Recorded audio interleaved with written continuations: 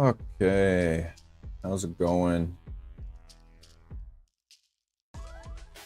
Turn that on for a minute.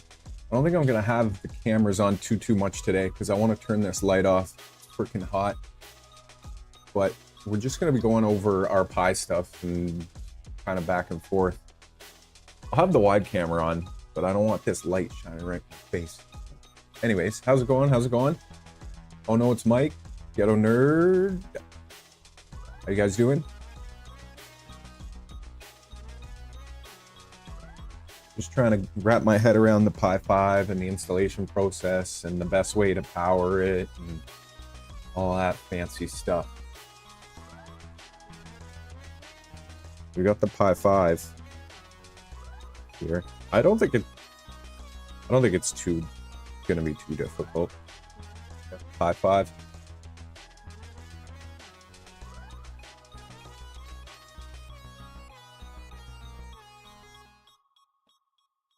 Wonder if the pinout is actually set in here. So that's one thing I'm curious if the Pi5 pinout on that long one is the same as the Pi4. Probably not in here. No, it's just a whole bunch of languages. Just hopefully I can just reuse that little harness and see if it works that I made. That would be handy.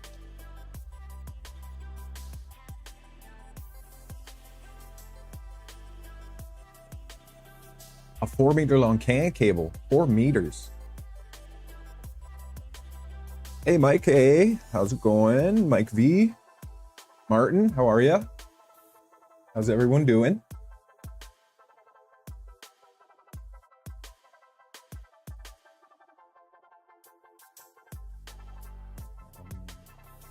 Very tight.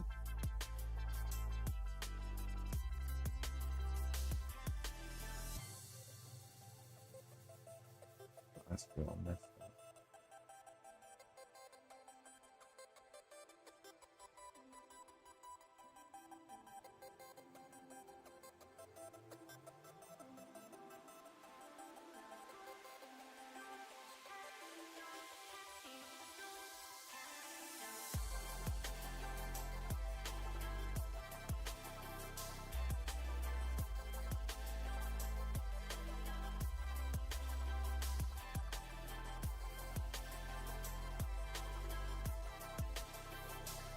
Cody, how's it going?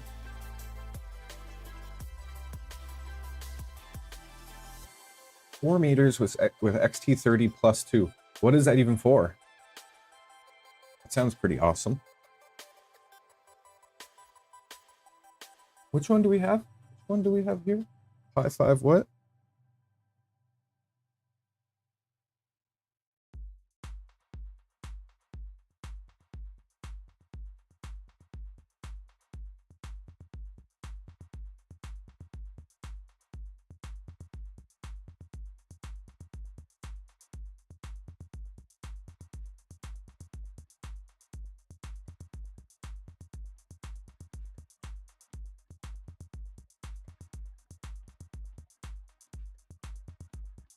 A.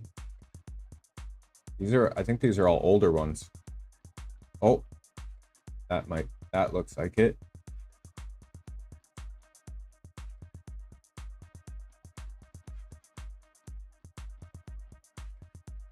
Not quite. Oh, right there.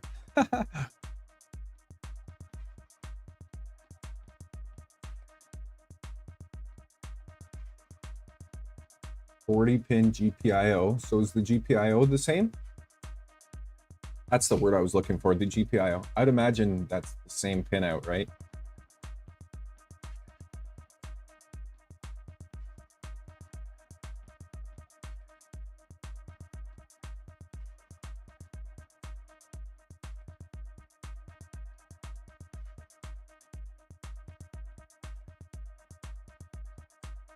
Oh, nice. Do it, Mike. What else did you learn, Brian? And what kind of things did you unfortunately end up forgetting? I've been there so many times, even down at the lake, just forgetting cables or forgetting this or forgetting that or ugh.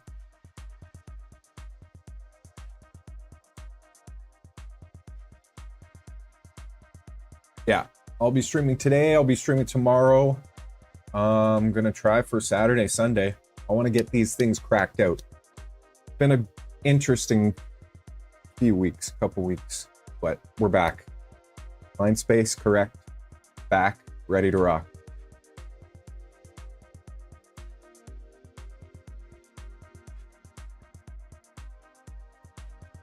Mike, I got a fan here.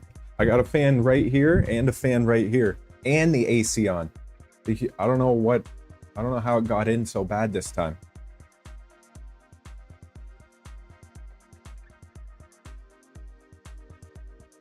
A dew shield. Like a full-on dew shield? I mean, you see them on the big scopes. And a better way to attach the dew strap.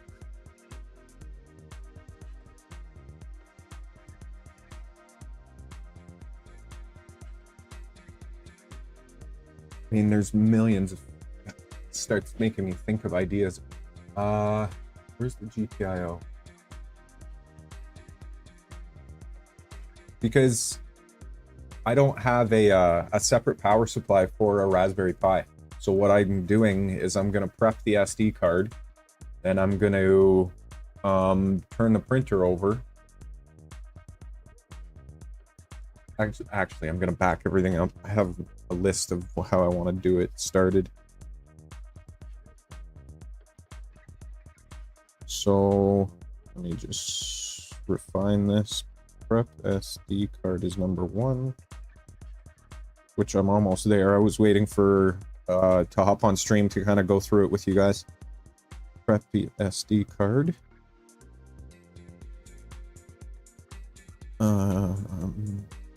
I want to back up all of Moose.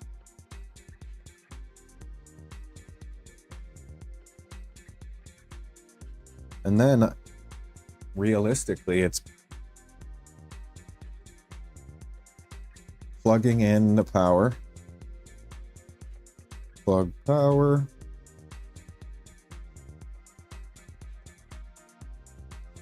Because at that point, I'll have the SSH.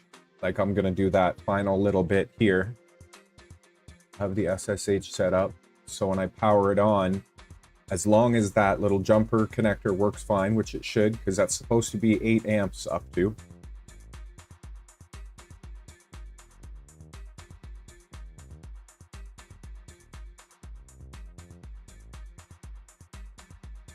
Dew is the worst. Oh, okay.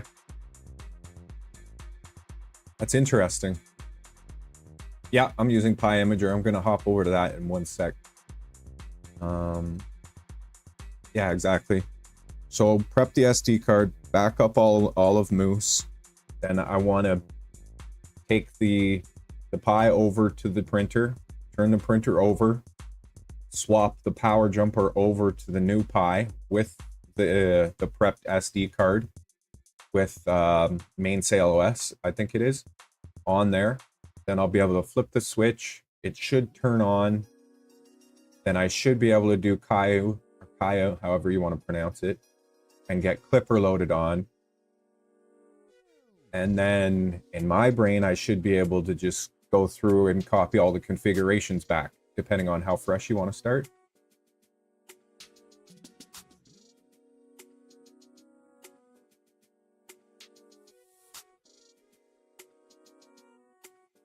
I was thinking that, but do I not need a separate power supply?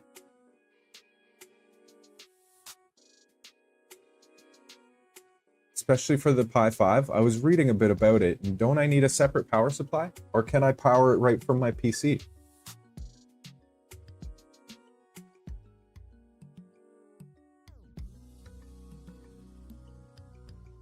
Only to drive more things. I guess that makes complete sense. So I can just plug it in via USB-C and do the whole first couple steps?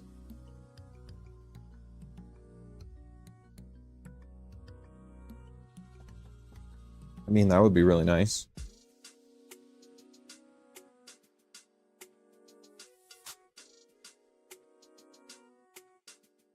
I mean, I could always try. Yeah, exactly. Why not? Rare earth magnets, magnet surfaces to the secondary mirror holder and also create a different alignment system for attaching it.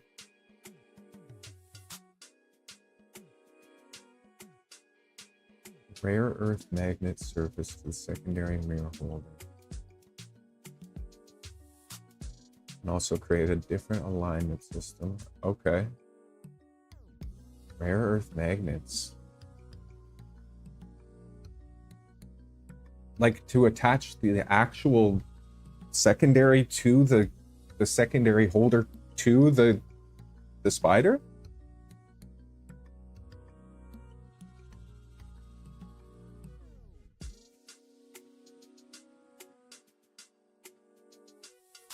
Yeah, that's what I'm thinking, Mike. I don't know if I need the 5 bolts to do the OS stuff.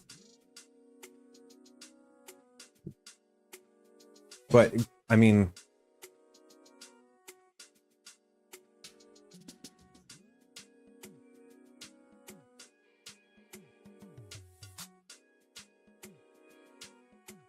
Yeah.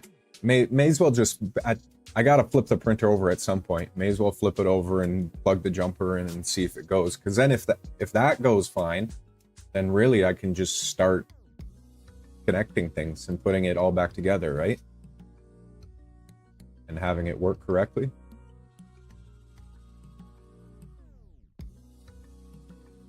Ow. Both for OS? Is that what you're saying? The USB and the jumper, the power?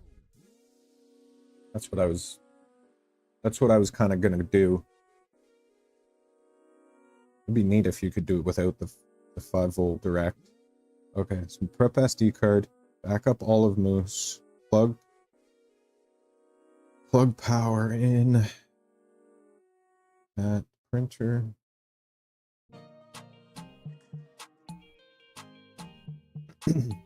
Jumper. Prep SD card, back up mousse, plug in the power, jumper.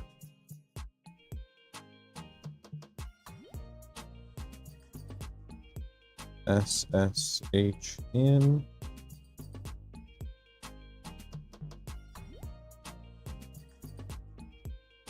Run Pi5 script.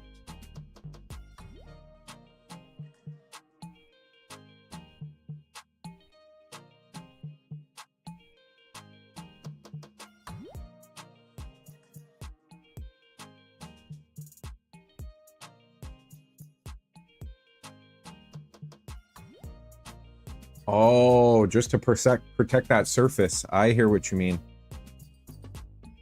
I got you.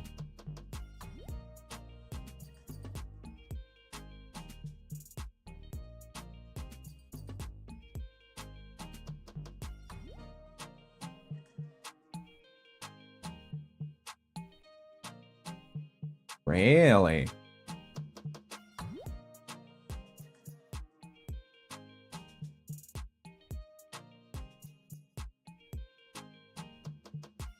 Yeah, mine's plugged in via external reader right here. I've got it set up.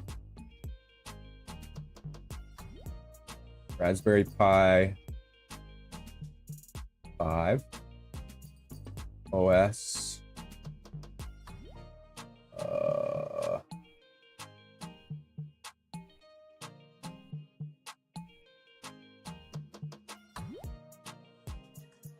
Mainsail.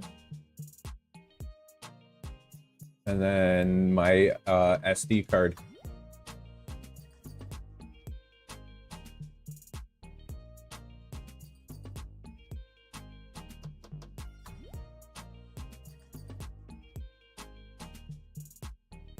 Hey Jason, how's it going? I hear you, Brian. I definitely hear that. I wonder if I indented it at all when I was adjusting.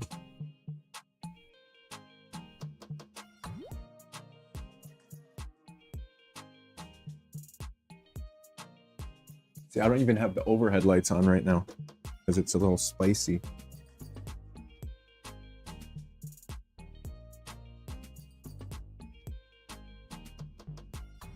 Oh yeah, a little bit.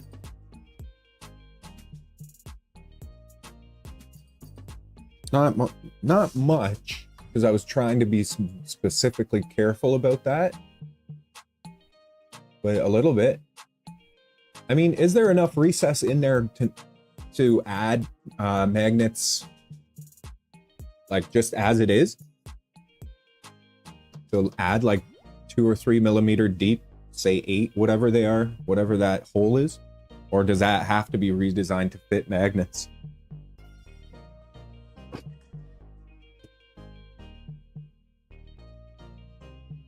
You can definitely see a little bit of surface, not ideal. Cody, when we get back to the goo, that's exactly how this is going to be.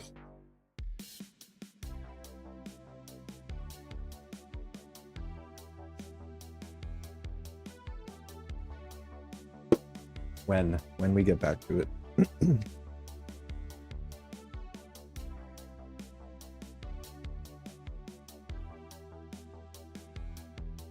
I could definitely see a touch of surface on the secondary there. That's interesting.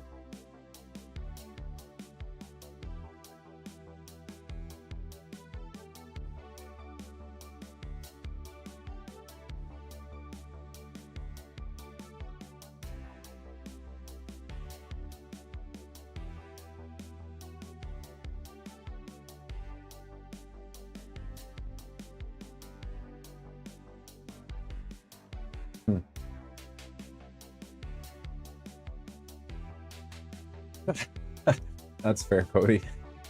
Well, there was that link that I posted of that Neptune 3 guy, and he goes into pretty in-depth stuff on how he upgraded his. I'm not sure if that would be any help at all. Put this down. This is what I was talking about. I believe this is all set up correctly. So I'm just going to do that to the, I think the settings are next. This is why I had this guy up.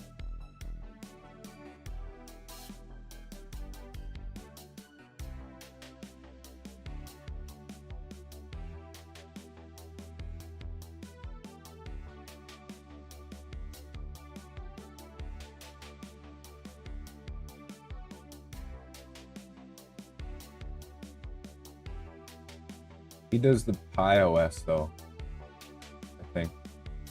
He does the Pi5 Lite.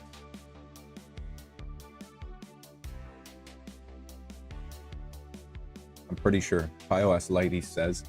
I watched this just before I came on. And then he's got his SD card. And then I think he comes over to next and you get some settings. Edit setting.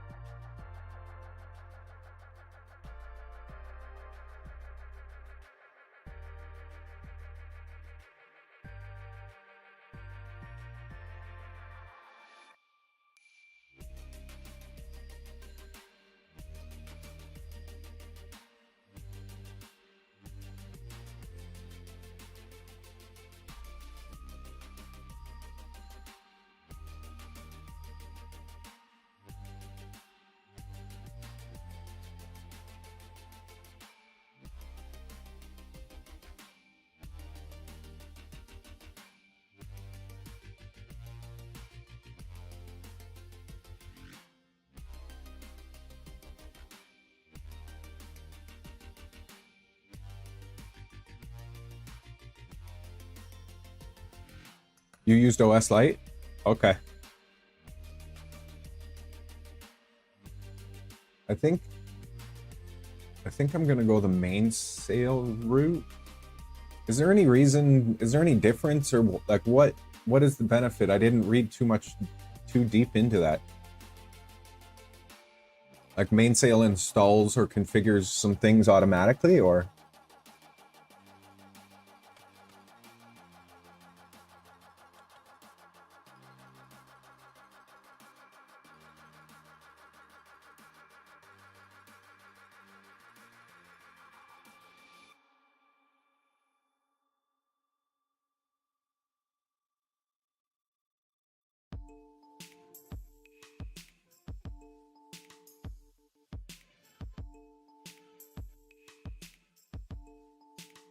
Okay.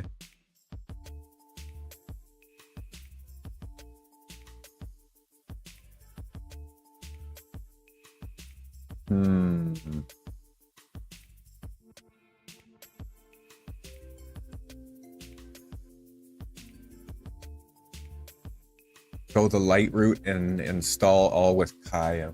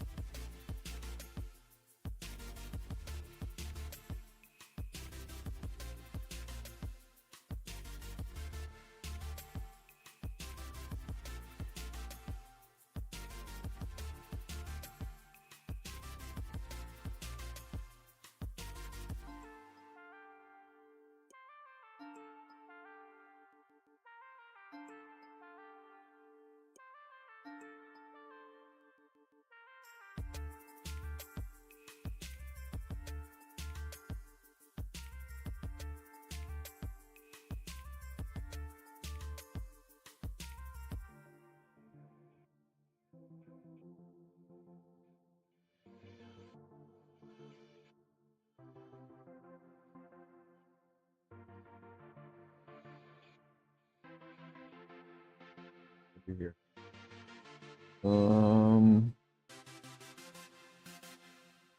I mean, in my mind, that does make sense, because is that Kaya tool not made directly by Clipper or by the people that made Clipper? So what you install is a super light version of our Pi5, which is just bare bones light. Not bad for the Pi. And then you use the actual tool to install the rest of the stuff.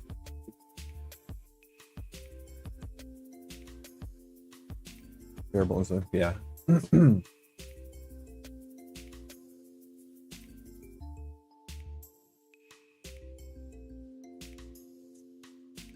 It's funny because we have two. Cody and Mike did it the way I'm thinking, like the OS light way, and then Bow Hunter and Jason did it the other way, the mainsail. So it's it's funny.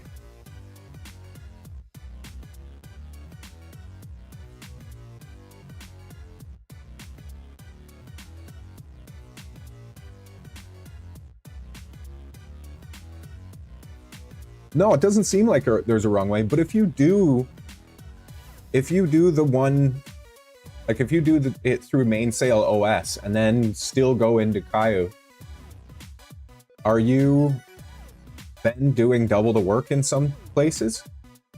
Potentially? Instead of just keeping it OS light and then doing it one time with the big...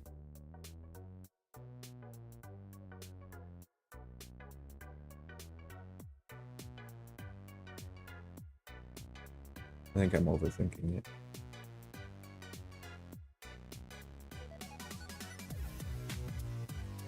Kind of...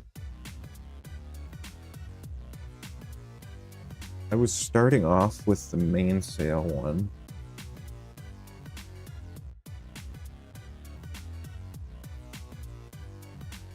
I think I'm gonna go that route to start and see if it goes smoothly.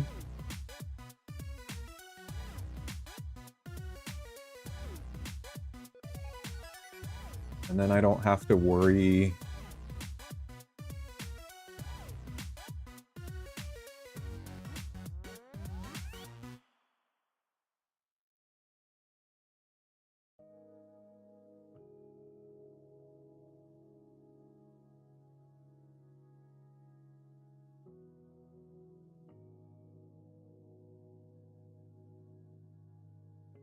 Okay, that makes sense.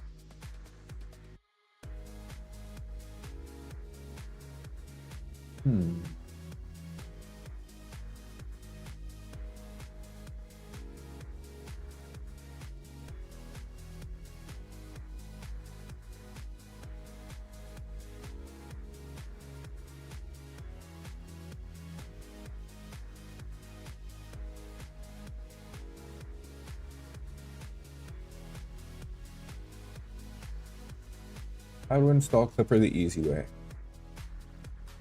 Let's do the OS light way. Screw it, why not? Oops, did it here. I broke it. Oh yeah.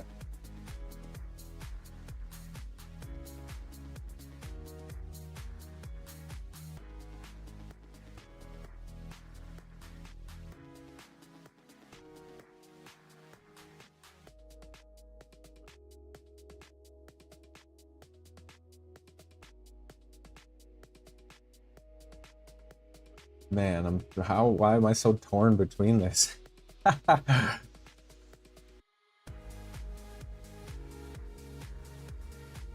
Yeah, I just have to select a different OS. Something is telling me to go with the mainsail one.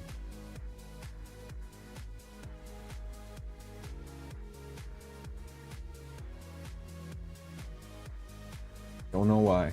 Something.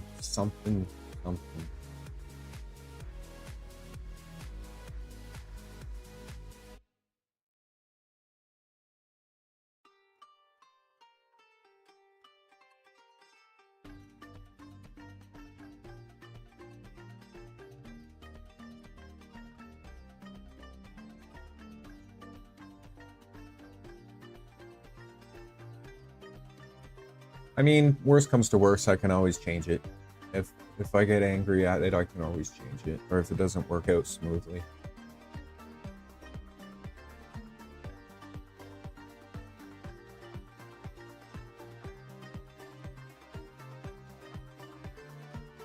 In the OS customization, this is where I should be naming it Move.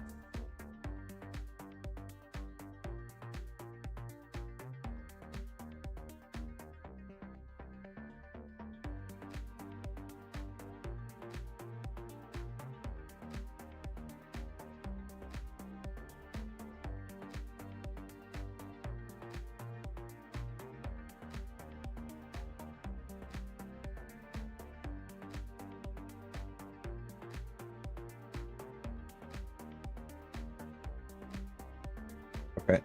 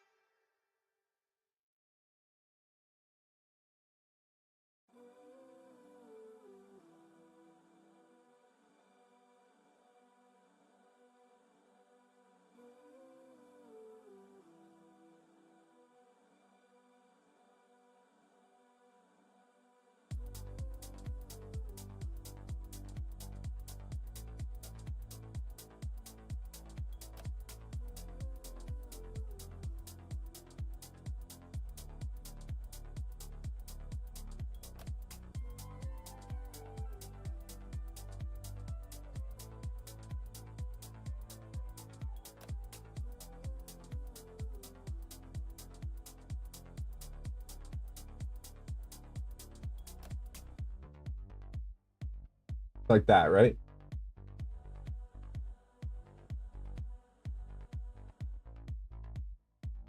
And then it's just what I'm used to from doing it before. When you SSH in with the with the um with the IP. Yeah, I set a password in general. Let's see if there's anything else.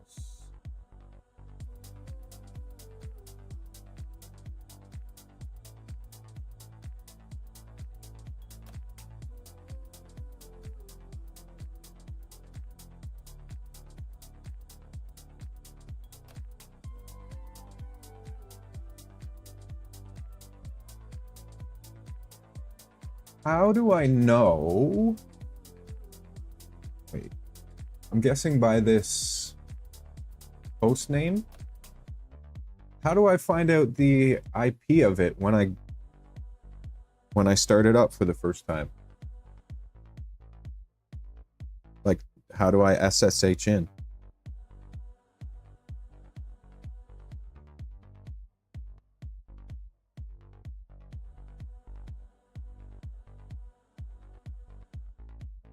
Because I do this, then I put the SD card in the Pi, and I take the Pi over there. I power up the Pi. The Pi will connect to the Wi-Fi that has been entered in the OS setup.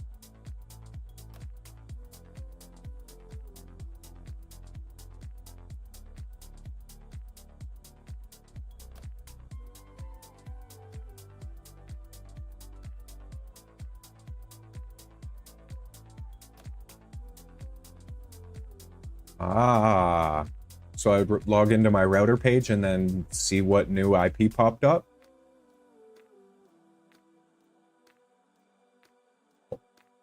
And that's done using, oh, that's done using like PowerShell and then doing the like, I forget the commands and the verbiage, but I kind of, okay.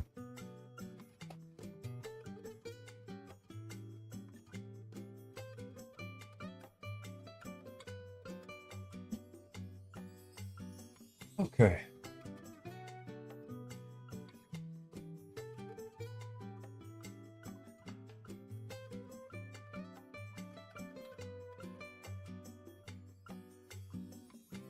I mean, it should be.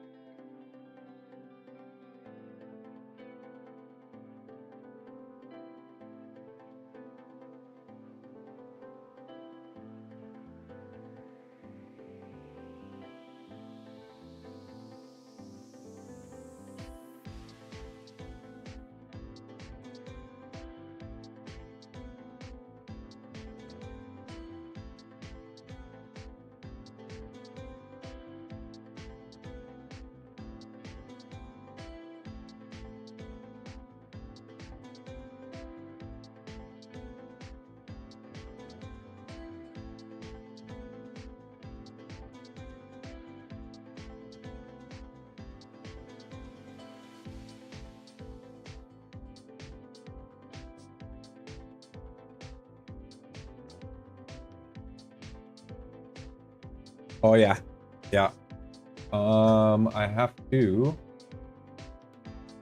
do is wait for this to write, and then plug it in, and then flip the printer over. Well, I can button up that repair I was doing on the sensor wire while I wait.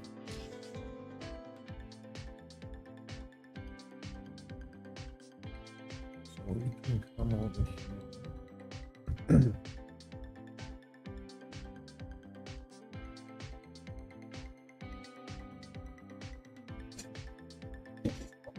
Over there. Wonder if I'll be able to sit down while I'm doing it. Probably not ideal. Can't get a great view. One of these little tiny sensor wires got pinched. I was trying to see exactly how.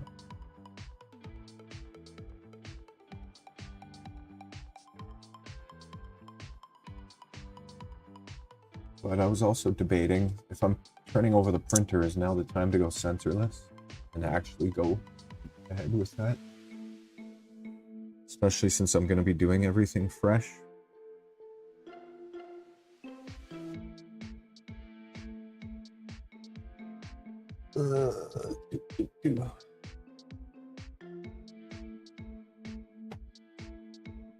These sensors are already halfway out.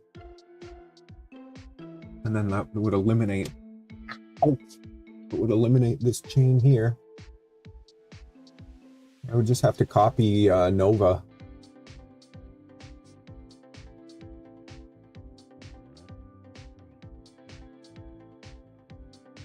Okay, sweet.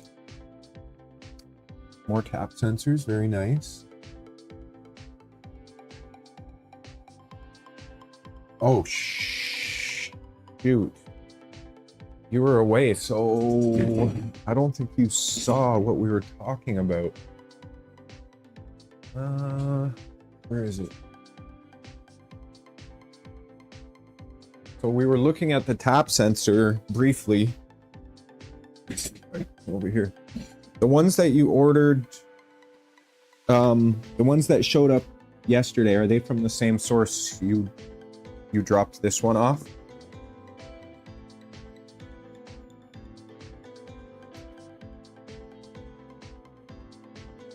Because this one you dropped me for Nova.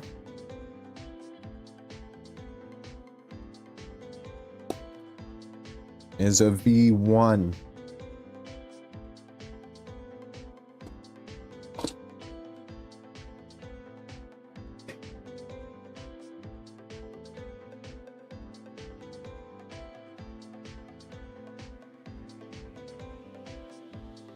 Okay.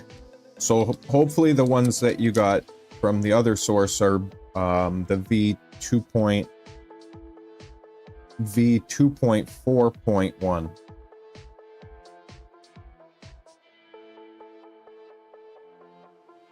Okay. So this one that we got in a rush, this one is only 5 volt, and the pigtail is different. So I didn't want to start going too far with that until I spoke to you about the other batch you ordered. That's good then.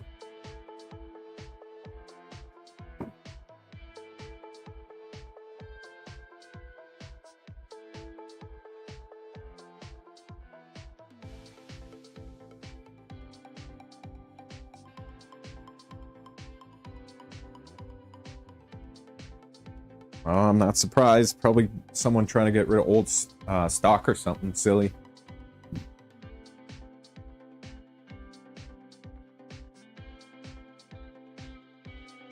I didn't open the actual PCB package or anything, so you should hopefully be able to send it back.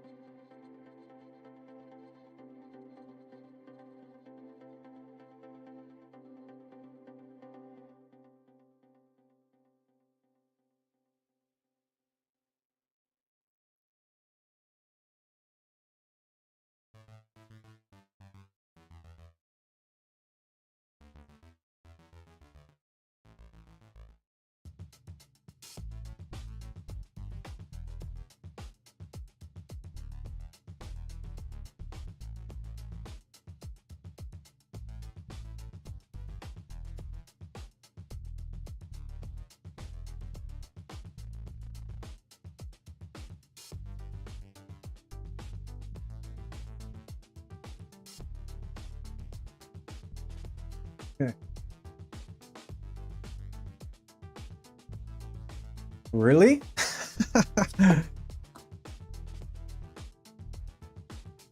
And then, I don't know if you probably can't make that out in the bag, but it says 5-volt only, exclamation mark.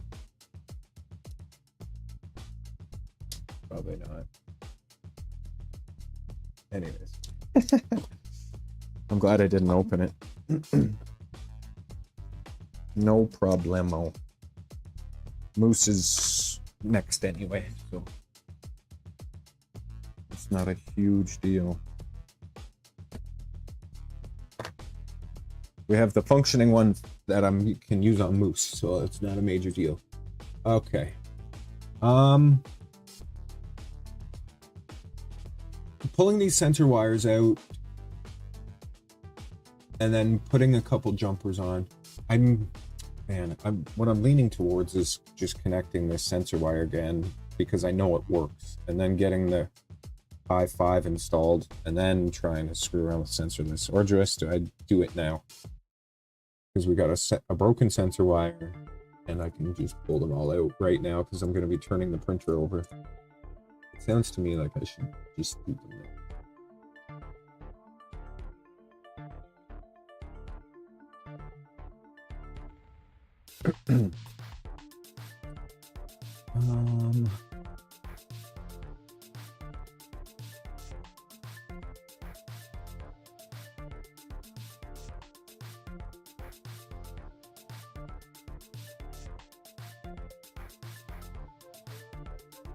You know what? Let me connect them just kind of.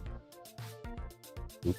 Let me connect them kind of just semi-connect. Well, not semi, but just get them connected. See if it homes correctly. If it homes correctly, then I'll pull them out because I'm gonna have to actually be flipping the printer over. Kind of a bit backwards, but I just want to see that nothing else happened with that sensor wire getting pinched.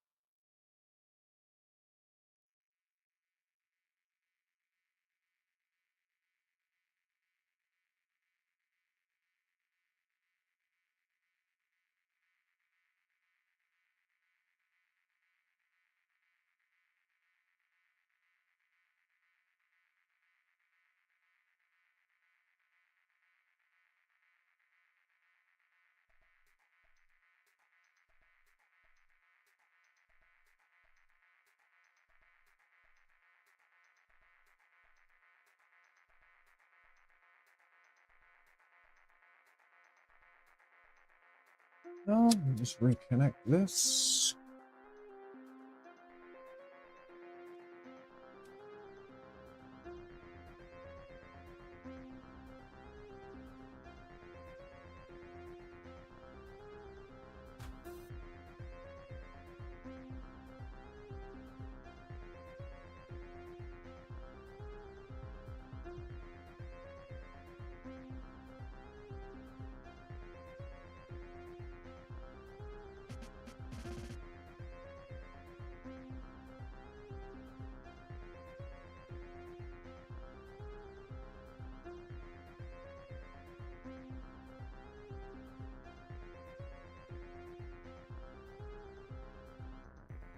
Can't really get a good view right now for you guys. Sorry, I won't be too long though.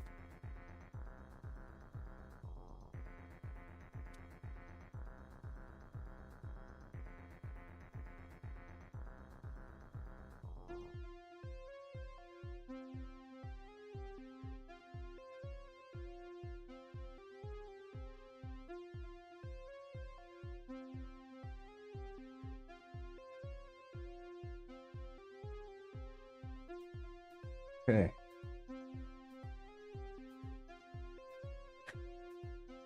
Ugh. I hear you.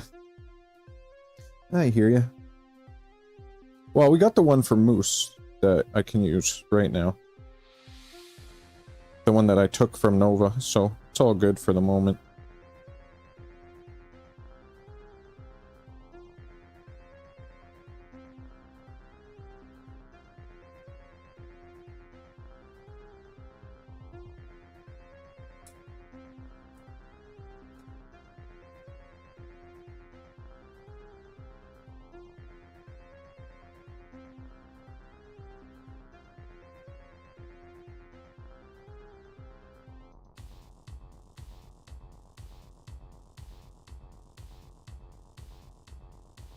Hey? Forgot about that. Okay.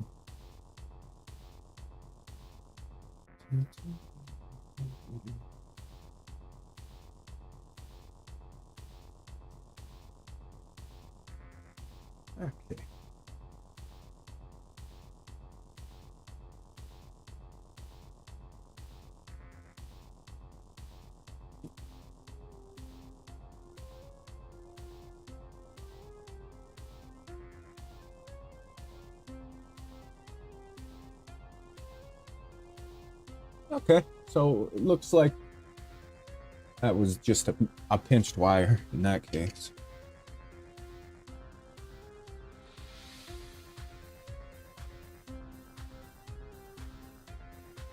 Fantastic. I just want to see if it'll do a quick level out for me before I put it on its side or anything crazy.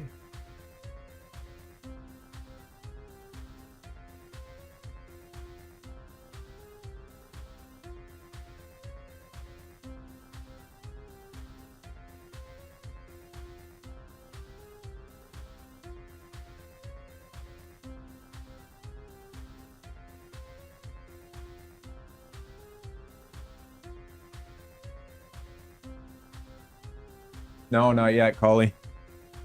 Not yet.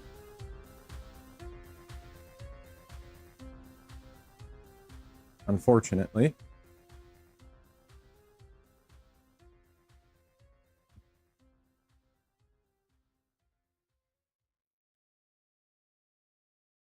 But we do have a Pi5. The under extrusion is wild. I don't know if it's how I built this SB, but I mean, it's really straightforward.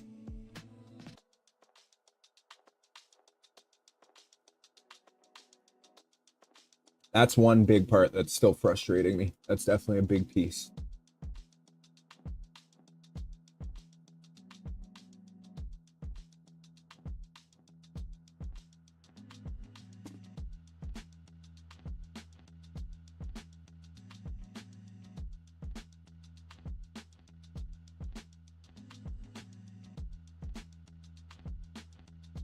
That under extrusion is just insane.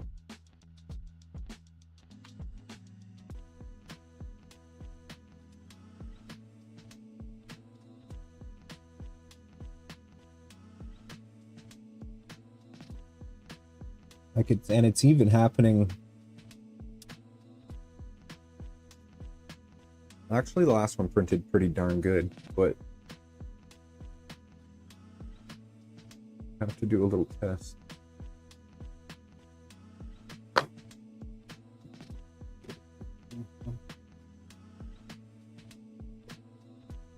Hey now, take it easy. Boxturtle.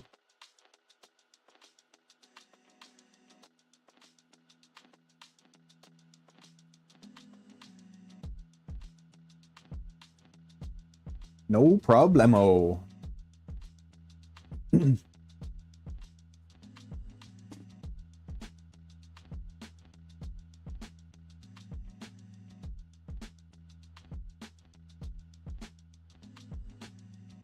Is there a way to enter a command in console and see the voltages, like the live voltages?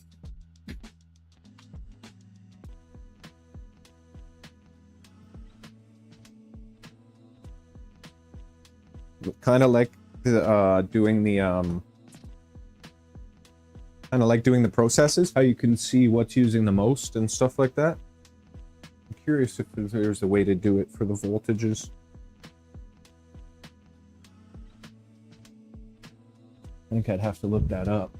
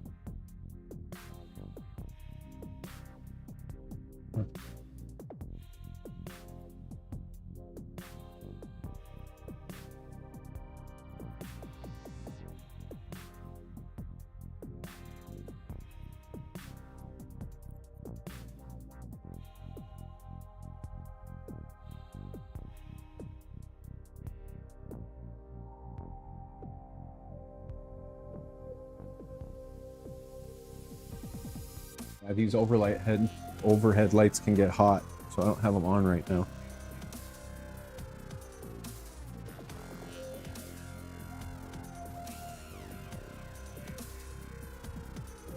I mean, it does make it a lot better. We'll see. We'll leave them on for a bit. I got another fan over here, so that's good.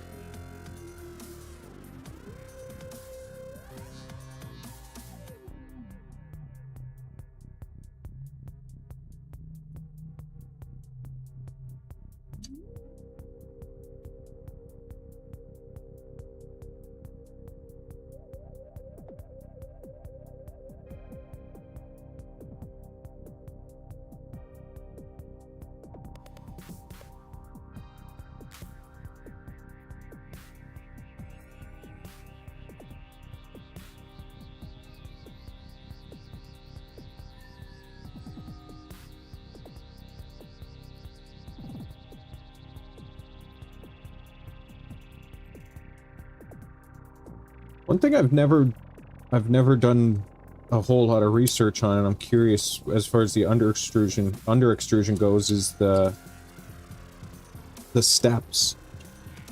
I've seen people mention steps here and there. Like if your steps are off between the up top extruder and the bottom extruder, but that's what's obviously the buffer is supposed to be for.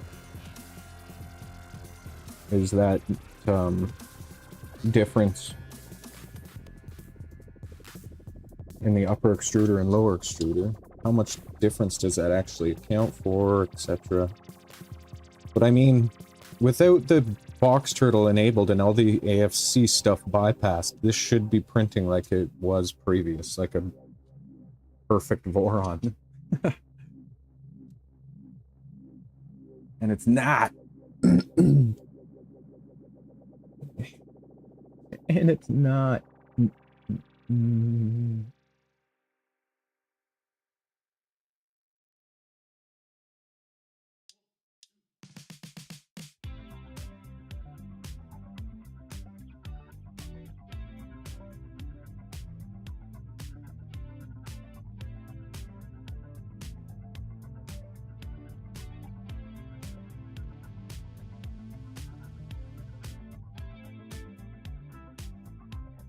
Do you guys have your retraction set at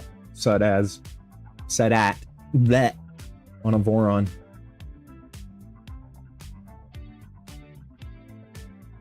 And things like pressure advance and stuff. What do you guys have that set at?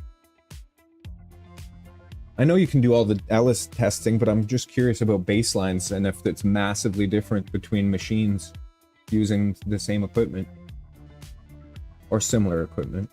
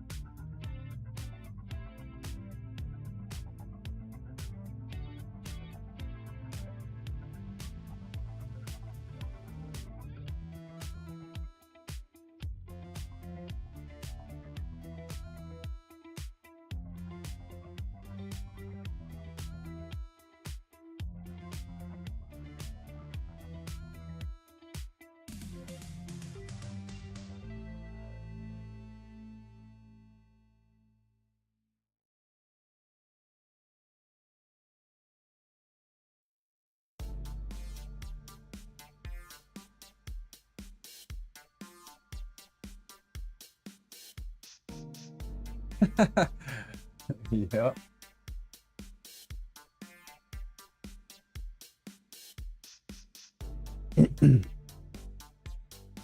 I sure do.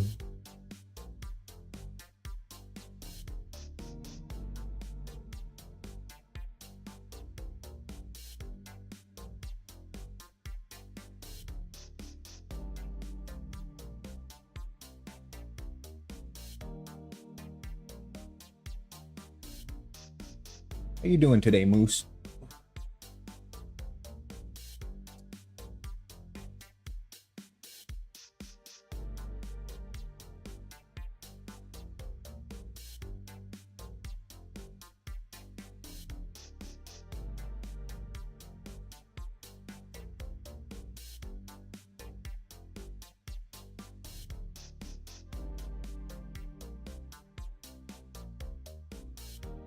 Okay, one last print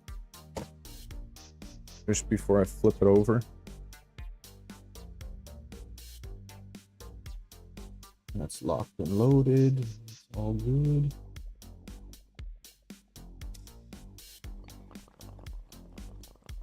So this umbilical setup seems to be working nicely so far. Like, it's really clean. Oh crap, I have to order that loom. The loom.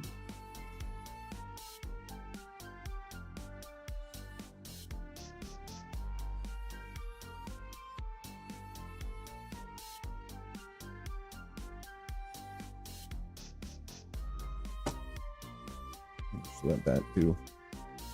Start that printing. I just want to see. I just want to see how we stand before I flip it over and go further.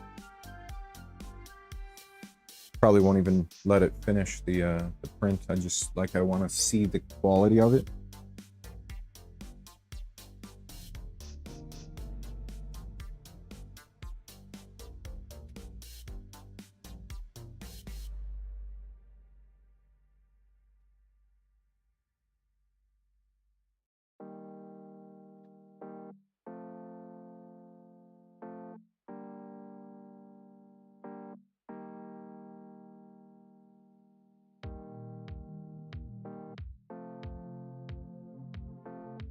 But these are the replacement uprights, or not uprights, extensions. And then I have one replacement upright. The surface didn't end up very nice, but the sides are perfect. But the surface ended up kind of crappy, but I'm gonna sand that down a little bit anyway. Not crazy and paint it, but I'm gonna sand it down, make it look nice. And then I'll try and get another one printed out. Well, I'm trying. I'm trying. The thing is, with the interference, even the way it is now, because I've moved it back and forth so much, it actually doesn't feel horrible. It's not. You know what I mean? It's not the way we want it, but it's functional for just very simple use at this moment. Got the extension in, the carbon fiber extension that worked perfectly.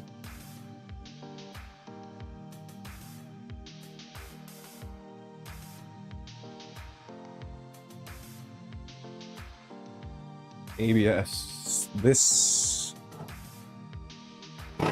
is ABS, yeah. No warping. No, this one was good. I don't know what the heck happened on the top layer though. It's like the Z was down a touch, or I don't think it warped. Maybe a tiny bit. Maybe a tiny bit. But it's weird because even this one only showed the under extrusion in like very limited places, so like the sides mostly look pretty darn good on that. You can't see it because it's white, but then the top surface is kind of weird. And then this, so this is the updated one. I hope.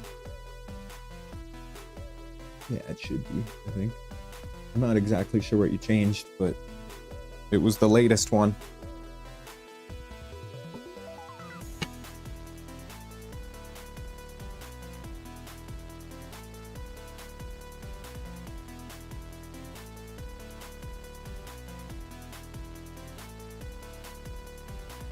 The surface issues? No, it's across the whole thing. That's why it's kind of weird.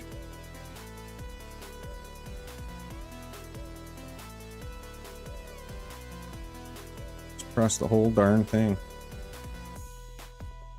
And the base layer isn't the most beautiful either, so it's something to do with the top and bottom, which I'm thinking has to do with the same extrusion issue. This is gonna heat up for a bit. Okay, so has this finished?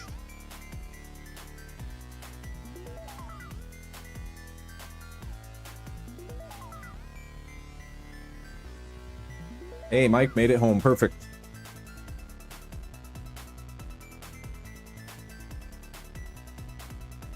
Flex steel, like a bearing slide, along the top of that thing there. Along the top where it sits, like up here. There's two raised points that actually have two spots for Teflon. Well, that works out pretty darn well once it's assembled and together.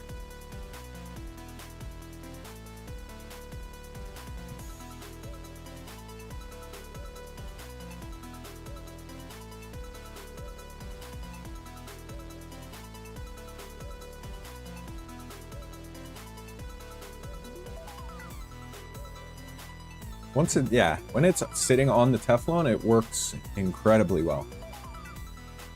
Okay. Here, it looks like this finished.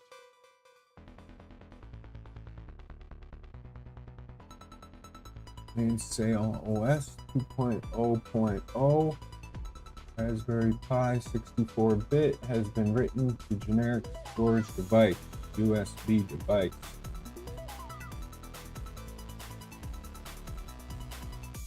You can now remove the SD card from the reader.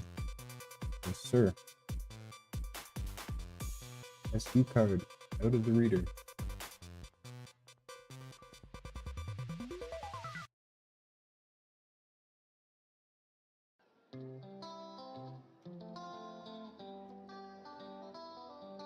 Okay.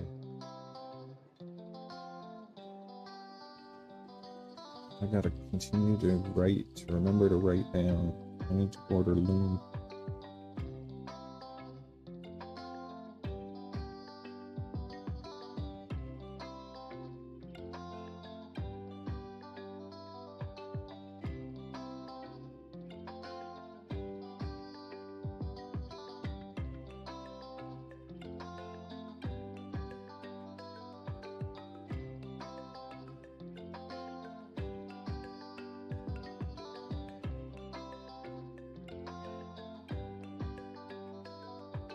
Okay, so that's out of there. Now See, it would really be nice if I could do continue the install just by plugging it into the PC, but having to use an additional 5-volt is tough.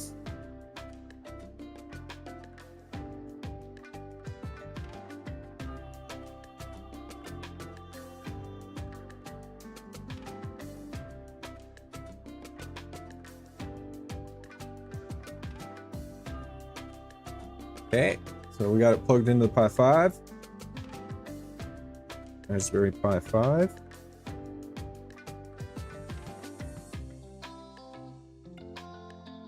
When we finish our little test on the on Moose printing, we'll pull the boxturtle off the top.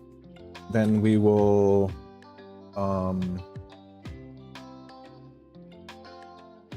put Moose on, probably on the side. No, probably on the back. I'll just unplug the power and Ethernet, and we'll just set Moose down. We'll swap the power jumper only for now over to this Pi, and then we'll try powering on and see if we can find it somewhere.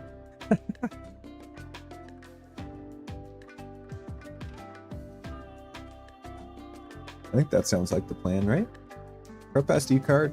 Oh, backup all of Moose. So I can do that while it's trying this print. What do I want to back up? I know I probably don't need all of this, but I might as well.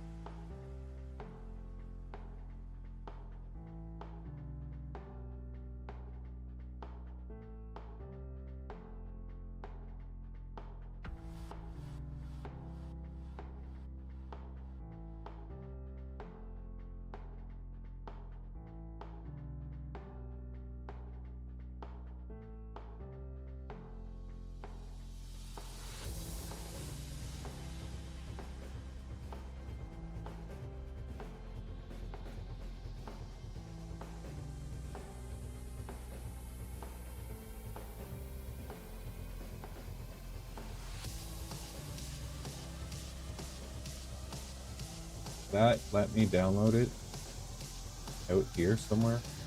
Please just do it.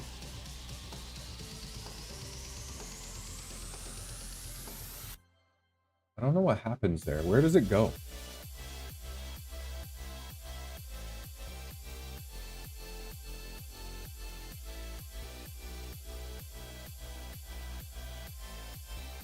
Shouldn't it start to download or something? I'm losing it.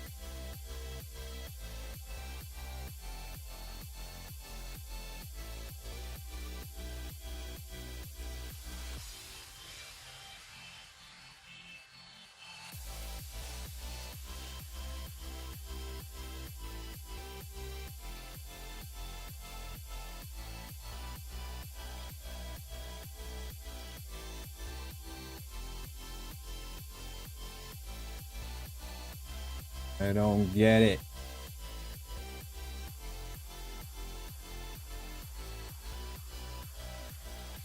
Hey dude, how's it going?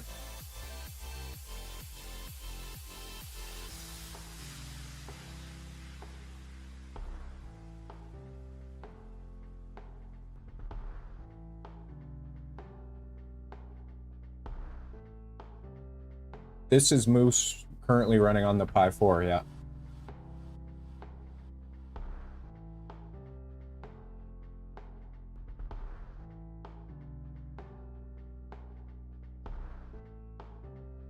So, what if, well, let me do them individually.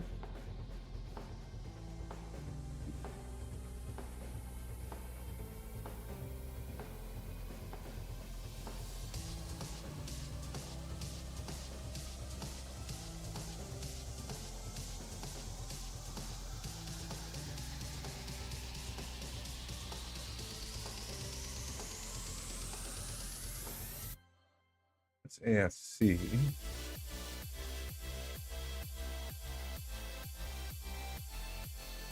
That's what I just tried to do, and it didn't do it for some reason. Maybe it'll do it now? Like, can I only select a certain amount?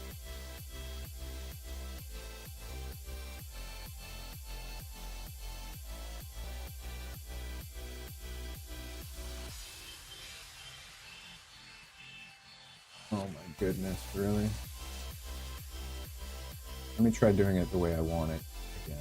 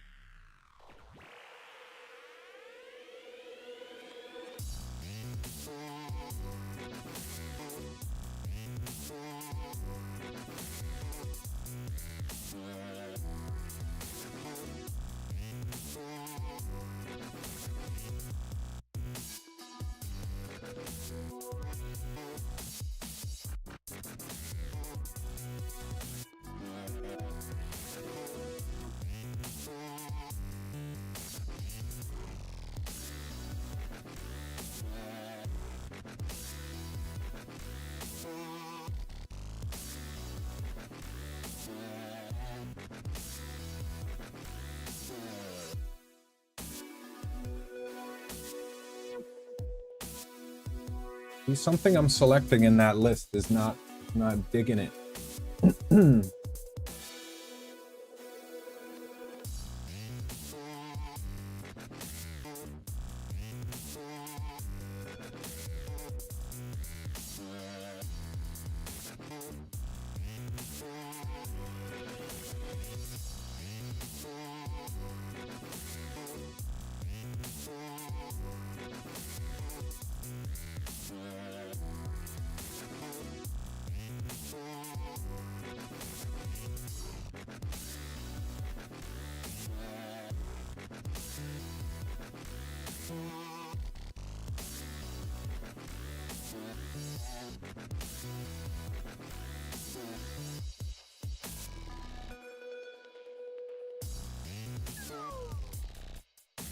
I'm just trying to do something simple. Pick files from this list and save them to another file. It lets me do it for a few of them, but then something I click along this way says, no, I don't like you.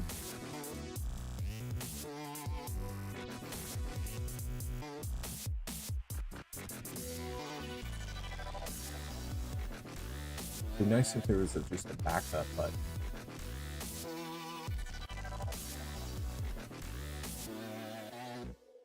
is this thing actually printing?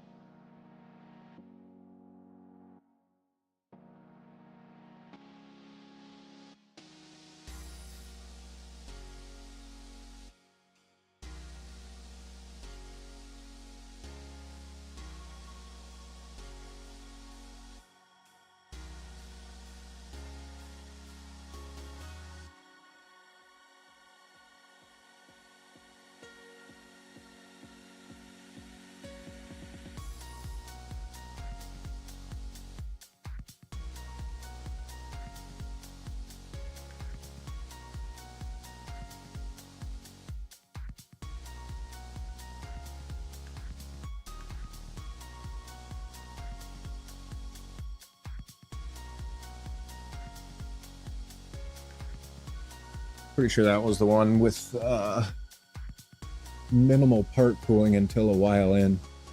So those corners are going to be a little bit skewed. I know you can't see me right now, sorry. It is printing. Okay.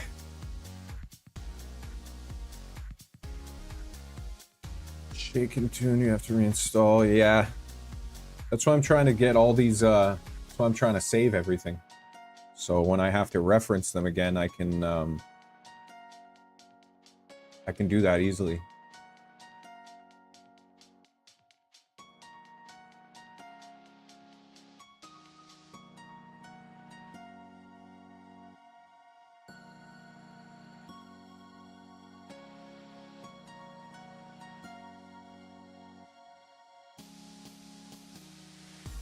I did, then it all stopped working.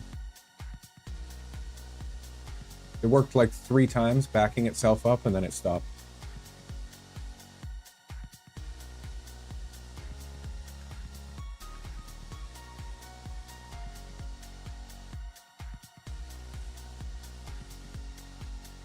Let me just see. I mean, I can check it, but I don't think it backed up for a while now. Oops, not a Pi6, Pi5. Oops, P4, Pi5. I'd love to be able to just drag and drop these. Can I drag and drop? No, that would be amazing.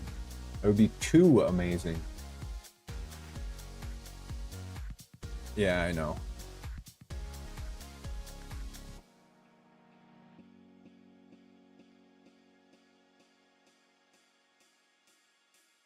I can check though.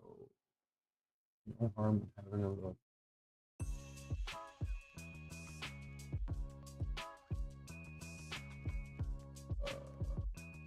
In here.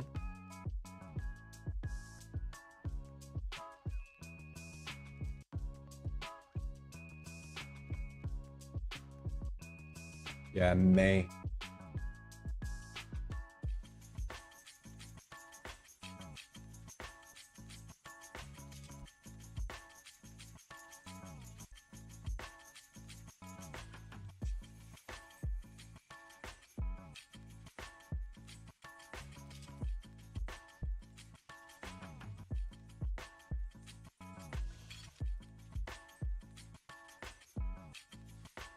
Oh, let me see.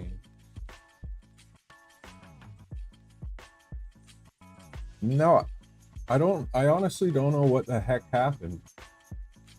Because it all went away, I think.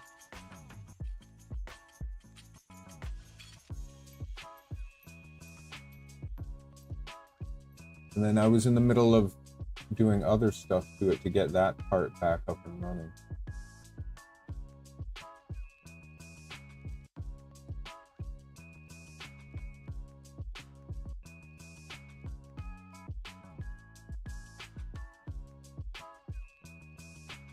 The Obico thing, oh,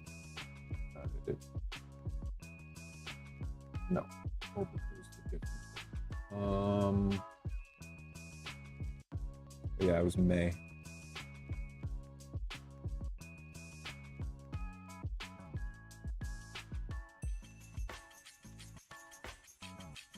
Let me just go through this list and see if I can get a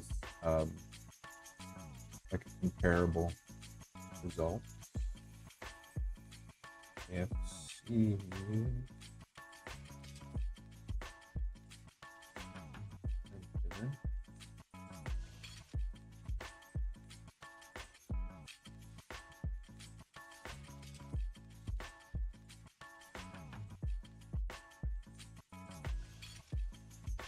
Oh, is it because I'm trying to save configuration files? FC, let's try that by enter CFG. Start print CFG.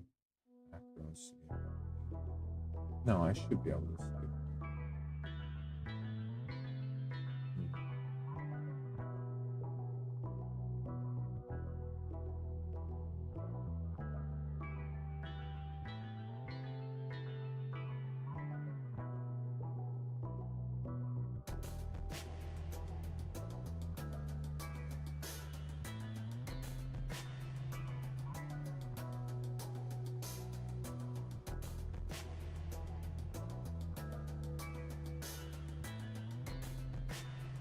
How you just can't you just make me a file with all of that? Okay. No.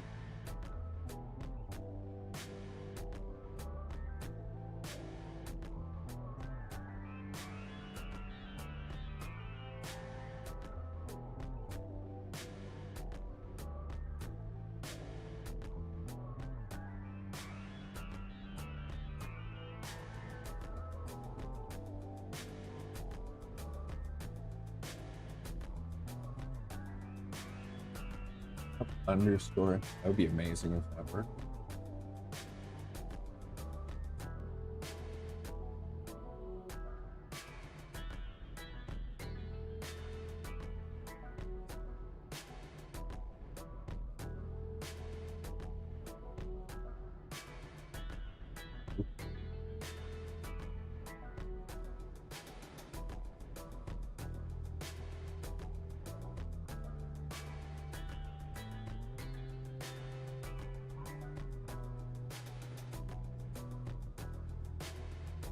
Yeah, I don't know what I broke.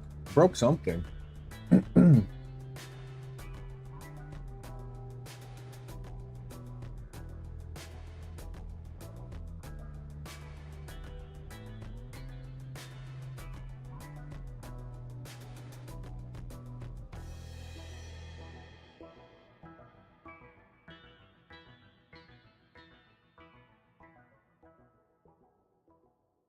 I mean, I have no idea. I would have to go through the step-by-step thing for now.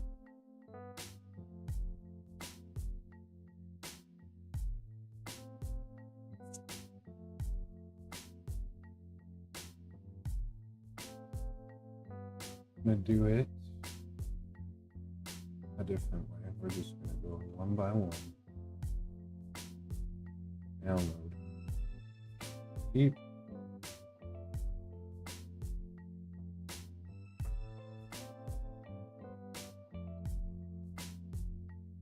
That's the one that broke it? Okay.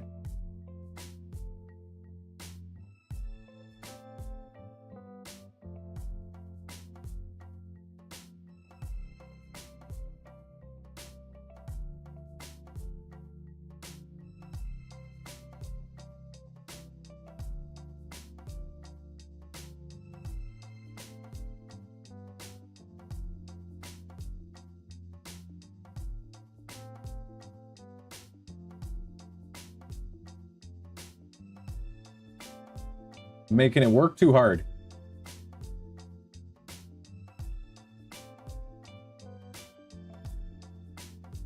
Making it work too hard. It's begging for that Pi5. Oh my goodness.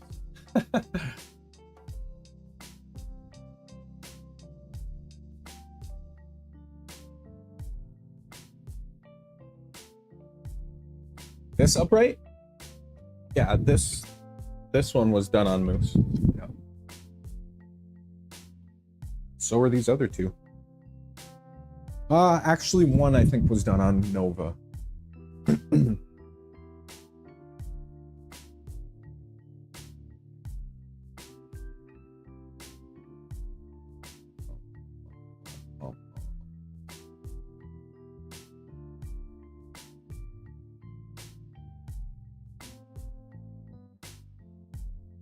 Okay, back to the Pi install then.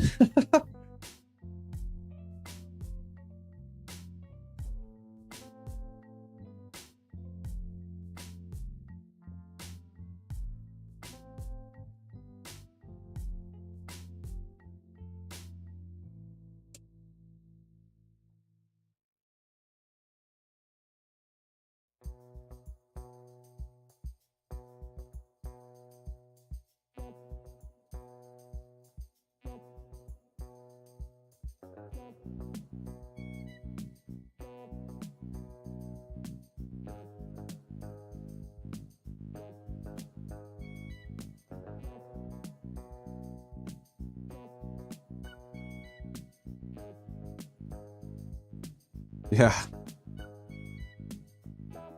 I hear you. So it got this far.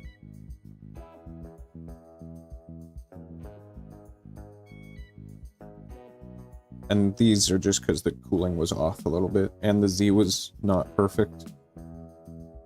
That's because I think I tightened the nozzle before doing another Z. But anyways, not absolutely horrible, and the finish is nice, but then it gets the timer too close error. MCU timer too close.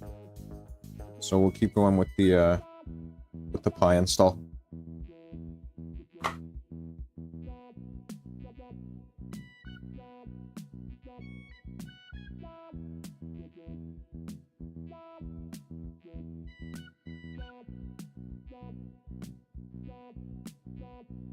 Okay.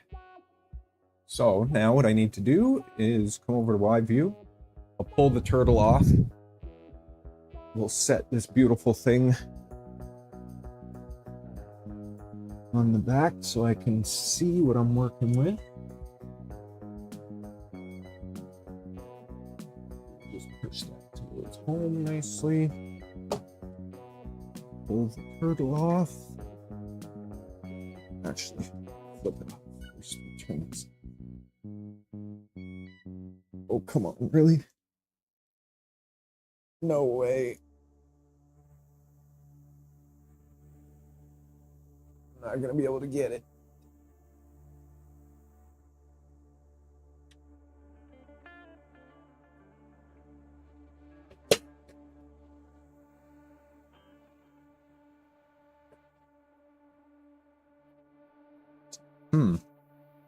With that monitor there, it makes the approach a little different. I may have to actually move that monitor a little bit to do this. Pardon me.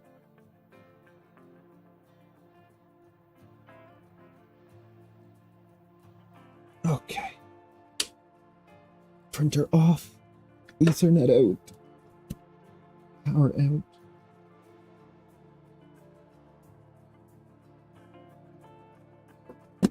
Sensor out of the way. Cords out of the way.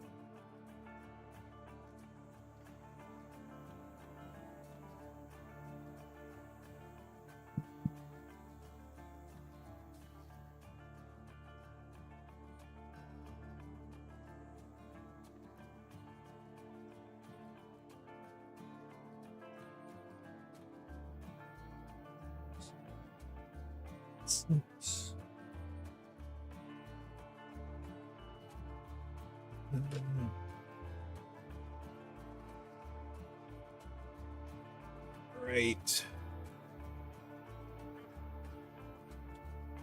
Go through there. Here.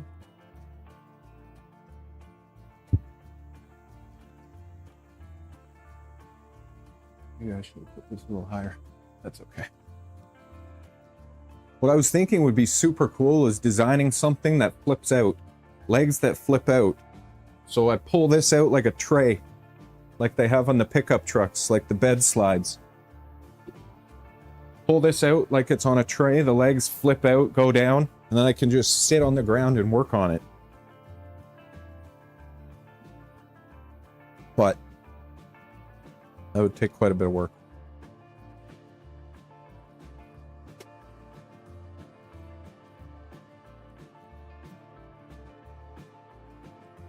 Okay, Mr. Turtle.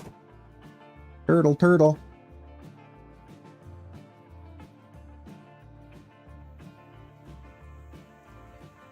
Power cord. And USB.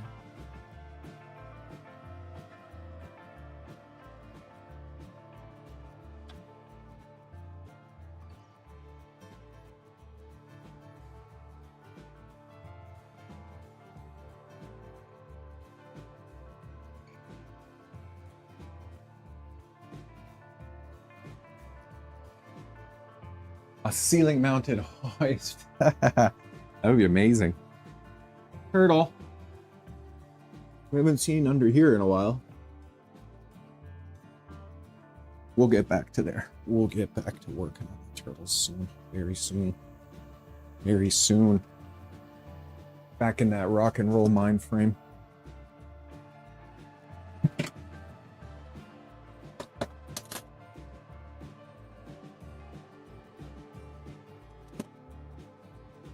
Okay. This can come out of the way nicely. That can come out of the way nicely. It's fine if it gets rested on. That tucks through into the chamber.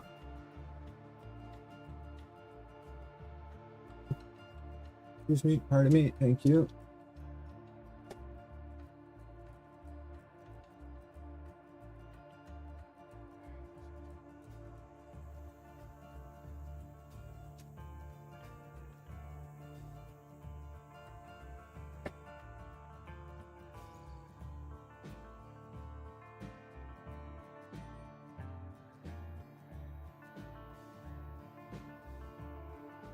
I mean, that would be crazy.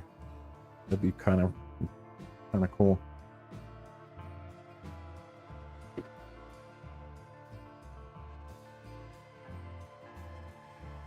Good, all clear.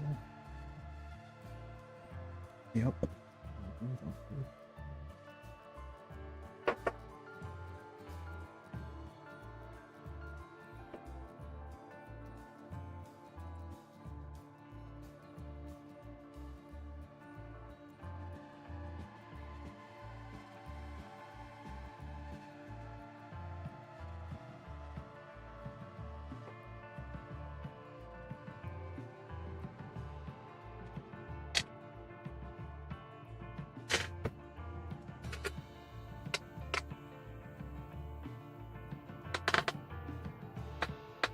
It was making that noise.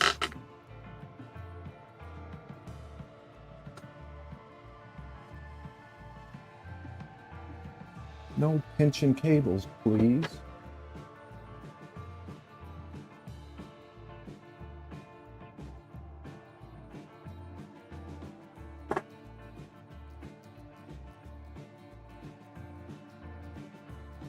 Oh!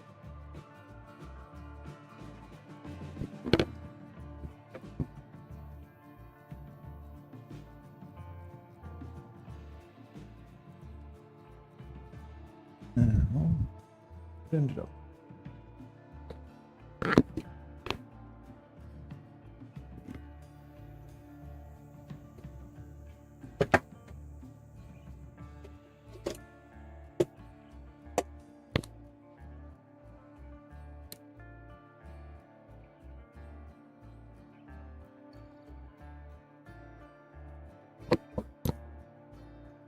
Okay.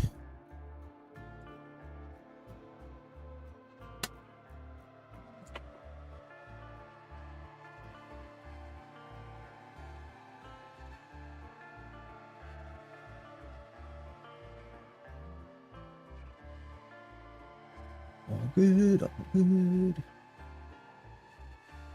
Okay.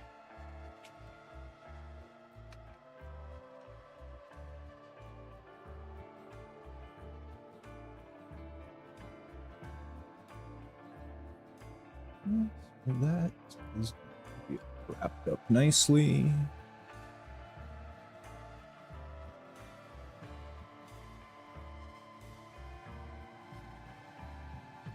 Big rocker box. I mean, somebody's mentioned that before. Is it Jason or Mike? Maybe even both of them. Somebody's mentioned the rocker box for 3D printers before. I don't think I've actually seen one, but I've definitely heard it mentioned.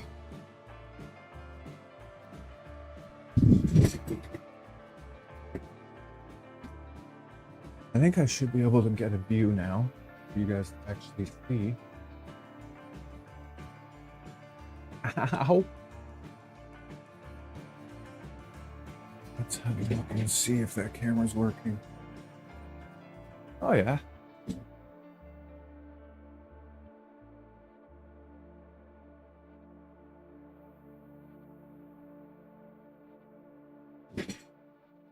Oh, shoot. Sorry. Kind of knew that would happen. Okay.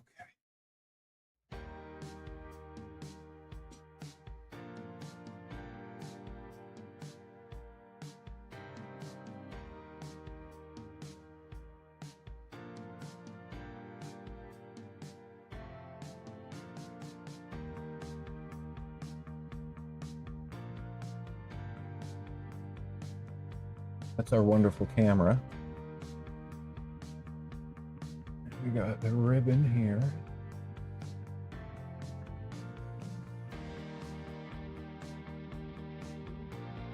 And then we've got the jumper.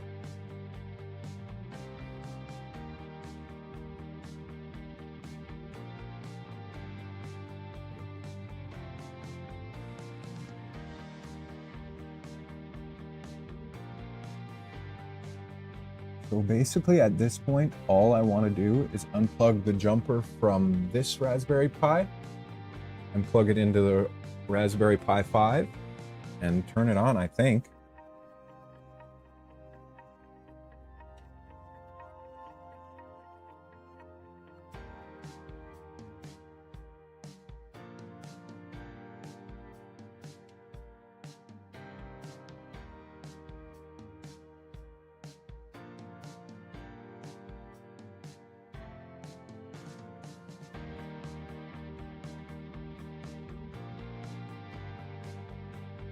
Sounds good, Bull Hunter. Rock and roll? Is that what that thing is called, Mike? That's funny. I mean, it makes sense.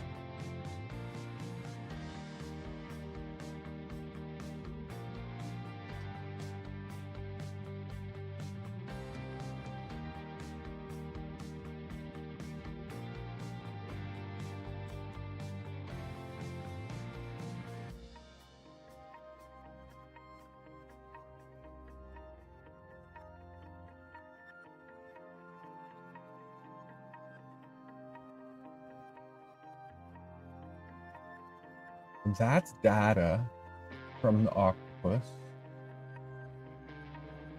And then all these are the sensor wires, eh? So are these are all the ones that would need jumpers? Where do you get the jumpers from? 1, 2, 3. That's it, right? X, Y, Z, end stops. 1, 2, 3. Oh, 4. 4? I don't know. I'd have to look.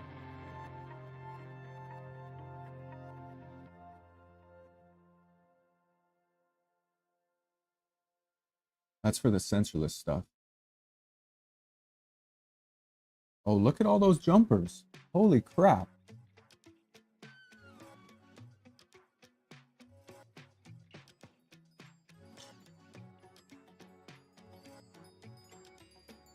Going sensorless, you need the jumpers that came with the board. I see a crap load of them installed on this already. And then I see one extra one.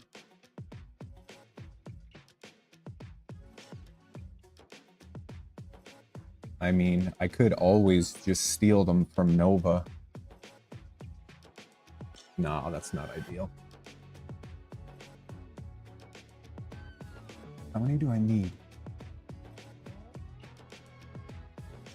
Mike, do you know how many jumpers I would need? 3? X, Y stop, and Z stop?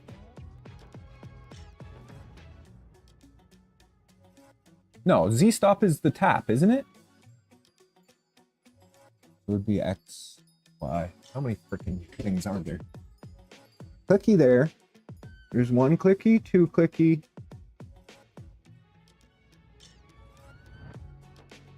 Two clicky.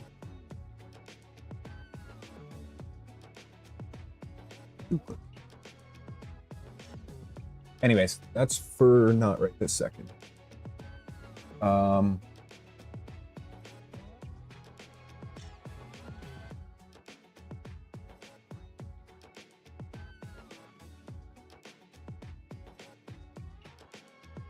Underneath the motor drivers. I could always just flip over Nova and compare directly.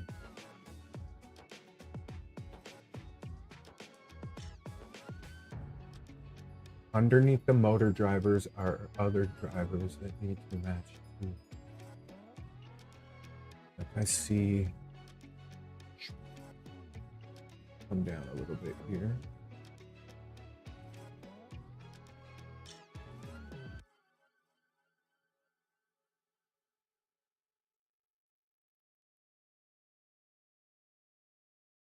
Like, just these two are XY stop.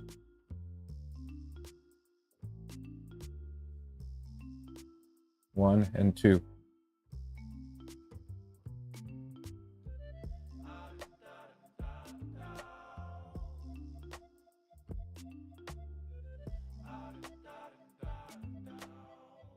I see spots for jumpers below them. So I'm guessing the X and the Y stop sensors would just be pulled out and the jumpers would be installed below. I'm not 100% sure on that. It's just best if I continue with what I'm doing now, I think, and then maybe turn Nova over and see at some point soon. Hey, where is the Pi?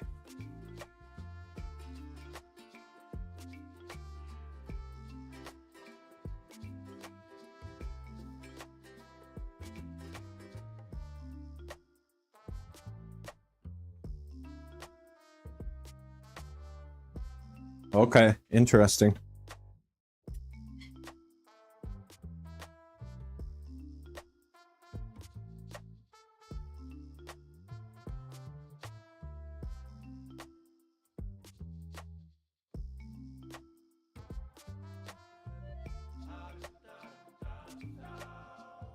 Interesting. Okay. I should have turned it over on its side, shouldn't I? So I could have left it plugged in. Oh, that's kind of unfortunate. It's okay though.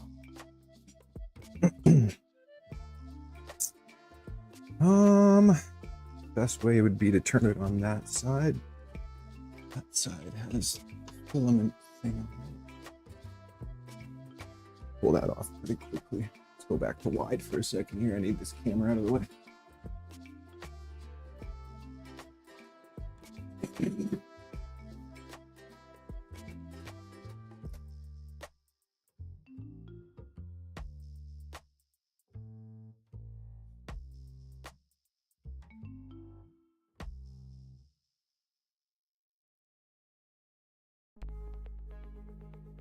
Okay. Yeah, that sounds like a good idea.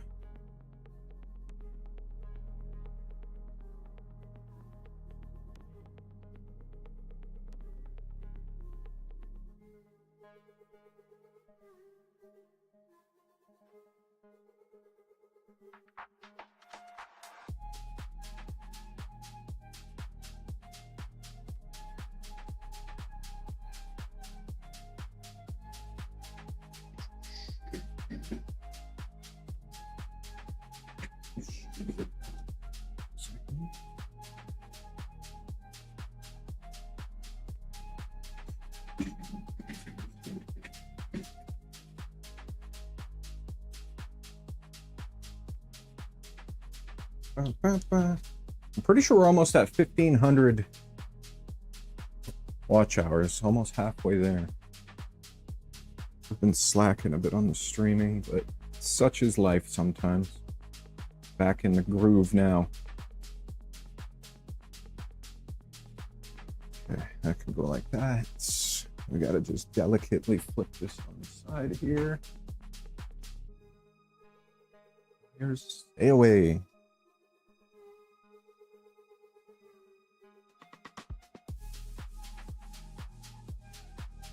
So,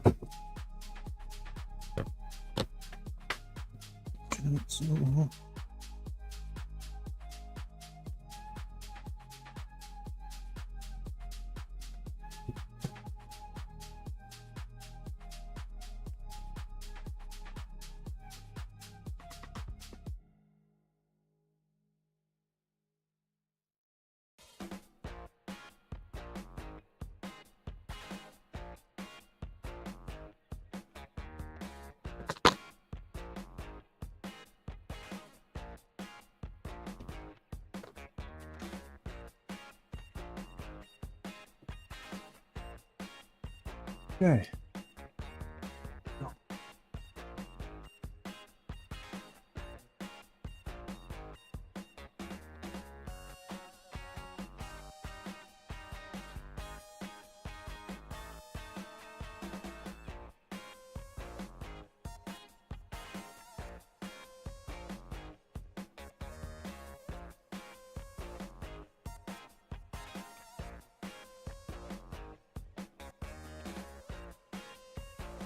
I'm going to be breaking a sensor.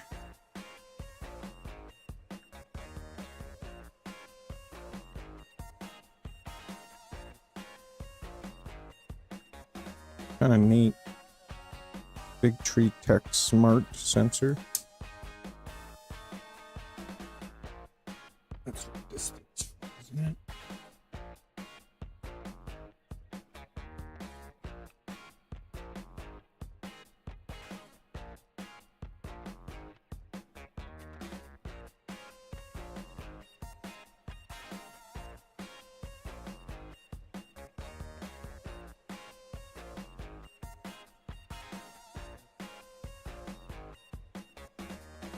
Up and down.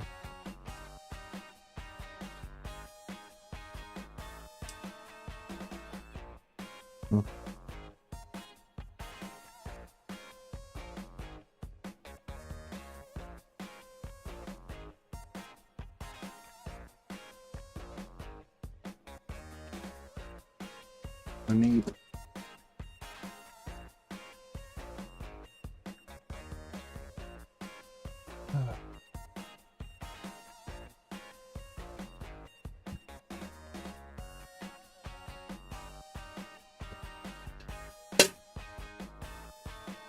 Is there another?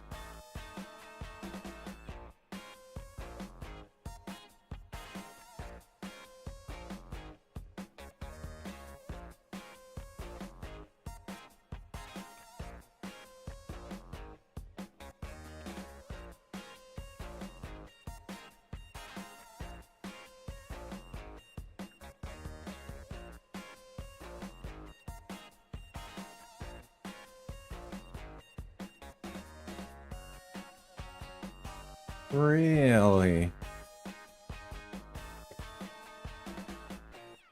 So it pulls it, but doesn't trigger the extruder sensor?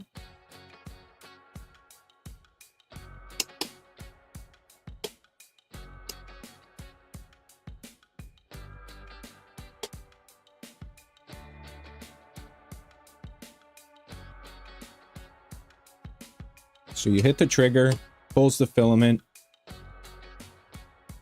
keeps pulling, but never turns green and stops pulling.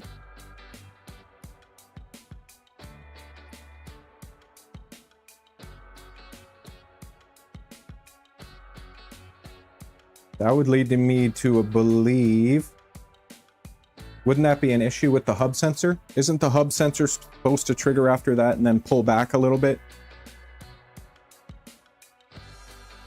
Like, isn't it supposed to be trigger, keep getting pulled into the extruder until it hits the hub sensor, then it pulls back from the hub sensor?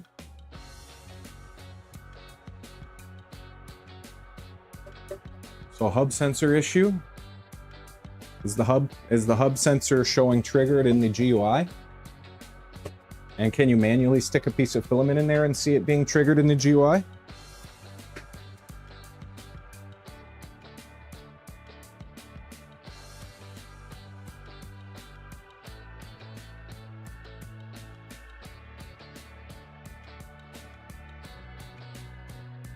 Okay. So I'm gonna unplug this jumper.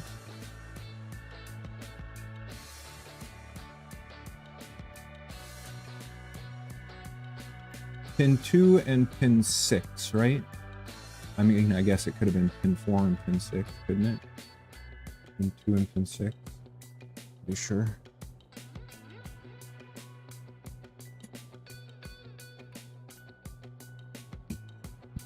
All other lanes are working properly. Maybe for some weird reason, just that filament path in the hub is not triggering the hub sensor. Can you put a piece of filament in there and hear the clicky?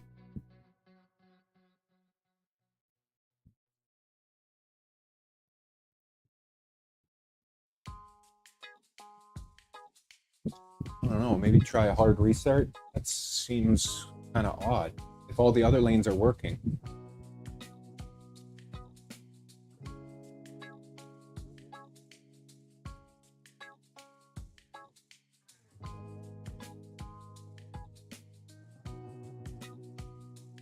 Pin 2 and pin 6, yeah. Okay, so it goes on the same spot on the outside. Pin 2 and pin 6.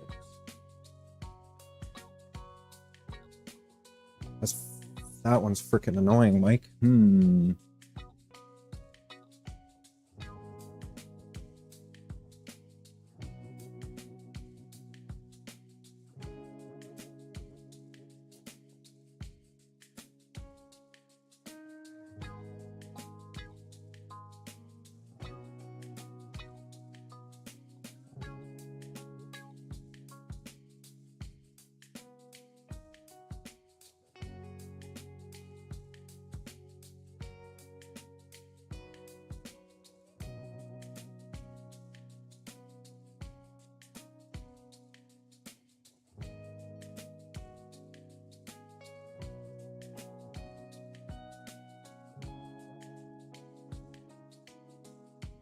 'Kay, SD card is in. Power is on there.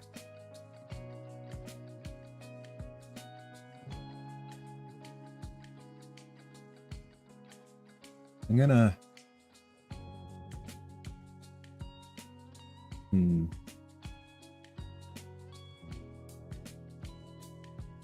Should I unplug the USB from the Octopus board and the Pi5?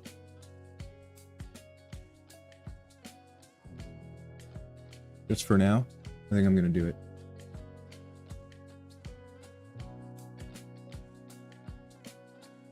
So I unplugged the Pi4, the old Pi4.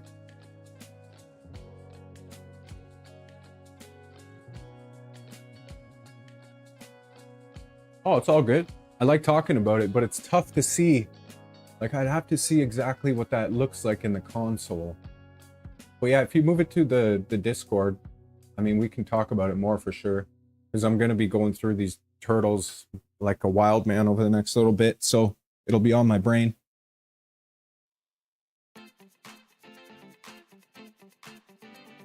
Okay.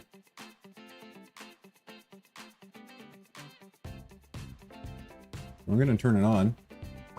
Dun-dun-dun-dun.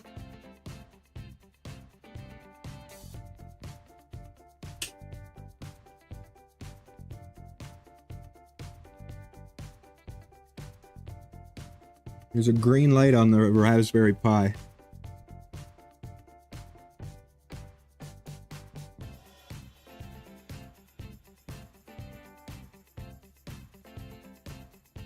Well, there was. Now it's flashing.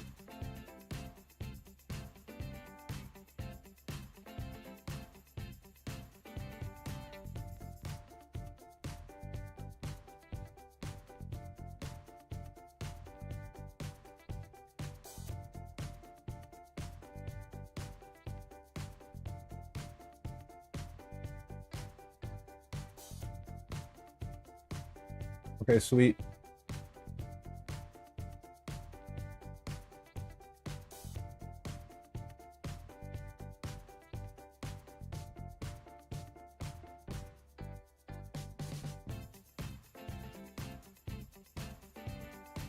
For the initial startup, Brian, doing wireless because it was an option in the setup.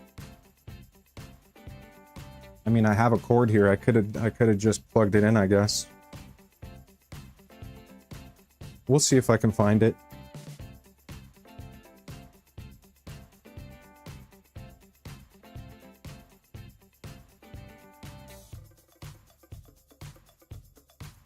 The status light. It went through a whole bunch of status, like all different blinking and stuff, and now it's green blinking. I wonder if I go over here.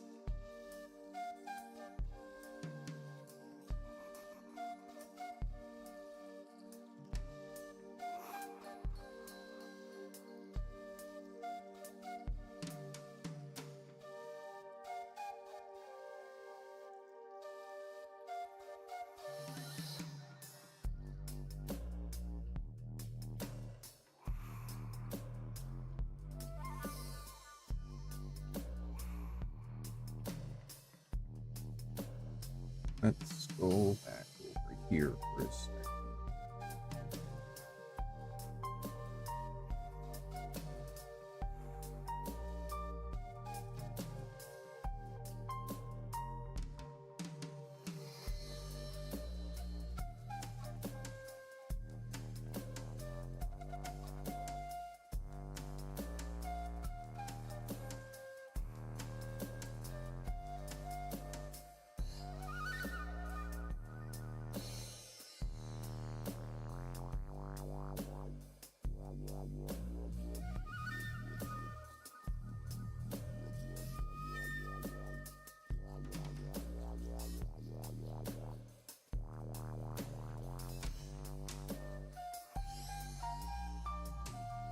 See a Raspberry Pi.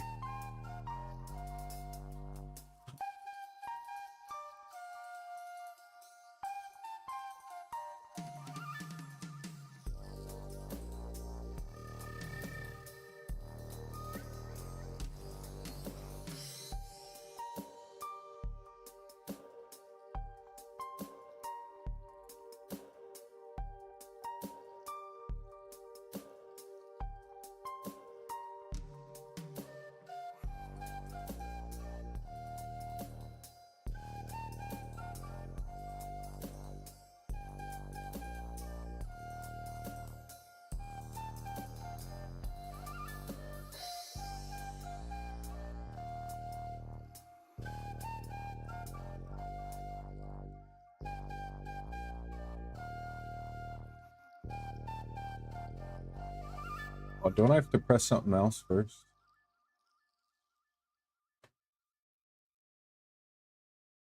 How do I get into it again? Damn it.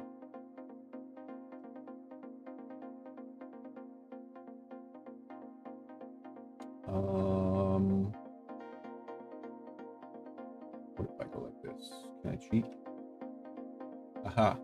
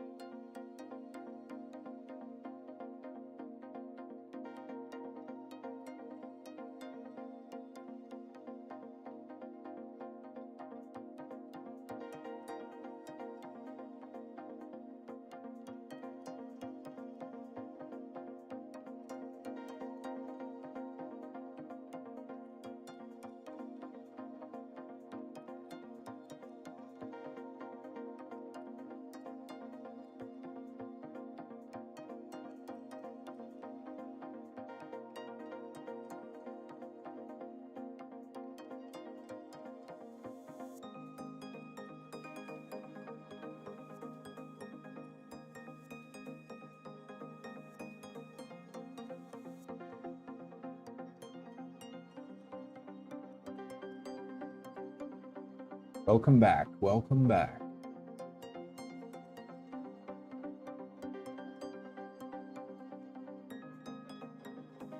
So, it looks like I'm in.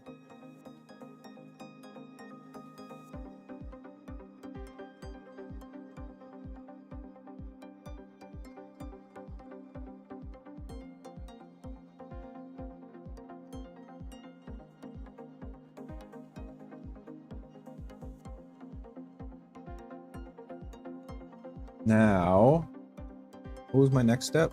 SSH in. Now run the whatever it's called, Caillou script. Caillou script. Caillou. Caillou. Caillou script. Caillou. I don't think I need that open anymore.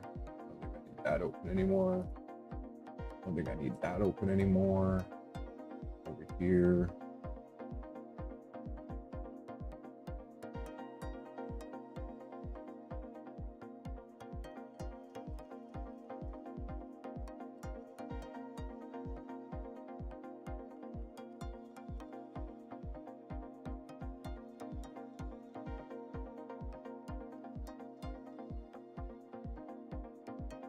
Now that I installed Mainsail OS, what did it do? Do I have a Pi with Clipper on it now?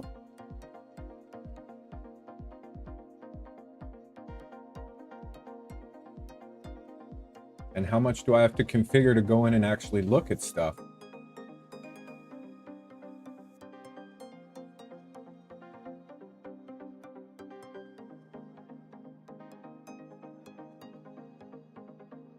Whoa!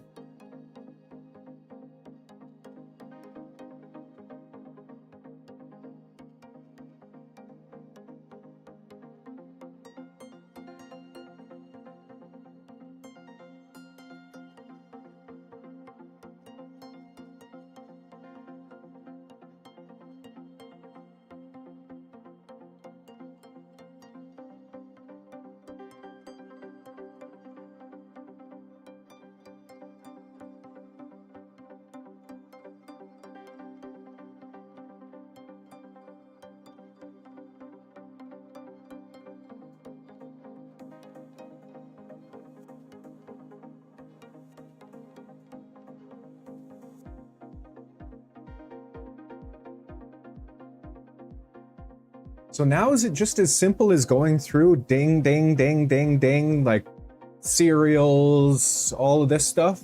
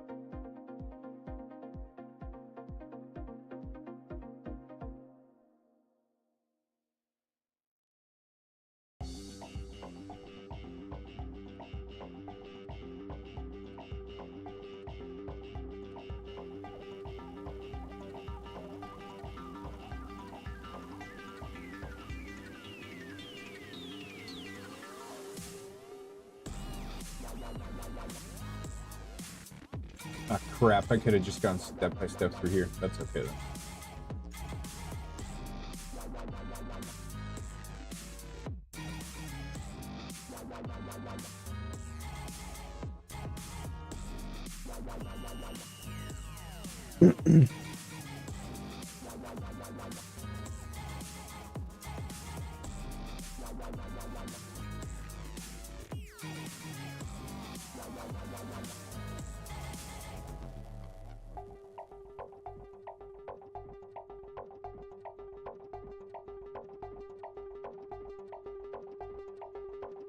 So this is what Jason was saying. Now you run this one to see if you need to update anything or if you want to add anything, right?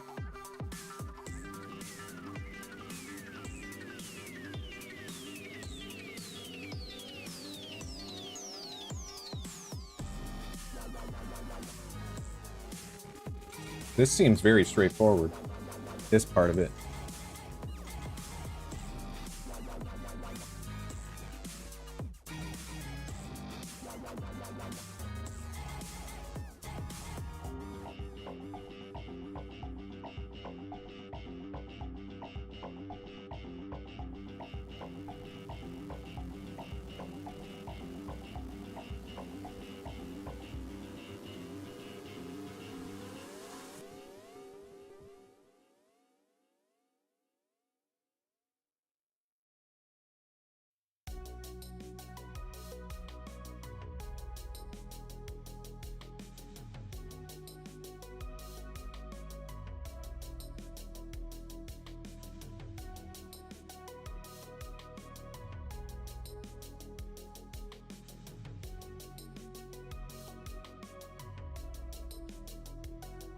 Oh God.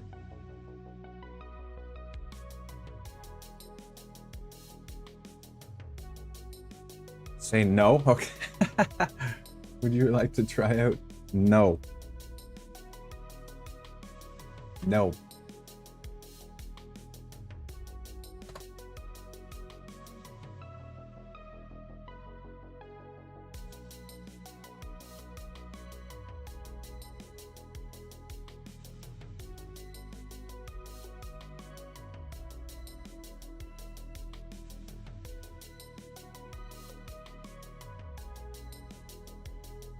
I don't know.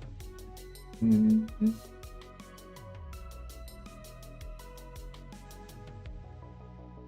Should I be installing all this stuff? Like fluid and clipper screen and all that?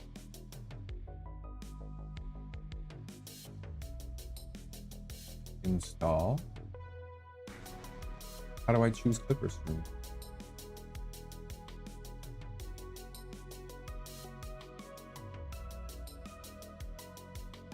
Five.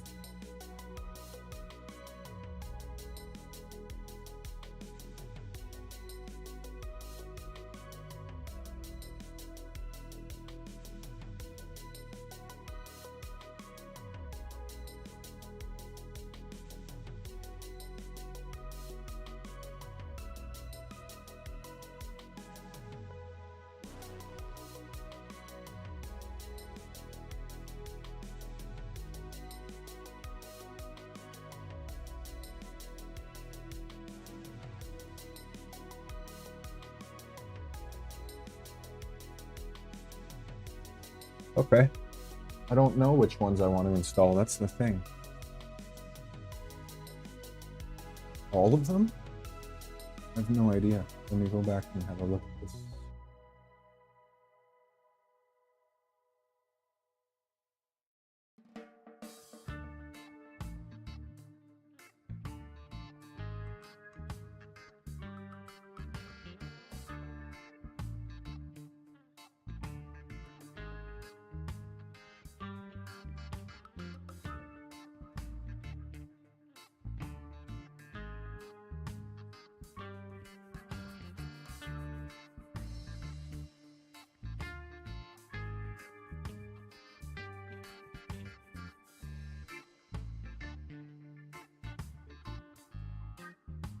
Mainsail, clipper screen, and spool name.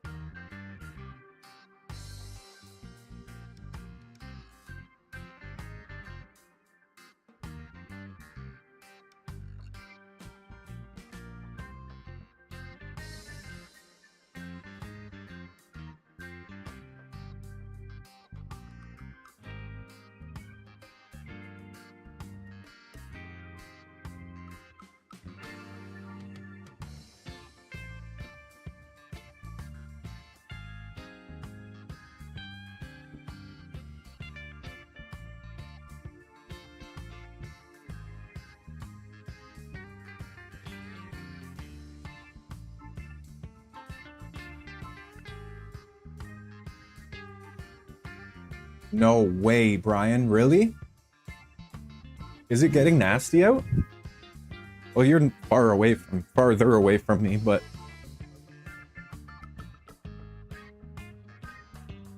Oh, it's looking pretty gross out there. That's not cool.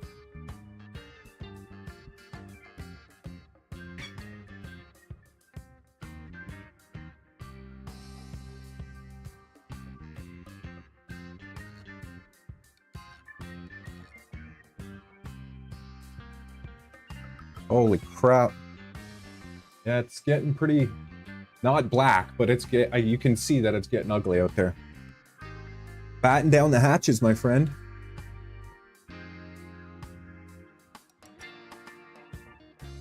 Okay, so what does this mean? What am I looking at right here? I don't like just clicking through stuff. This is checking Python version. So it said Python 3.8 is what I had, and it wants to update to 3.11. But why does it need to create a standalone? And why do I want to create a service to boot to console instead of the graphical blah blah blah? Oh, I do want to install it as a standalone. So it will create a service, enable boot to console, and install the graphical dependencies. I don't want it to be a regular desktop app. I got you. I got you.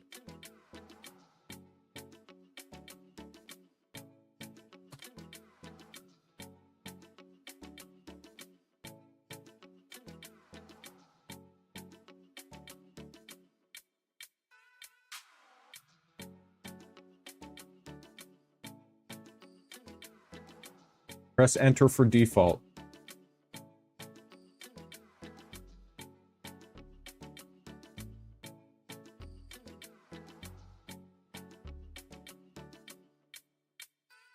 Okay.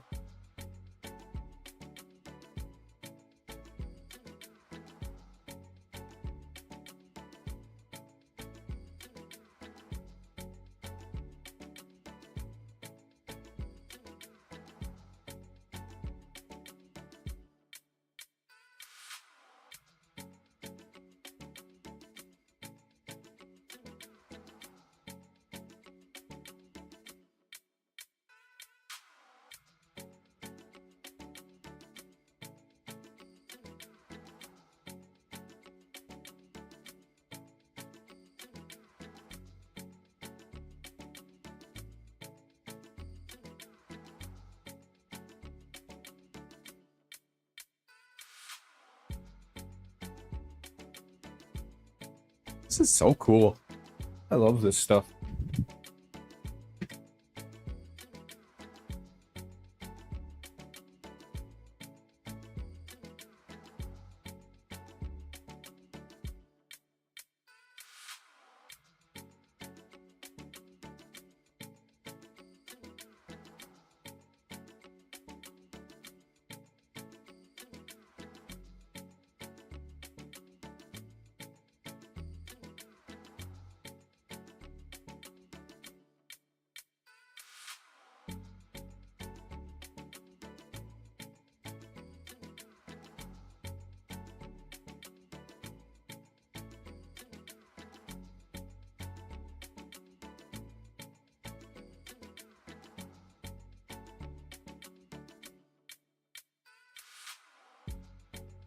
Realistically, guys, what I could do is I could copy over the Nova stuff that has to do with the sensorless homing while I'm doing this process here.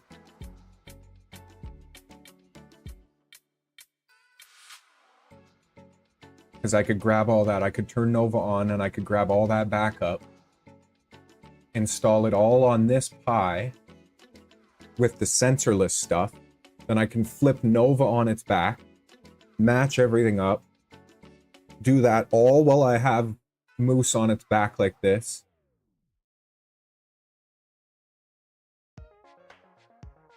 Start plugging things in once the serials all match and the configurations are okay. And then it should print. Yeah, I have to see the bottom of Nova to see how many jumpers I need and all that.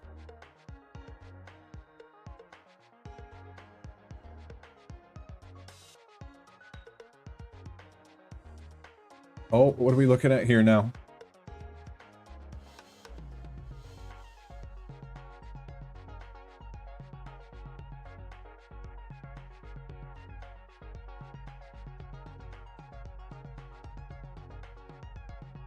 Sure.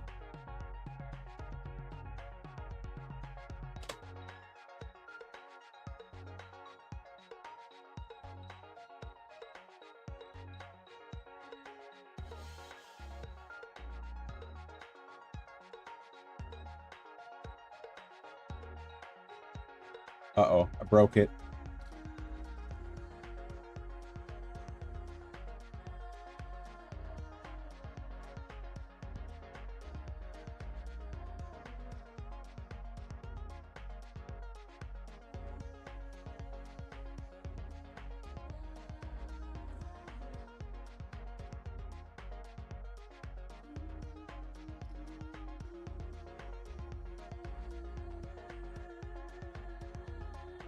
Could I update this stuff in here now? I mean, I may as well, right?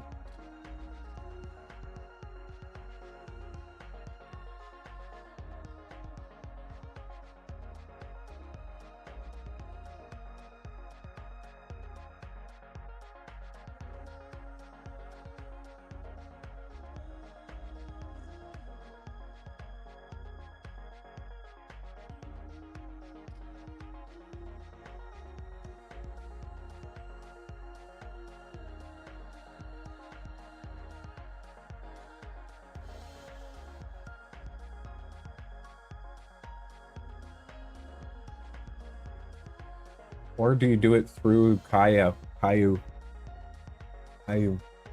Yeah.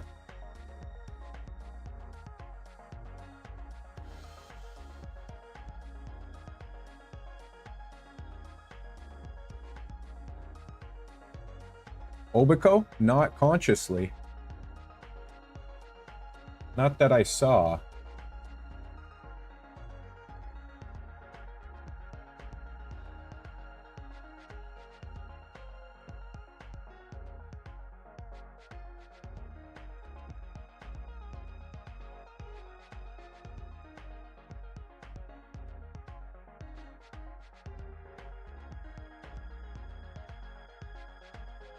Right now, the only thing I have plugged in is the power jumper and the SD cable.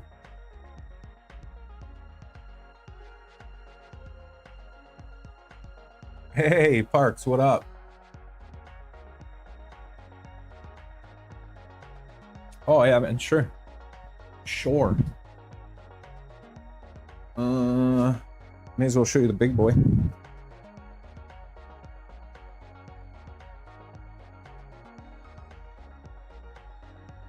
Oh.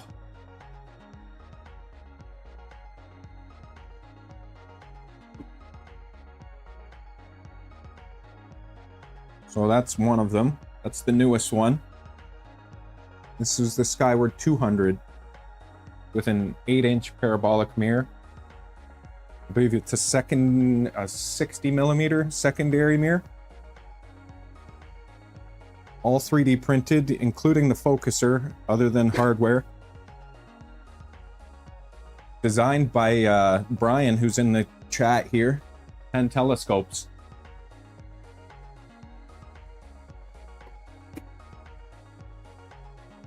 Well, that's all 3D printed. And designed by the gentleman, like I said, Brian in there. These baffles in the middle are printed out of a carbon fiber material, PET GCF, which is mind-blowing in itself. So that one there is iridescence. And then I'll show you Joker quick.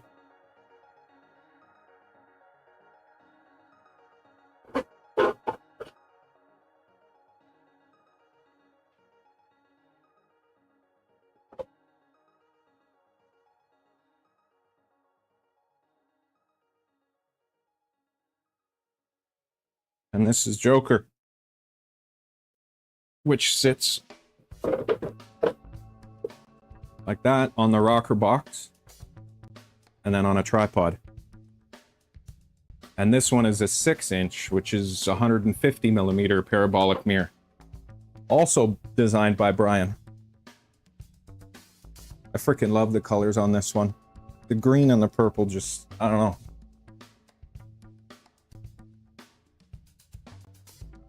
And if you have any specific questions, you can drop them in chat or hit up the Discord. Both are Brian's website, and then the Discord stuff is listed in the description.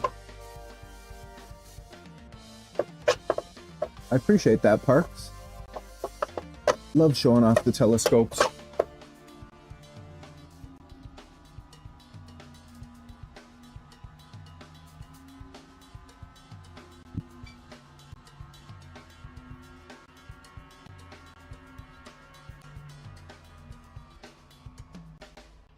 I wonder if Brian's power went. He said he was just getting a frickin' tornado warning. That would be wild.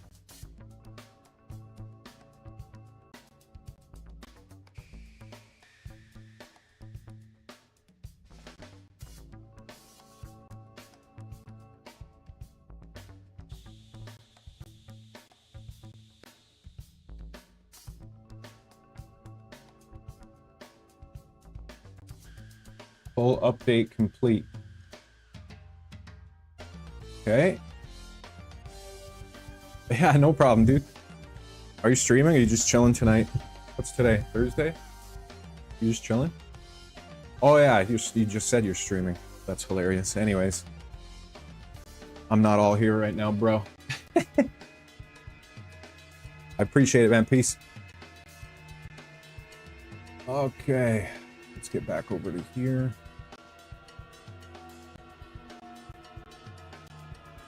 Before we come back over here.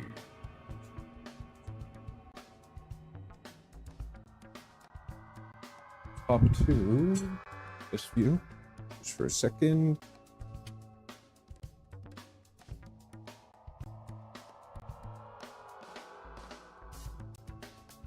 Yeah, we'll hop to this view for a second. I'm not sure at what point you install Obico. I haven't seen it pop up yet. Was that part of, is that going to be part of the webcam setup? Or did I miss it? I hope I didn't miss it. But you can see the Pi5 down here is just plugged in by the power jumper.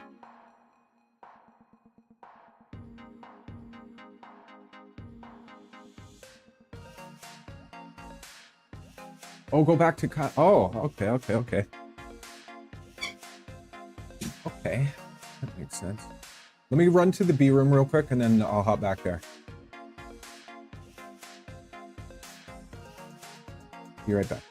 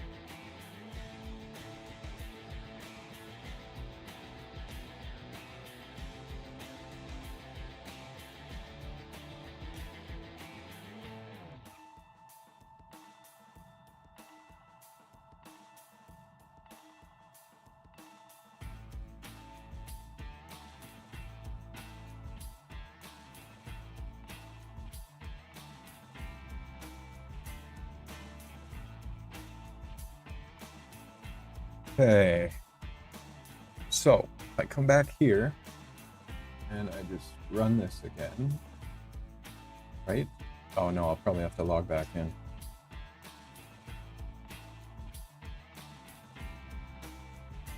And if I run this again,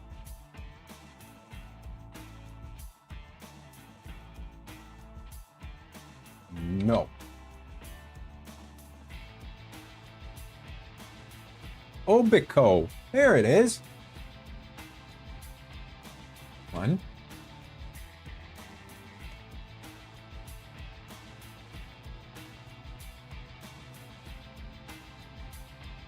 Oh, come on.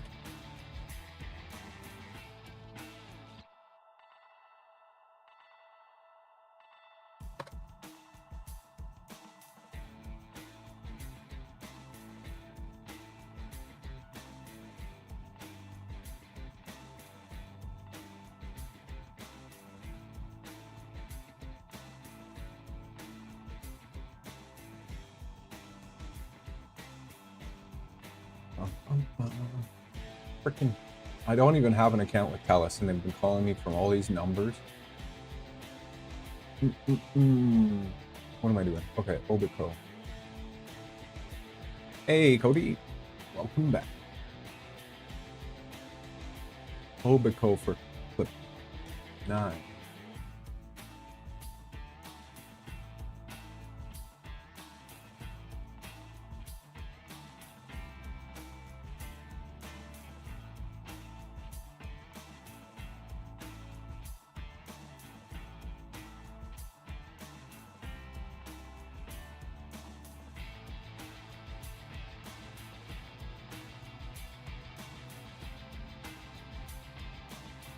Oh, crap.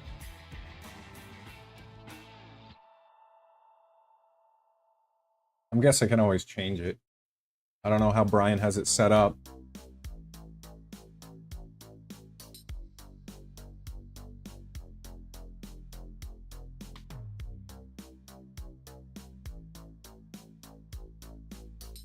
Obico Cloud or self-hosted server?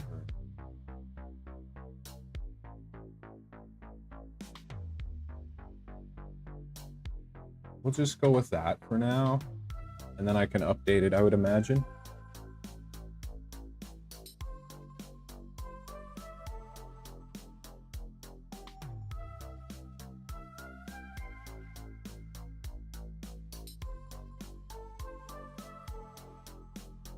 Wow. Wow. It can actually do the failure detection. That's kind of cool. Obico not linked to the server.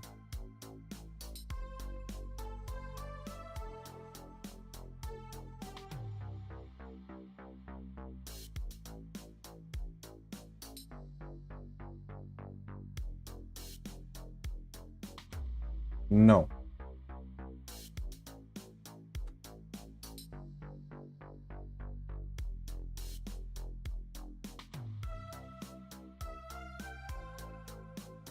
Anyway, so I know I can do it later, that's fine. Let's go back.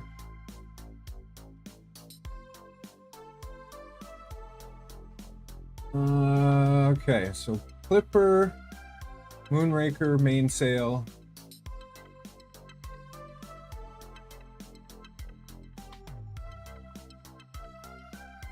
I think that's it.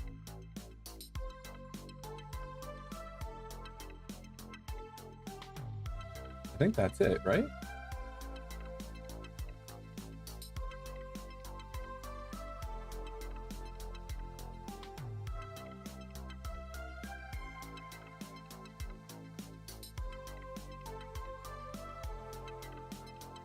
Called it. I thought you lost power there. I was like, oh, can you imagine he literally called that and then lost power? That sucked.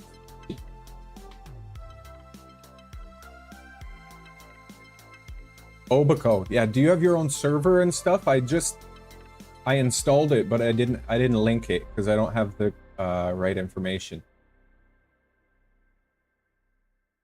I just did it to the cloud server, but didn't link to printer or something like that. I guess I got a link to... Not exactly sure. I can bring it back up.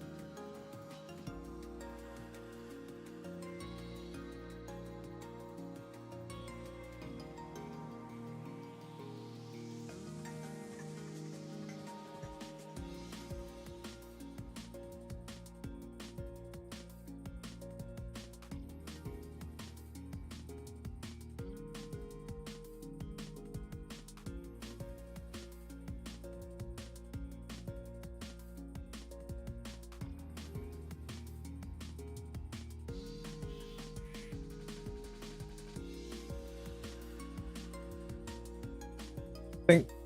I think I found it here. I think if I go to, can I just do it through the mobile app? It seems like that's a simple way to do it. Or web app.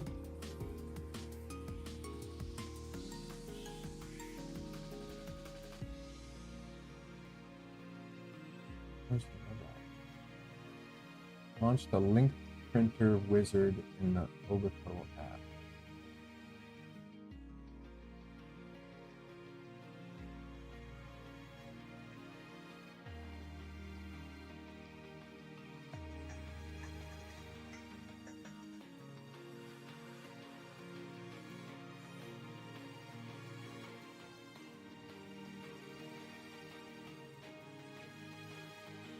Oh, to attach it to your account, I think I would need your information.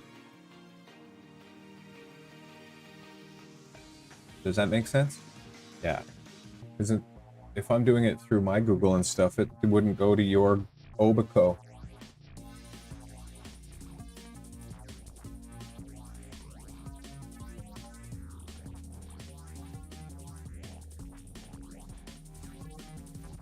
I mean, I can always just do a new one, but I don't know if you're paying for services or anything.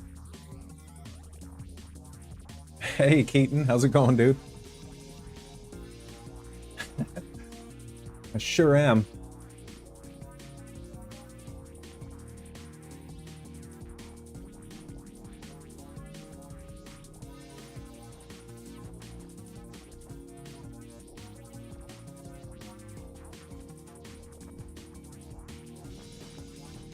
Yeah, so to sign it up to your account, I would need your details to log in. And then I would link it to your account because it's attached to my network right now. You would think there would be a way to do it remotely. What if I just press yes here? Link to your Obico server account now. Yes.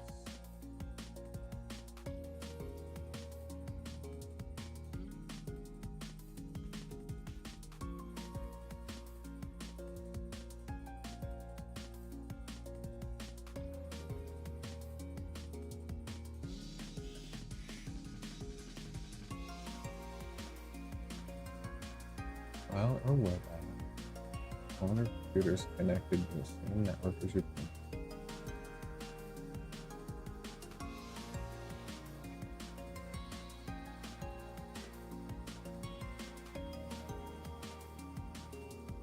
Oh man, I've only got one panel so far. Yeah, Yeah. Trust me, I'm back rocking and rolling.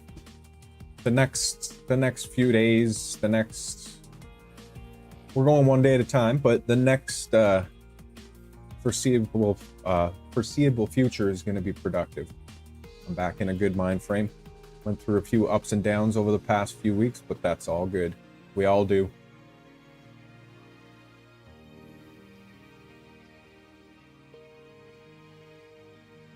So that hat has so much potential. But I've only got the one panel printed out so far.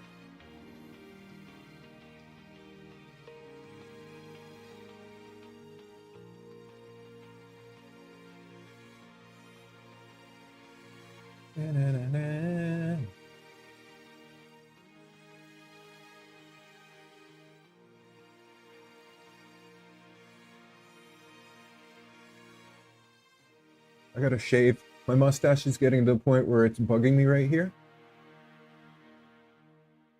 Or if I take a sip of water, like a minute later, I'll notice that I'll have some on my mustache. But it's specifically this right here. Ching, ching, ching, ching, ching, ching.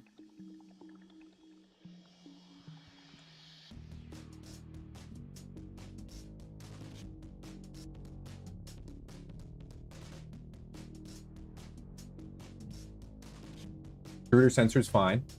Okay.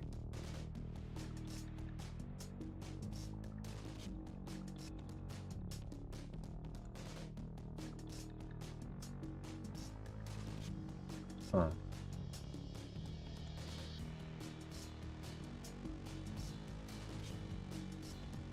Oh. Manual linking? How do you do oh, right here. If your printer is now discoverable by the mobile app on the same network, on the printing app, it's manual linking.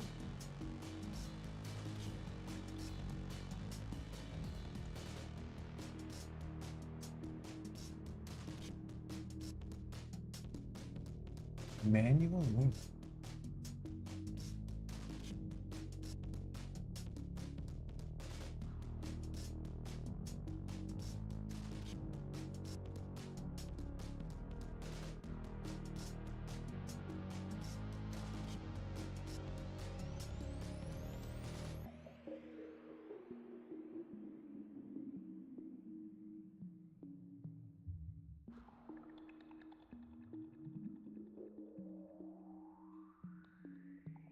I see where it says manual linking here. If your printer is now discoverable by the Obico app on the same network. If you can't find the printer, but I still have to log into an account to do that.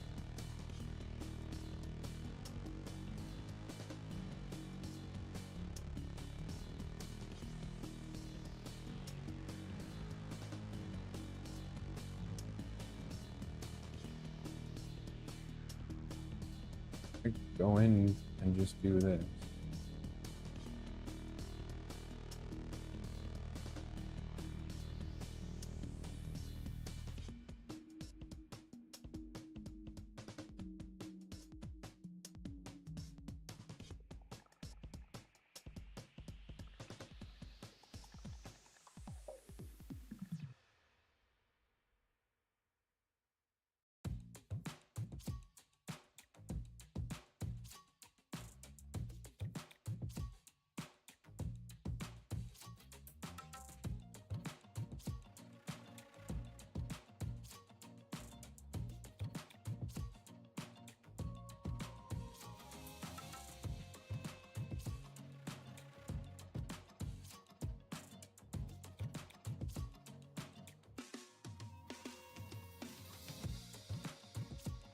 I mean, but this links it to my account. And then even switching to manual linking.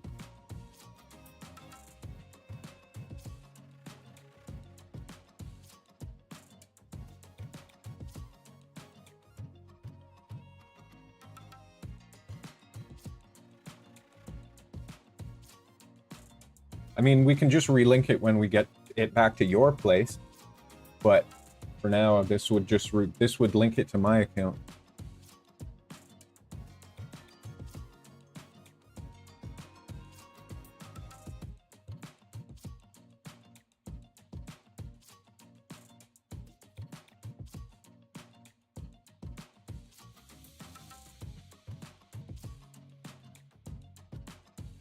The way to do it would be to log in using your account, but then you would have to give me your information. You could always change the password, send it to me, and then change the password again. But I don't know, without you being on this local network or giving me your account information, I can't add it to your account. It doesn't look like, which seems kind of silly. But I guess it's just because it's local network.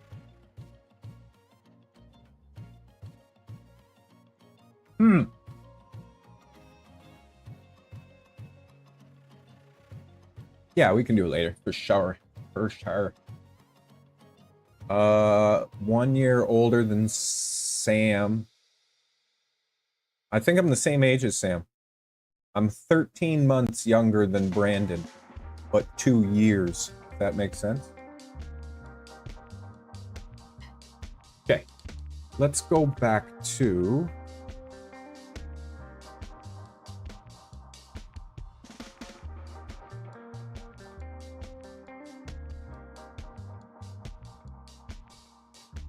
because it found it on the network, which is kind of neat.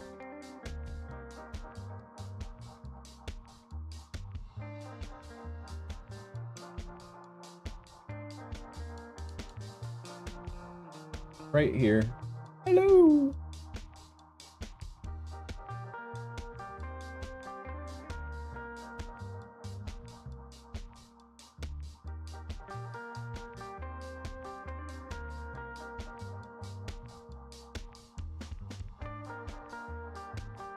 Okay, what if I switch to...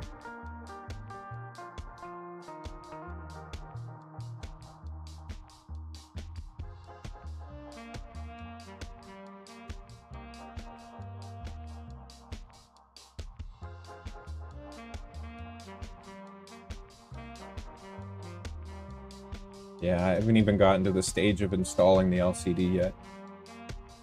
So I can't try that way.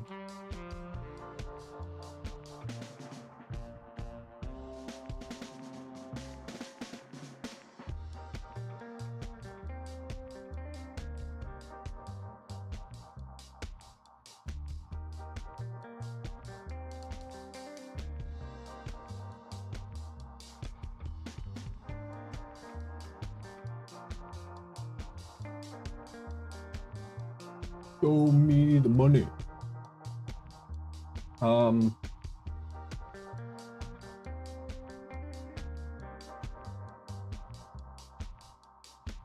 Anyways, for now, how do I get out of this one?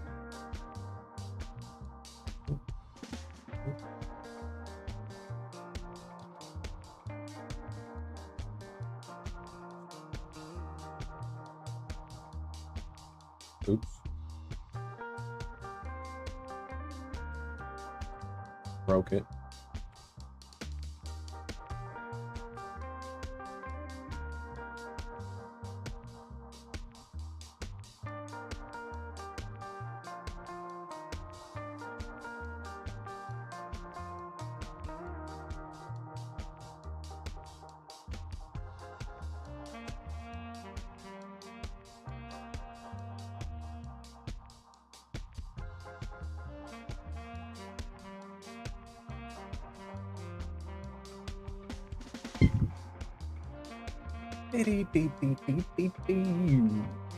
So that is Obico. That's for all that monitoring stuff, which is awesome.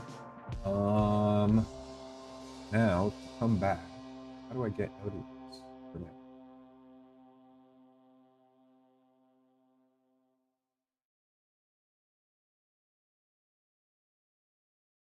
Can I just re-enter? Let's just close that for now.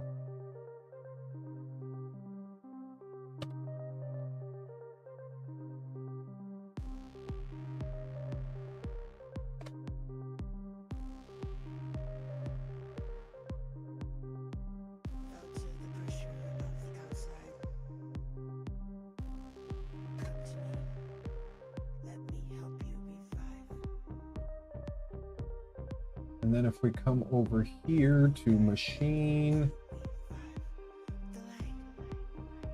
we've got everything up to date here. So crow's nest, clipper, mainsail. Now it's a matter of starting to get the print CFG stuff all installed. And what I want to do there is I kind of want to match, like obviously use the correct serials, but I want to kind of match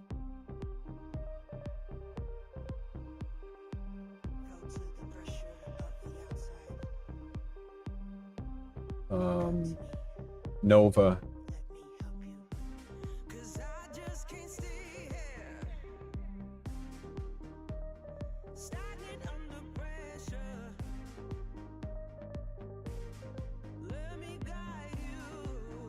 I think that's the best way.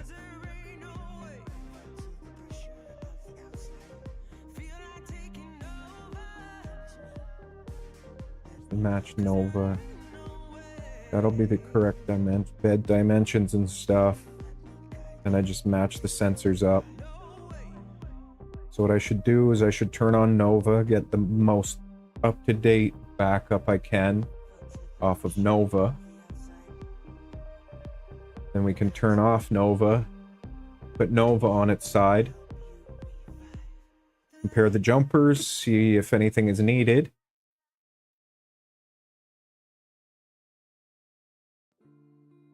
And begin installing that side of things.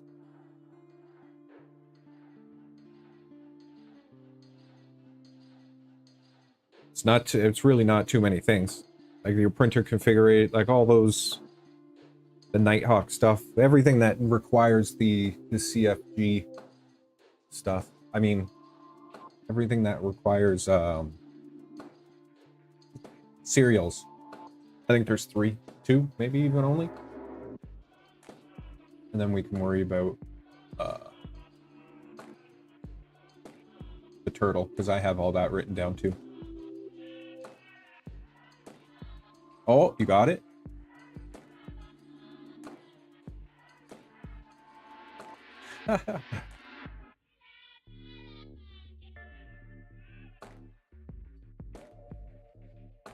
Well, that...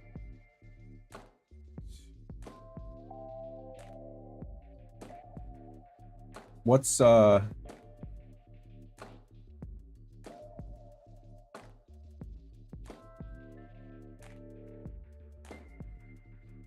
Nighthawk serial number, MCU serial number.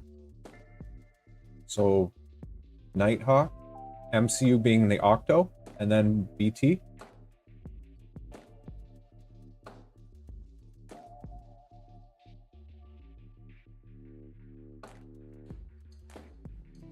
Okay. So we can go back to here.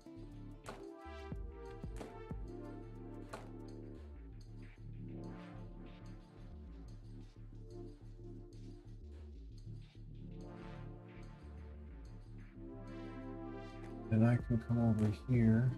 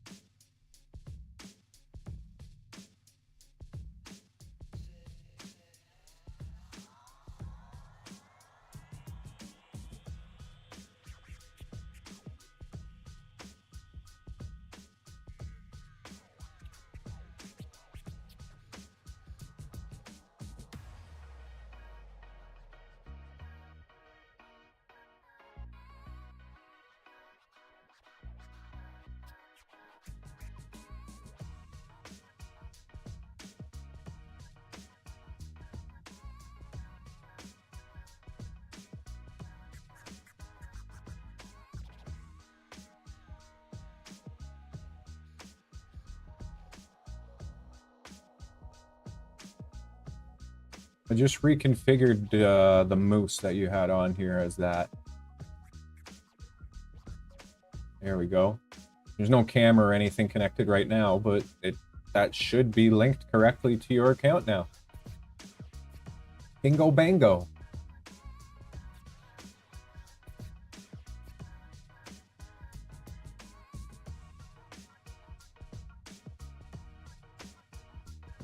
So I will just log out of there.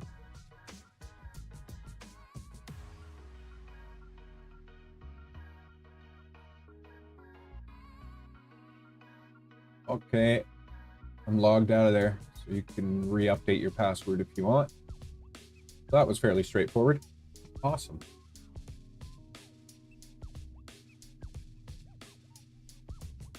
So that's done.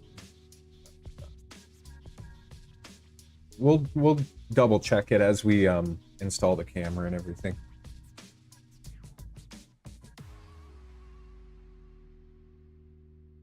So now I said I want to turn on Nova, get files off Nova.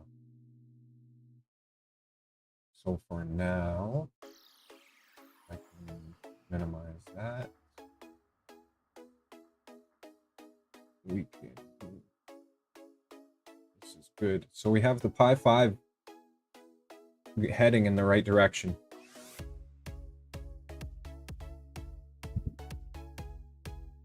Let me just put this over on this view.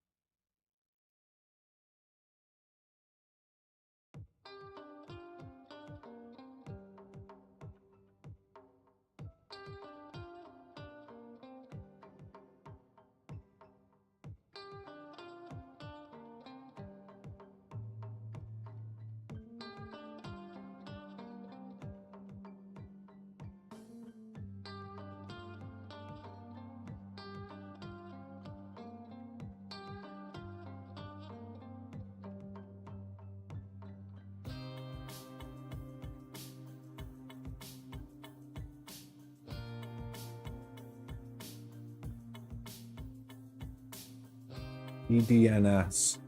Does that have to do with VPNs and stuff?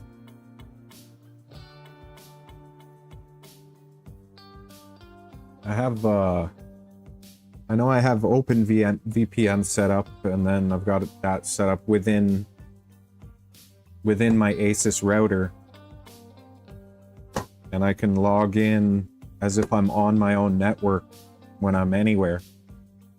And I don't know why the DDNS stuff sounds familiar when that comes up. It's been a long time since I set it up.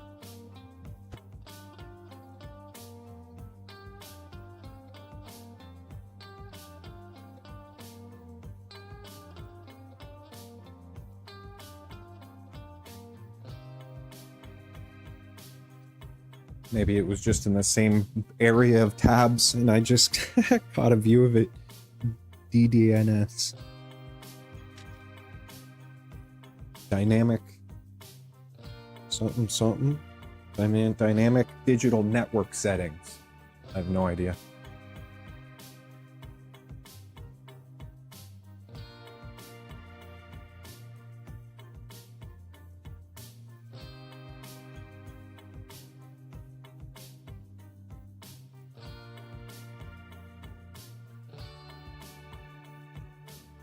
Domain name server. Interesting. Every time I hear about all this stuff, I always want to read about it again. Instead of an IP, it's a static domain. See, that sounds cool. No idea for what, but it sounds cool.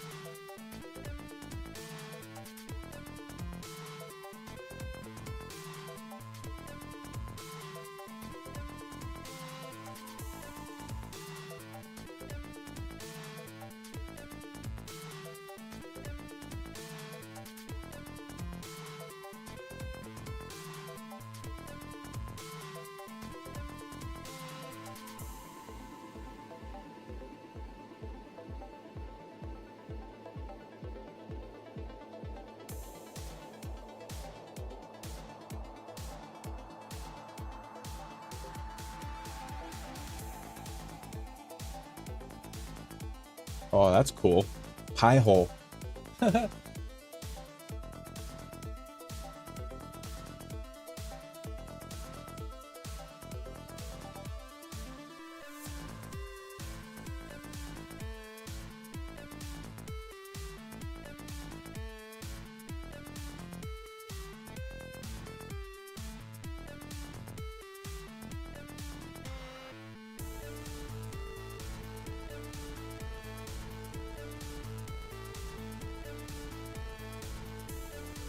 Okay. Moose is running. Yeah, I know NHK is unable to connect. Sweet pea. I know.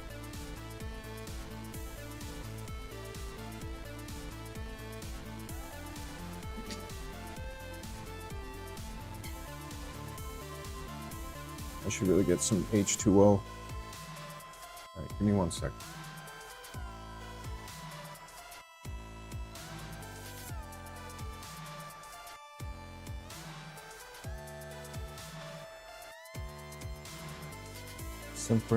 Separate VLAN. Static IP. Suggestions. Back rather. Damn! Sounds like somebody knows what they're doing. That's pretty sweet.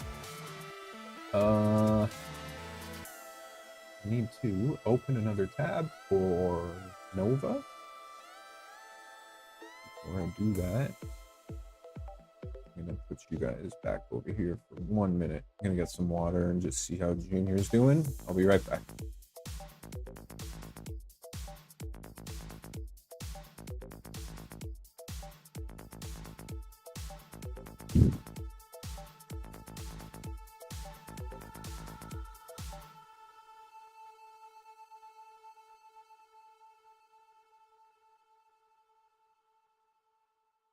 That's hilarious.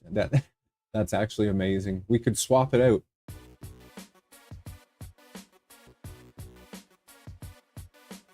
You do networking, I do the other.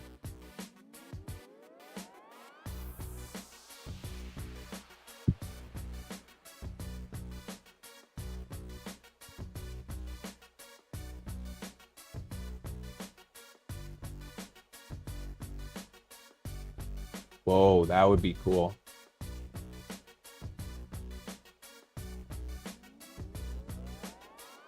That would be neat.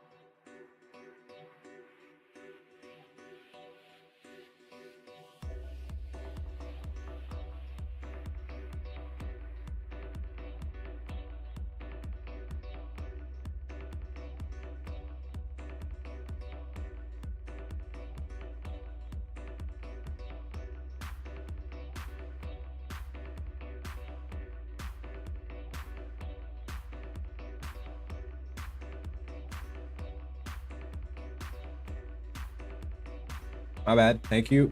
Thank you. Thank you.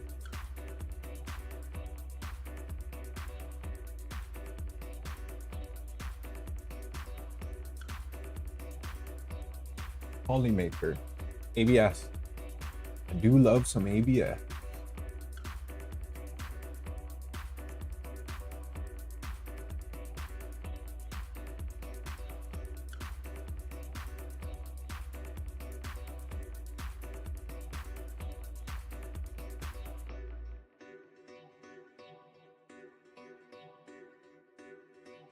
What I can do.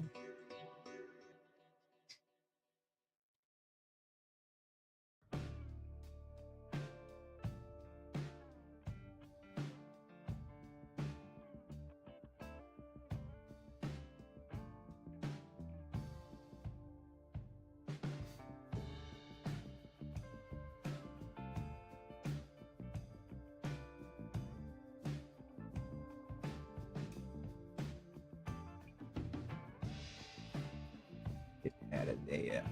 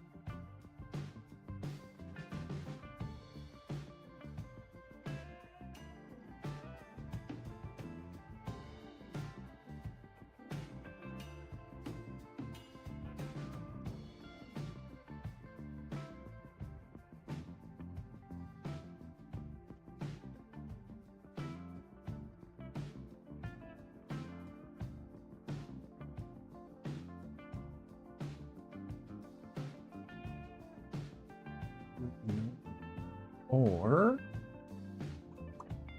dark. Very dark. I think it got crazy for a little bit, but I didn't see it. I don't know which way it went, actually. I didn't look at the radar. How did it turn out there? Is it still dark?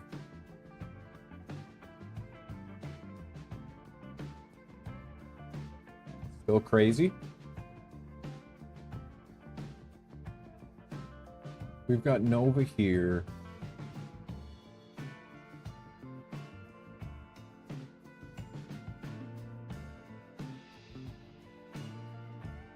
Here. And this is Moose's.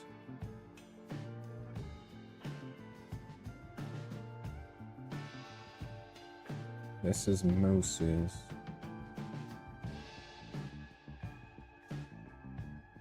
This is just the.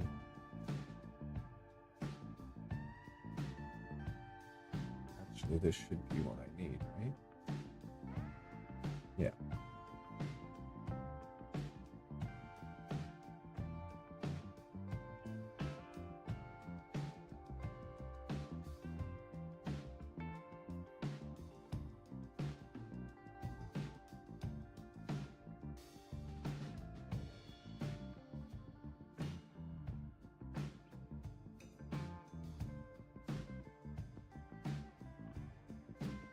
That's kind of neat.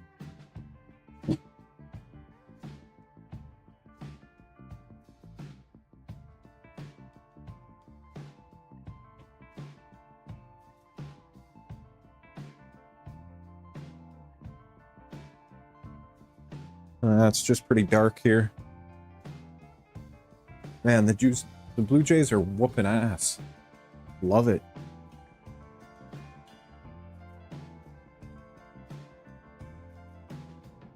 Oh, for sure. Nice little sprinkle with a threat of tornado here and there. Gotta love it. All 4 lanes working? What was the problem with lane 1? Did you figure it out?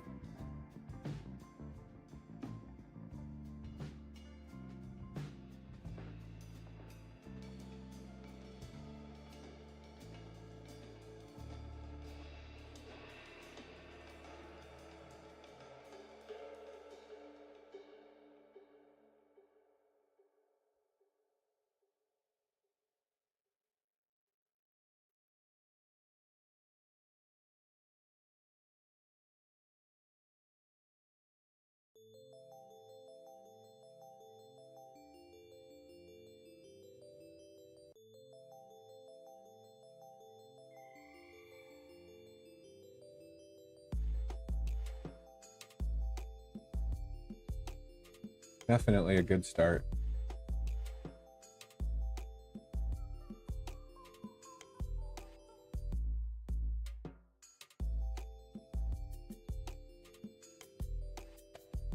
This is Nova.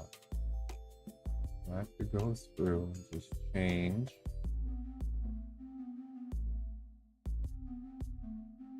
Like the night box. We'll just go down as we go.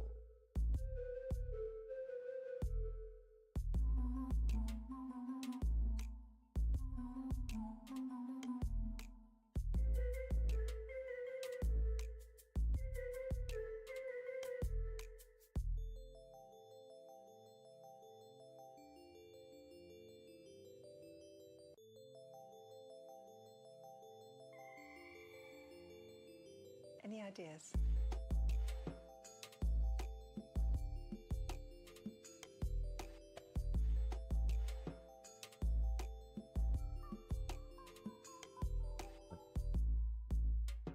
This is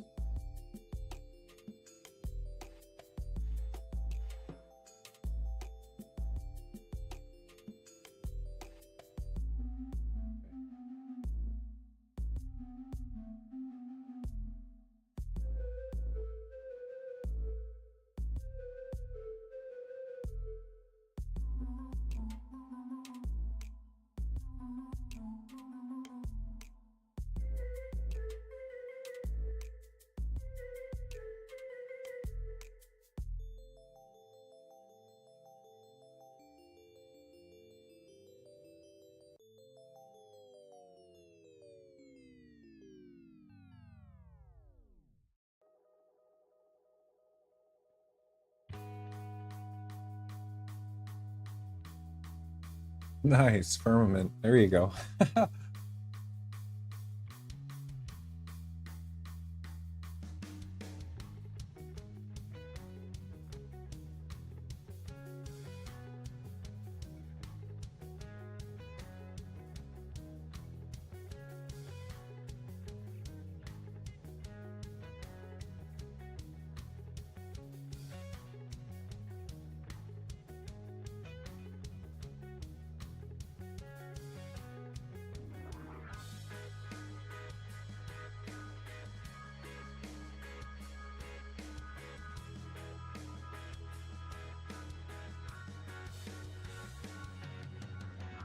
So the MCU is the octopus, I believe, right?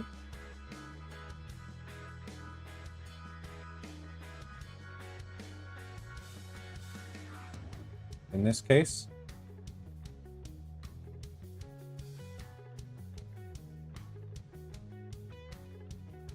I believe.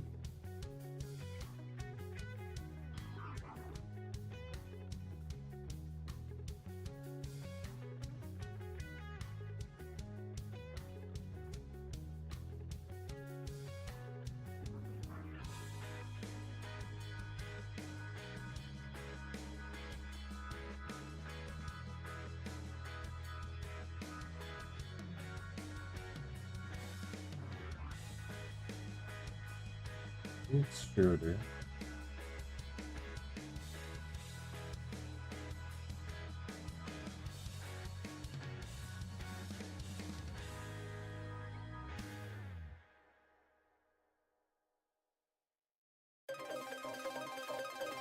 That's the Nighthawk right there.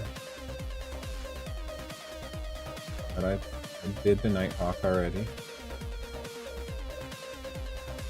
So this MCU here, it's got to be the it's got to be the octopus.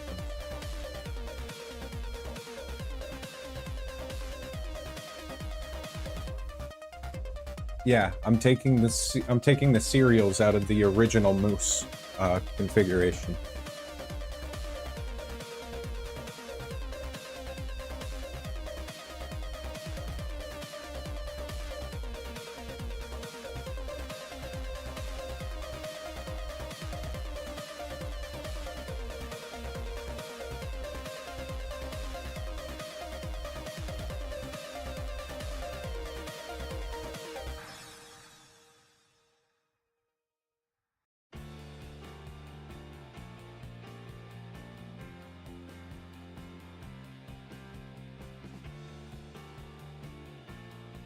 I think those are the only two I need.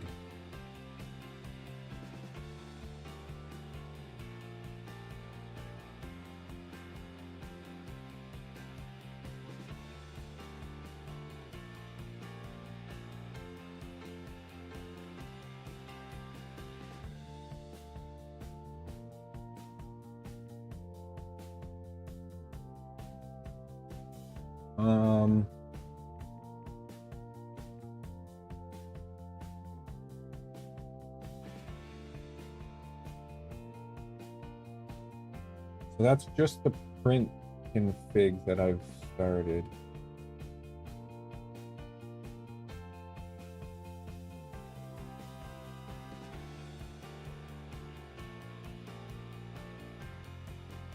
Top right here, or yes, where I'm pointing, but top right there is Nova. So I'm taking the printer configuration from Nova, and I use that as a baseline, and then I'm taking the serial numbers from Moose's configuration and swapping them over.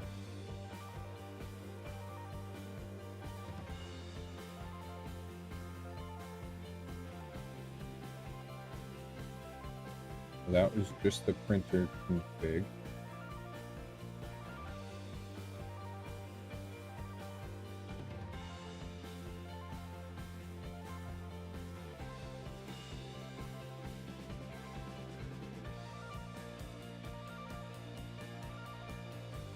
That's printer CF.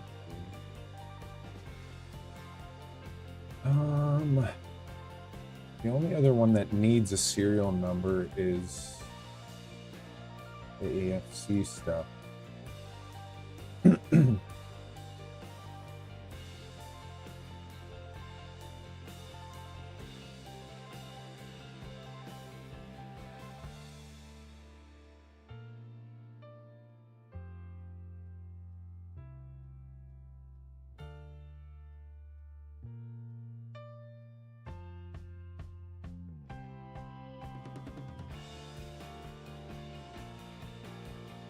There.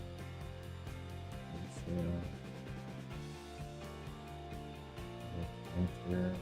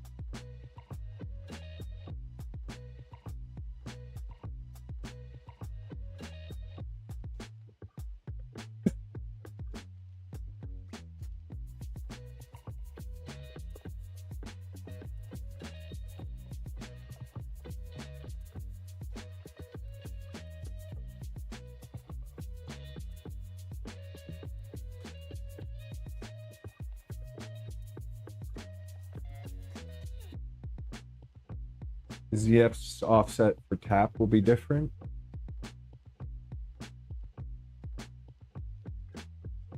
It shouldn't be by much.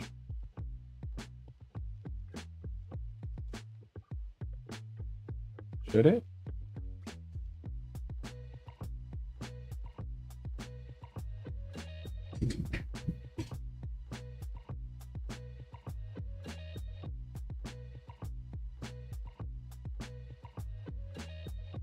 I'll keep that in mind. I'll keep that in mind. I'll jot it down.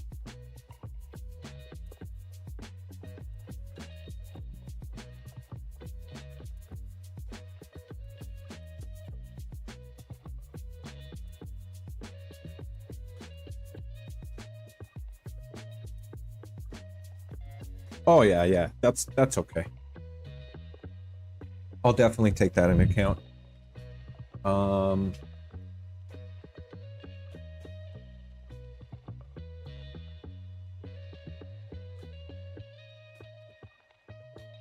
Okay. So we have line purge, print CFG, start print.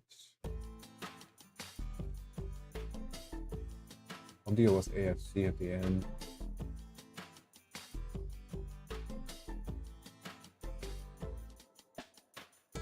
Smart. Nope.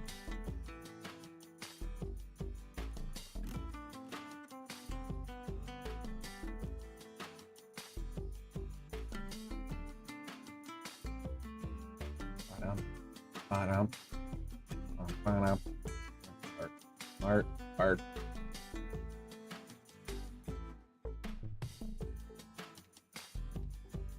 Keep forgetting I made the shortcut or the shortcut on my mouse.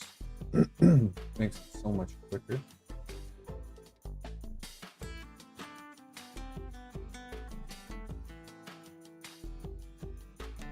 Smart.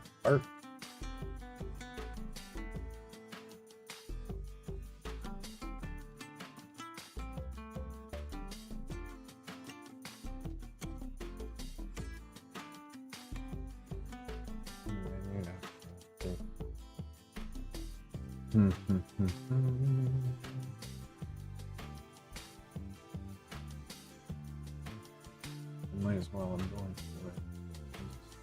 There might be a double when it does the update.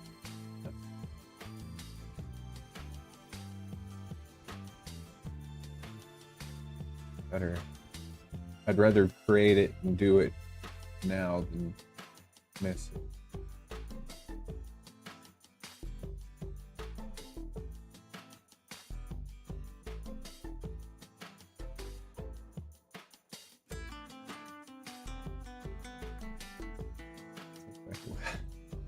There we go.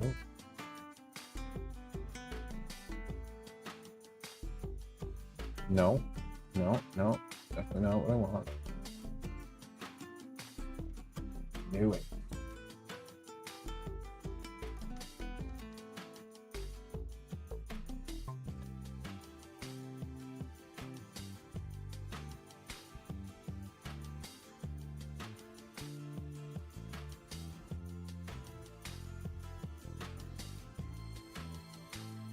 Moonraker, I believe, is already there. Moonraker. Time lapse is there. Ed.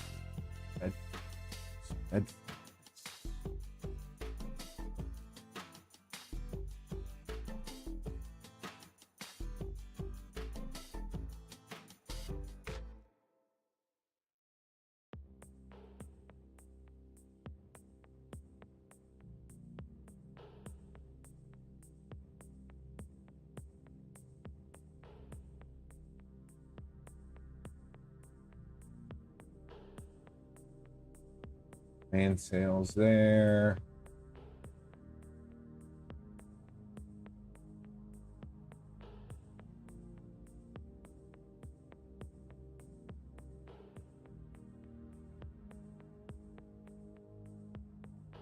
I think that's literally just a backup. Yeah. I think we have enough of those right now. Stealth burner. Yep.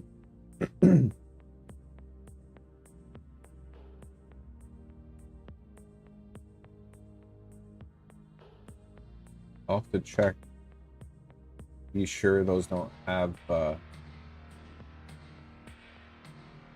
cereals in them or need them for some reason. Stealth burner. Stealthburner.cfg. Stealthburner.cfg.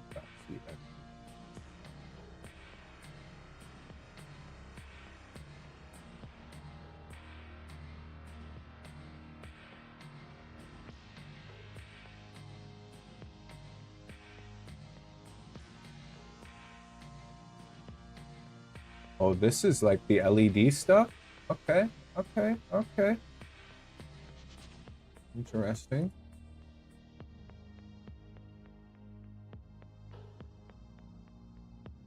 Very interesting.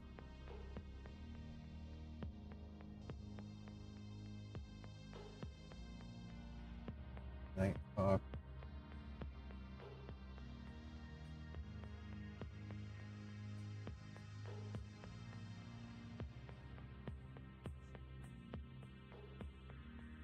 Nighthawk.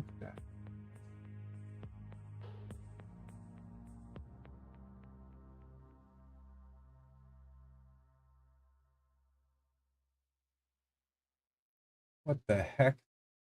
That's not very exciting.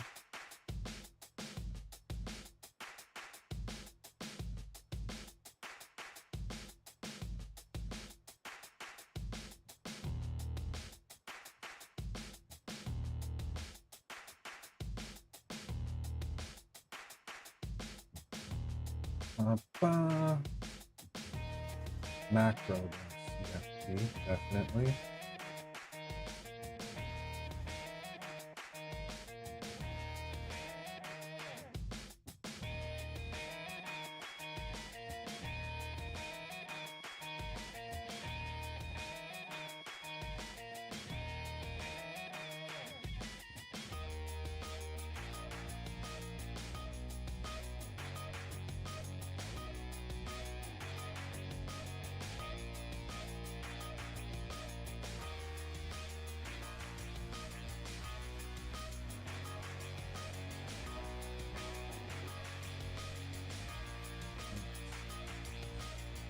Exciting.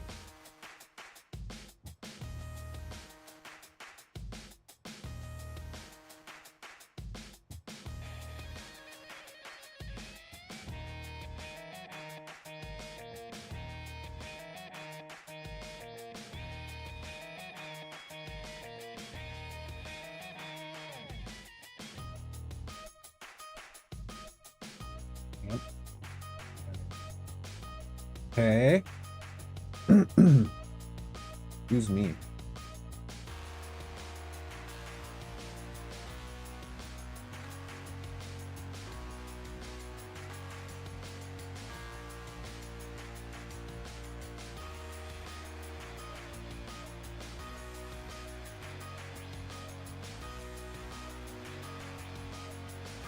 Crow's nest is already there.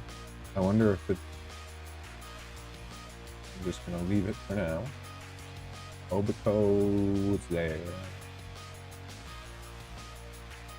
Enter orange.cfg.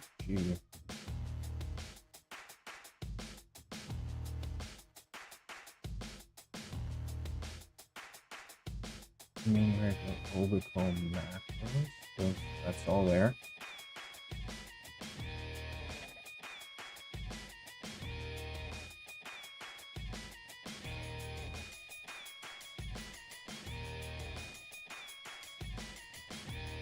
I mean, the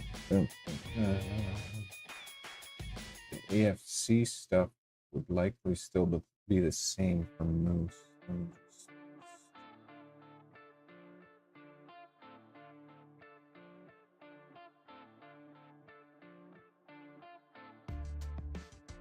Exit here, recommend here. Was that file structure?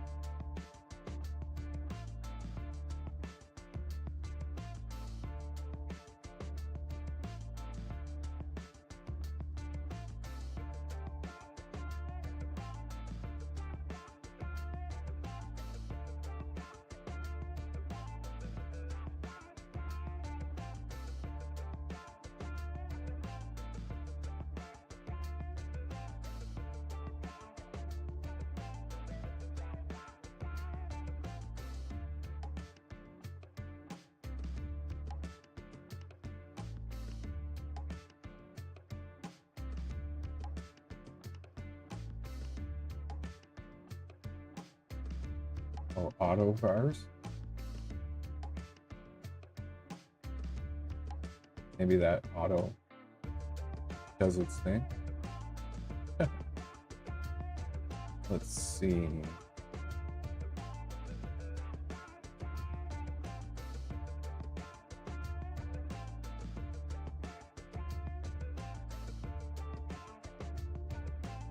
Now,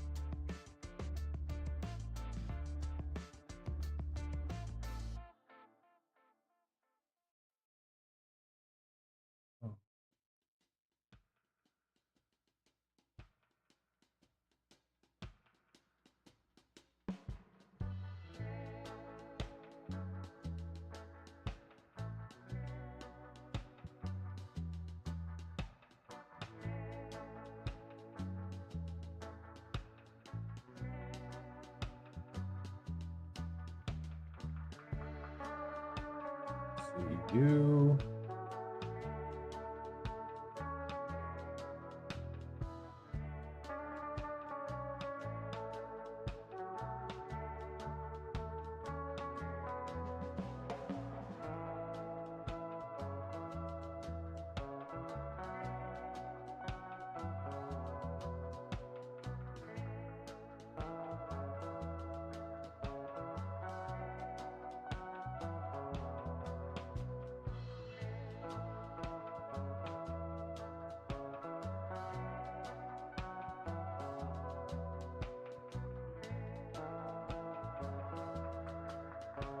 I'll have to keep an eye on that.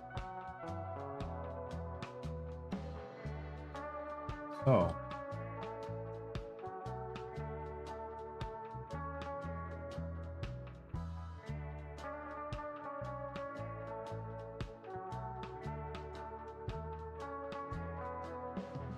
say that looks pretty good.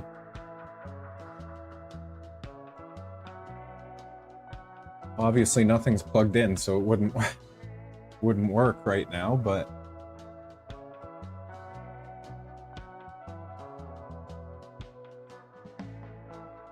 wonder what happens.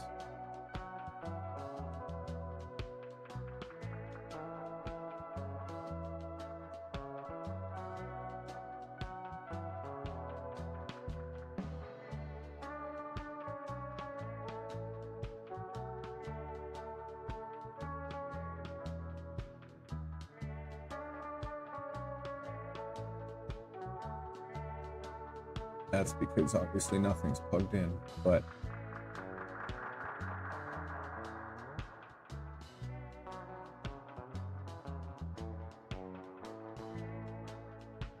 I took that AFC one right from Moose. So where is it? Yeah, that should be perfectly fine already.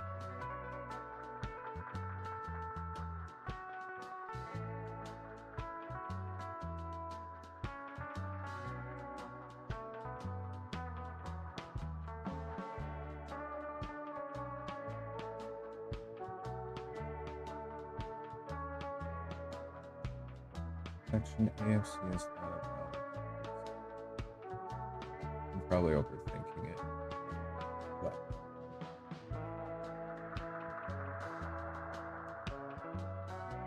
I don't think it's in valid configurations section because none of that is plugged in. So I just, out of curiosity's sake, what if I do this?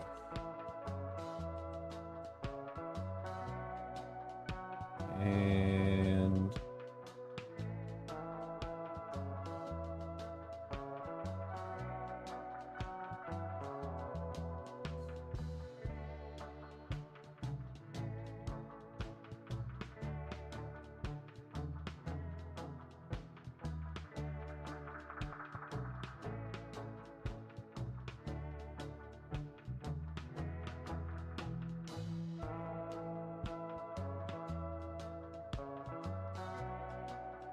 I said, nothing's plugged in. The octopus or nothing. No. No. Clipper report startup. Now it's just a matter of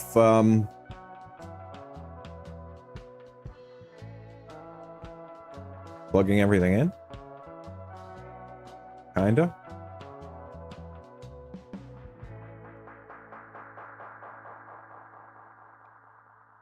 That's pretty neat that Clipper report startup. Let me see.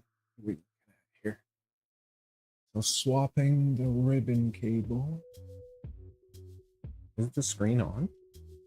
No, the screen's not on. Because I'll have to swap. Oh yeah, the screen's not on because this is not plugged in. The Pi4 is not plugged in at all.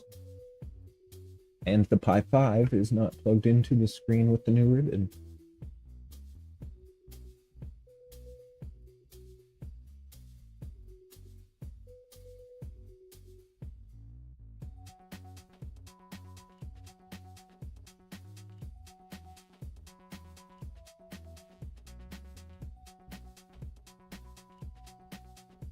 I think the standoffs are the same, so I could use that same mount. I do believe. Probably point it this other way.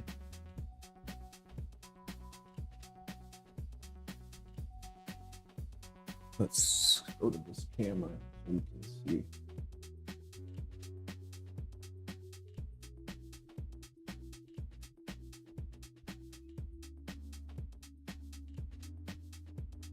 Oh, I moved it.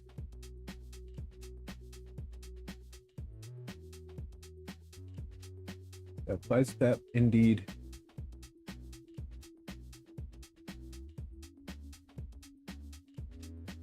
So right now the i5 is down at the bottom there. And we have a new ribbon to plug in the screen. And then these USBs will plug in. No problemo. Ethernet. Swap over the standoff. And put it on. For now, I think this printer can be turned off. Because we've got the Clipper startup reported. I'd like to turn over Nova.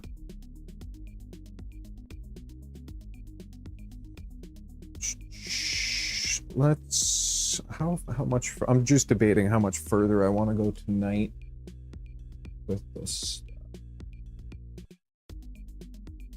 I'm very curious what the steppers look like under there.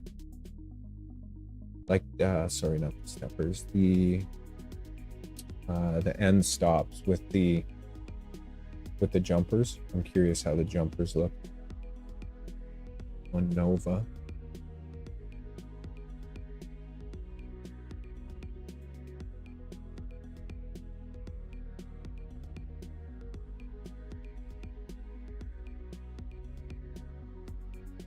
Because that's going to be one of the next steps, is installing those correctly.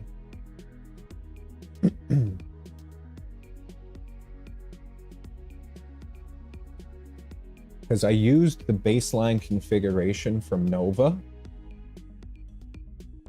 which should have the TMC stepper section in it, right? That should be the printer configuration. Maybe I'll have a look before I turn it off, even though we can do that later, but let me have a look. TMC. Keep myself taking notes here.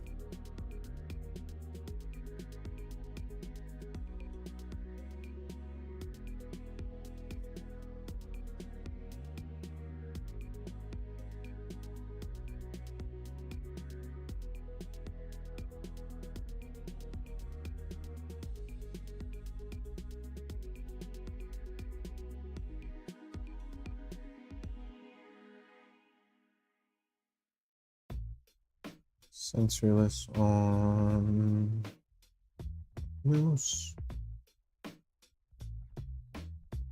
Nova base install.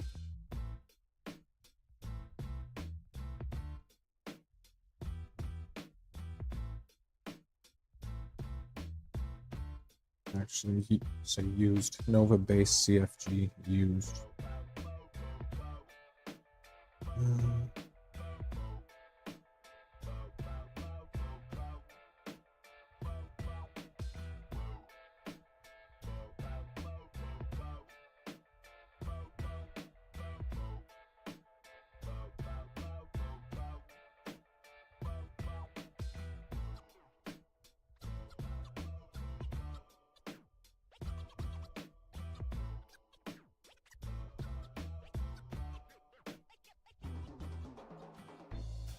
Jumpers.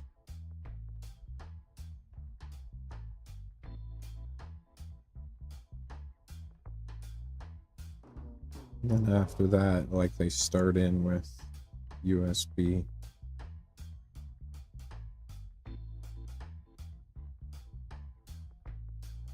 Plugins.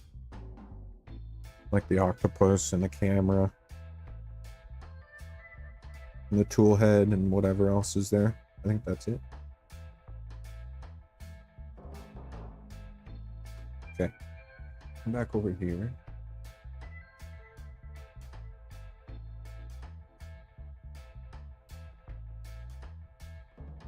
Okay, yeah, I'll check. So tonight, Keaton, I'm updating the Raspberry Pi on the printer you're looking at right now.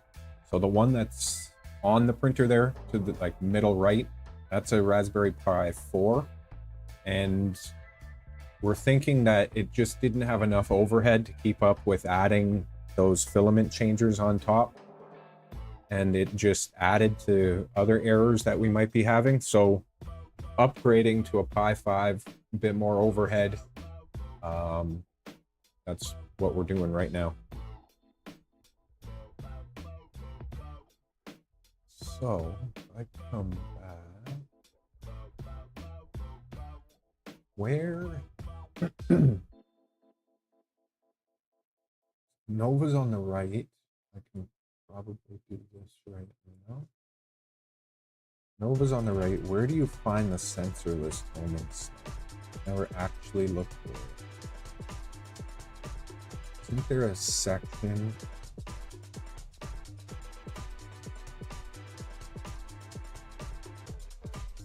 This right here.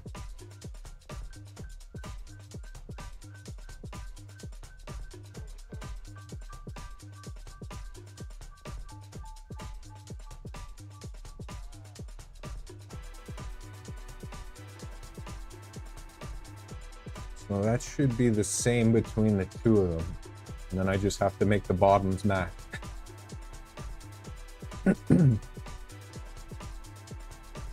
Right now what I'm looking at, Keaton, is when it does its homing patterns to know where on the print surface it is, it either uses sensors that click, so when it hits it, they click and engage, or open and end stop, or close and end stop.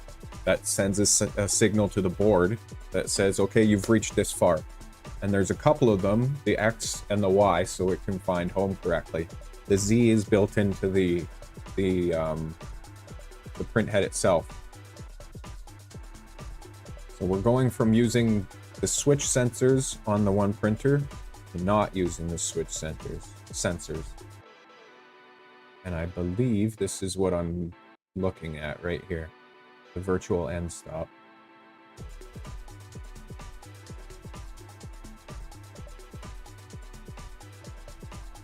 And then the stepper down here.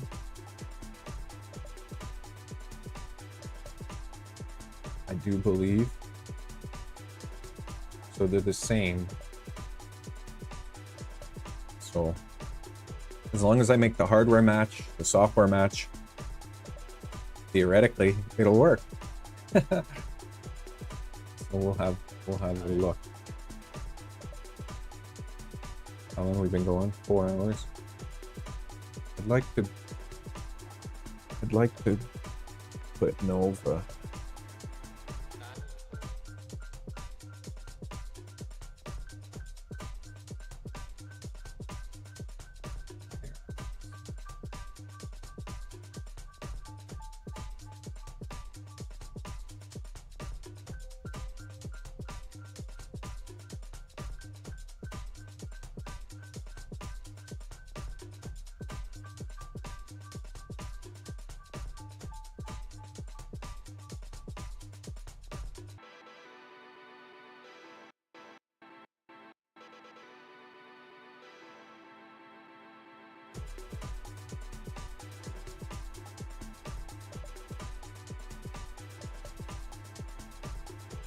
Nighthawk,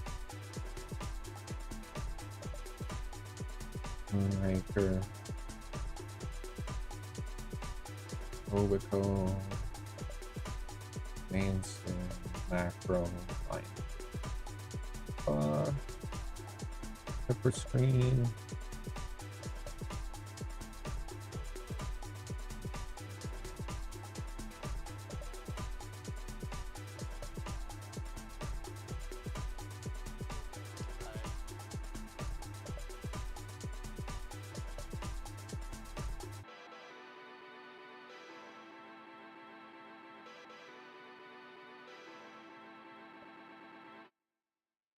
Let's shut Nova down. And then we can set it down and see what we're looking at. And then I think after that, I do a quick comparison. I'll call it for tonight. I will be back on tomorrow. Be rocking and rolling. Let's see.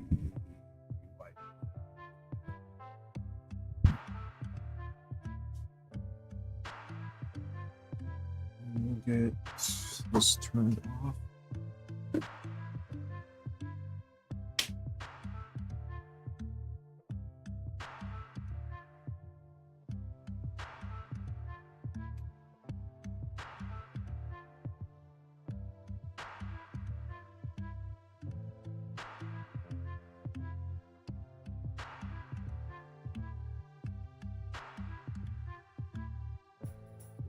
Nova yet.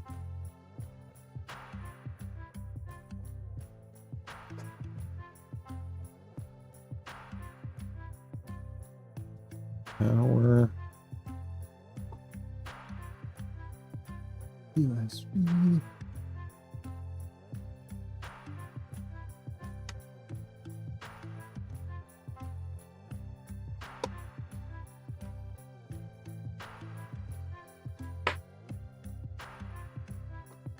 This come up here. No. Set it. There you go. All right.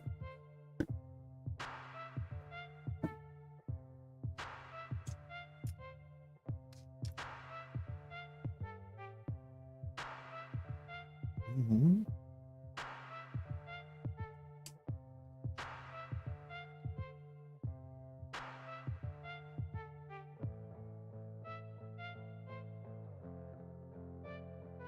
Easiest path is probably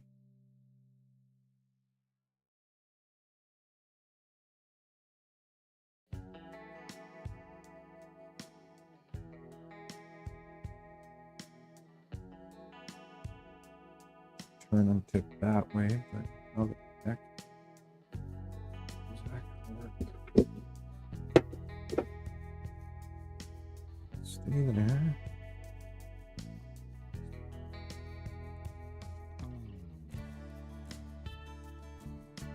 I guess I could just go straight back. I don't really need to turn Nova on. Clear without the keys.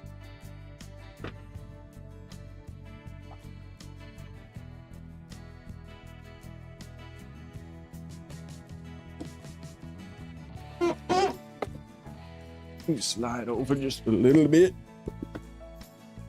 Excuse me. Pardon me. Okay.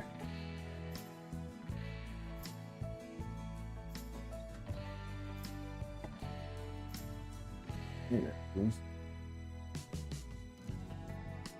Filament is all gone.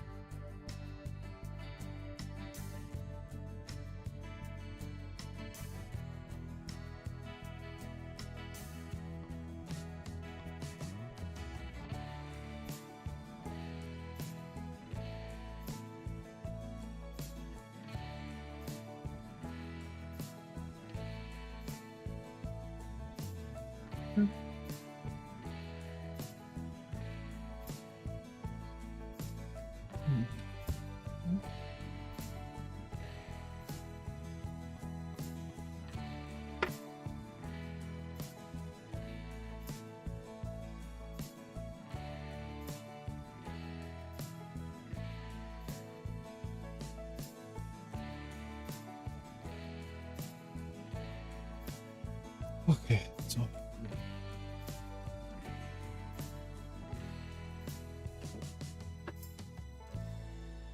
now let's have a look, see how different it is. I forget what the differences are under here.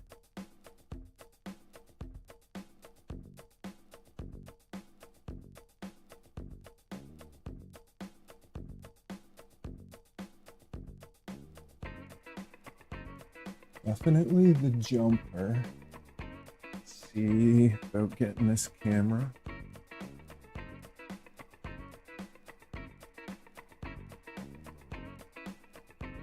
If I bring this camera.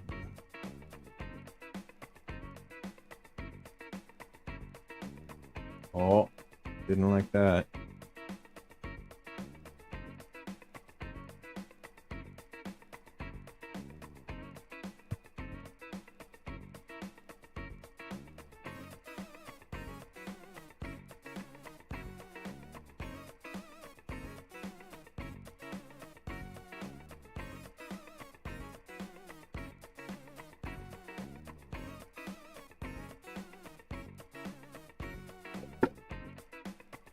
A little closer.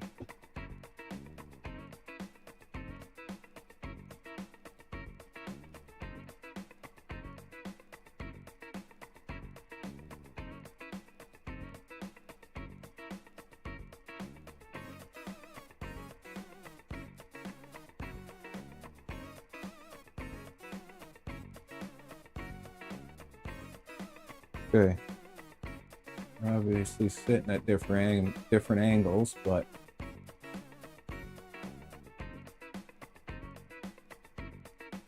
did that kill the camera again? No. All right, let me roll my chair over here and see what we're looking at.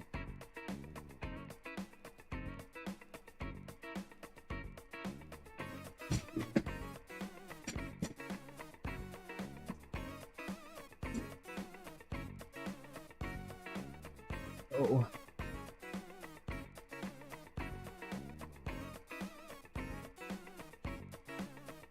On moose, I can see.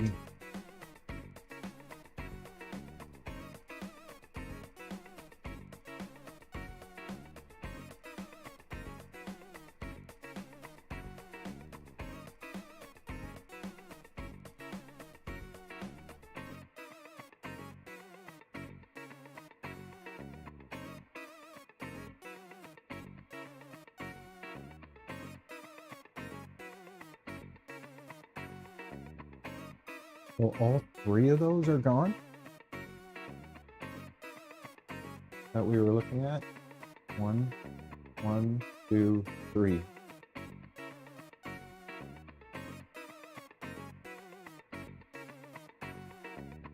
On this one. 1, 2, 3. And what's in their place?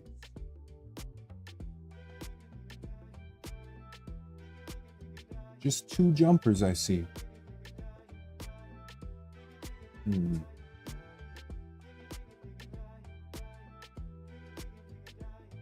really get all that close to that one, to be honest,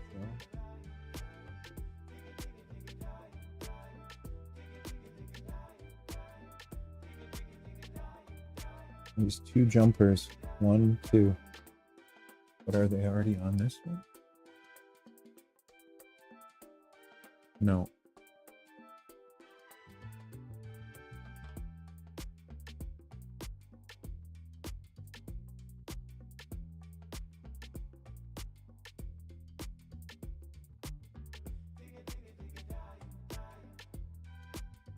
$22.09. $22.09. They're different versions, 1.3 and 1.2. 1, 2, 3, 4, 5, 6, 7. So is that literally the only change? You unplug those and then plug in these 2 tiny jumpers? 2 jumpers there. Where's the other jump?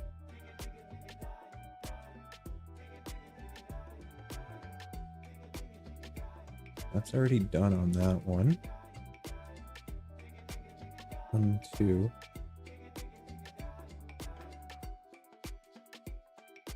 Wait, is it all 4 that unplugged? I think it is. 1, 2, 3, 4.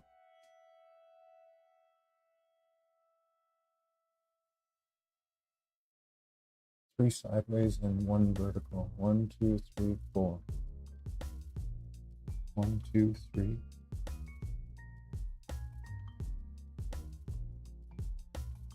That board slightly different. No?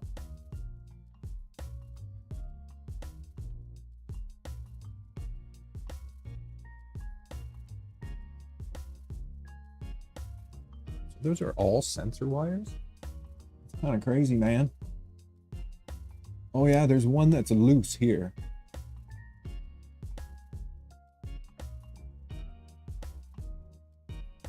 I remember that. There's one that's not even plugged in. I do remember that now. What was that for?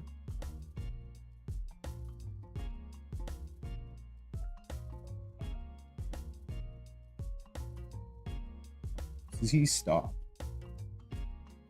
So that was before tap, and the sensor wire just was just left in, which is fine. I can pull that out. So it's really just 1, 2, 3, 4 plugs are going to go away, and 2 tiny jumpers, which I'm pretty sure I have a jumper stashed, maybe even 2. If worst case scenario, there's 1 on this board and 1 on that board that are spare, I believe. Yeah, 1, 2 that are spare. Are those spare? I don't know if those are spare, actually.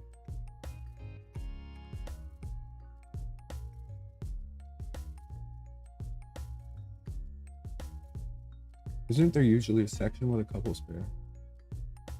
I'll have to look it up. I think I have 2, though.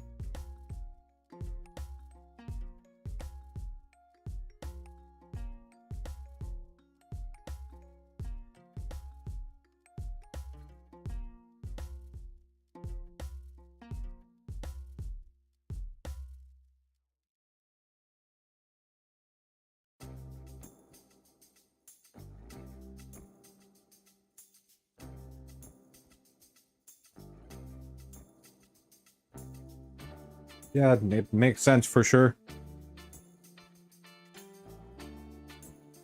I mean, it's a cool concept. Okay, so I can turn off.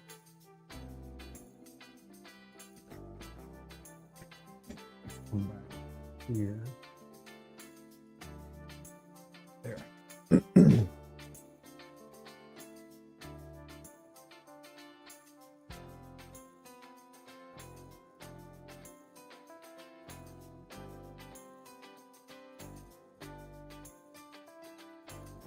Just gonna snap a picture, and I'm gonna turn it off and pull those out.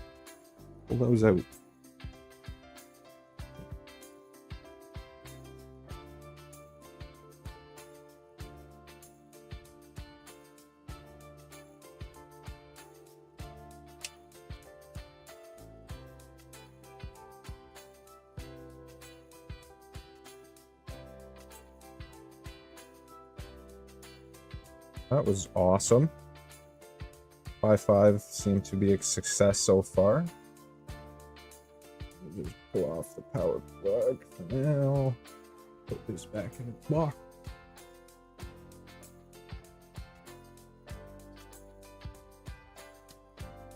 And then that's ready for next steps.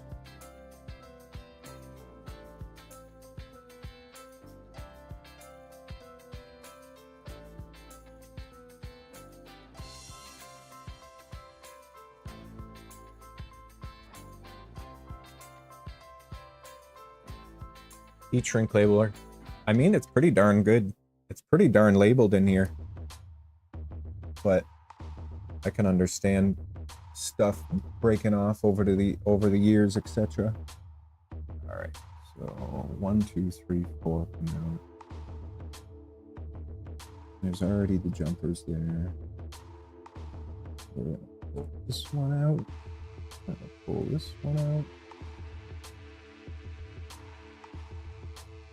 That one and this one.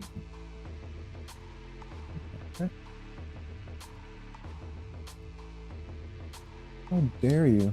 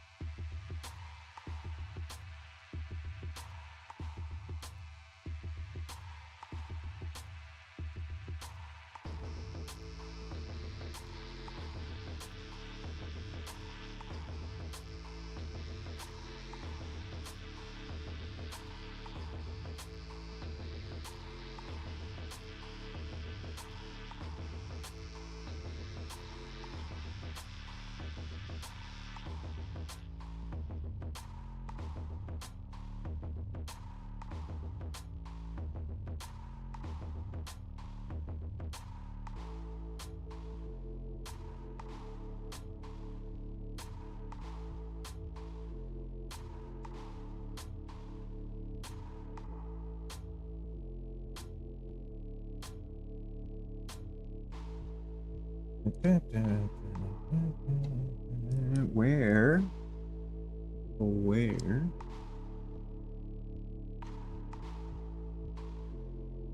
is the 5 pop off from? Got it.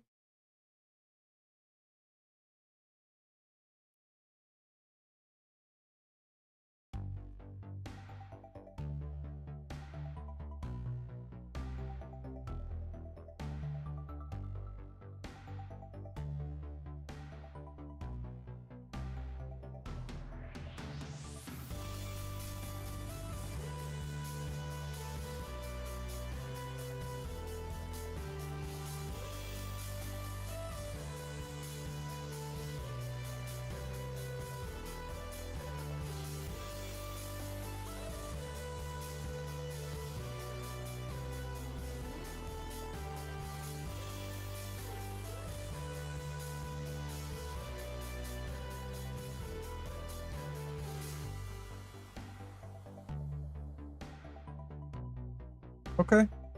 You just hang out there.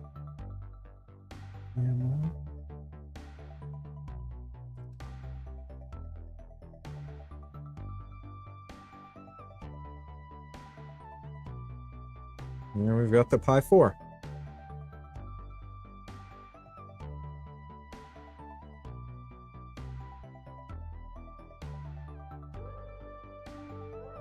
Oh yeah, that's for darn sure. Heat shrink label, that's pretty neat, actually. I didn't really clue in that that was a separate piece of equipment, but yes, look, they're everywhere. Pi5. I mean, I'd imagine this thing is still super functional.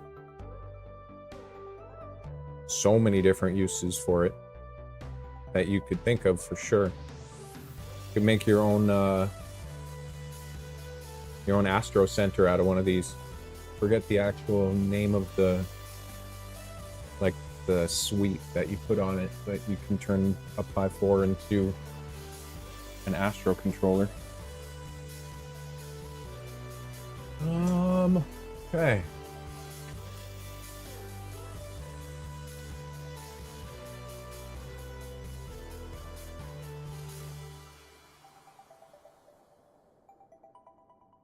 So, I don't really just want to leave this hanging. So,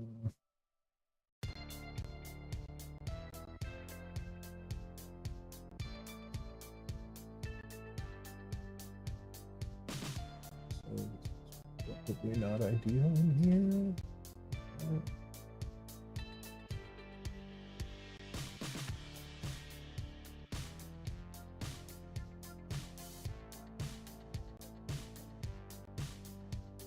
Oh.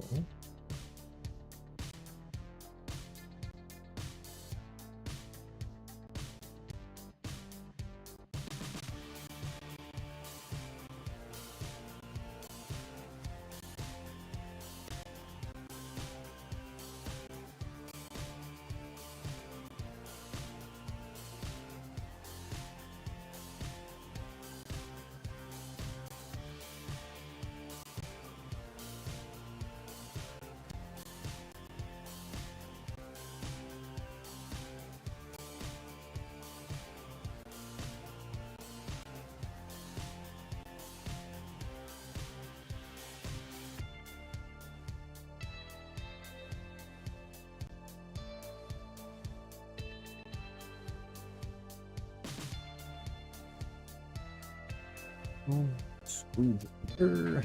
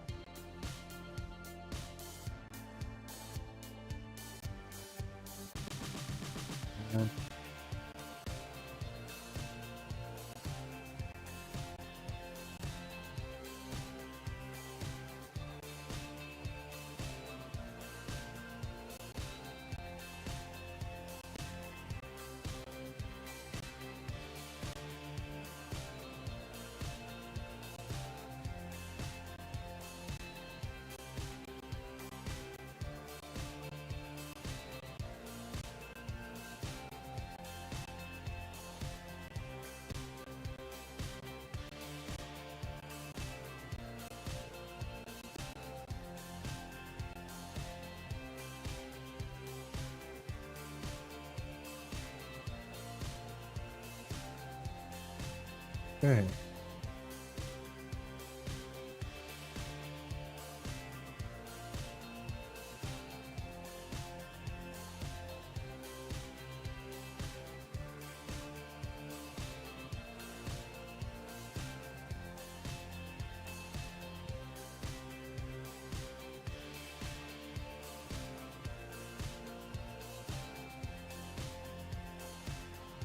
Oh, really? I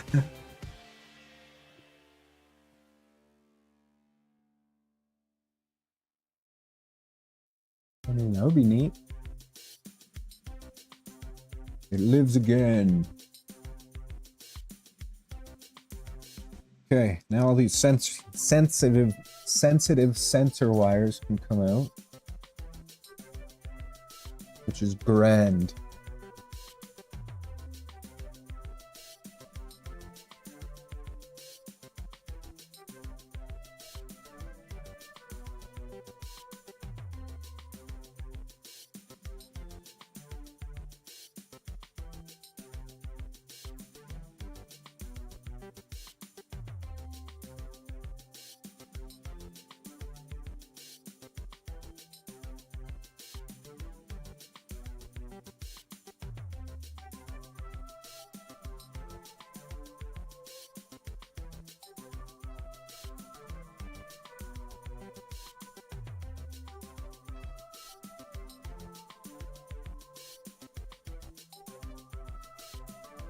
That's funny. I even see a couple that are just snipped right here. Well, now they will be out of there.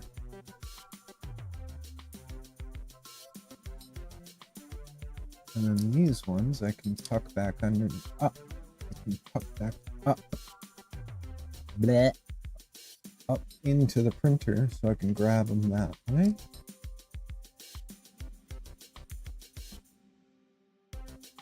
It's good. It's good.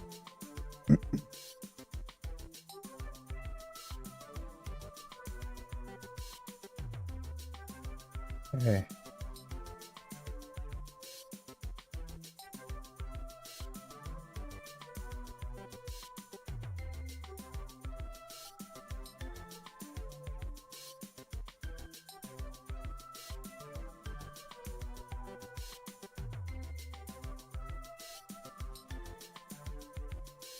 This guy.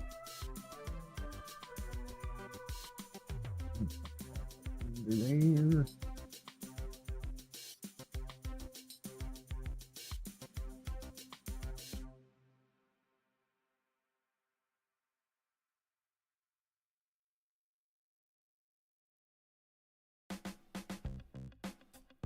Good.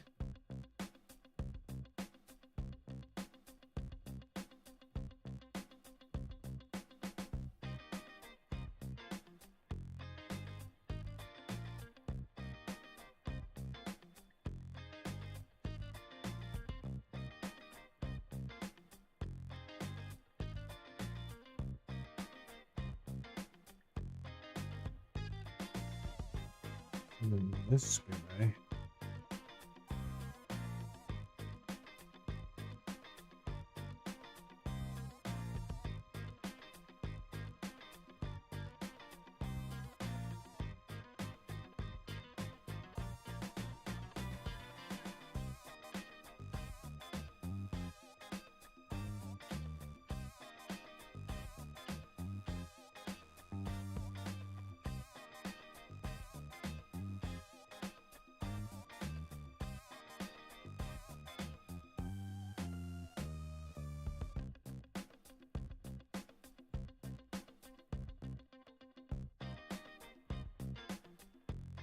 That's a lot of extra wire.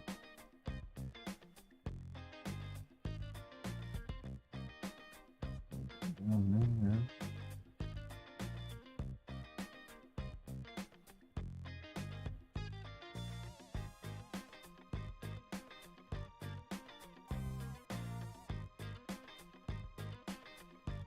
What I'll do is get it at least to this point for now.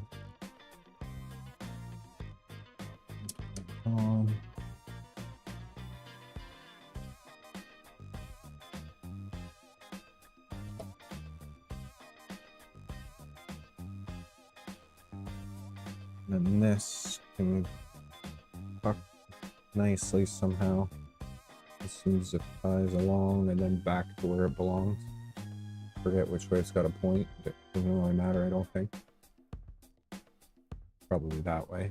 So the USB can go that way.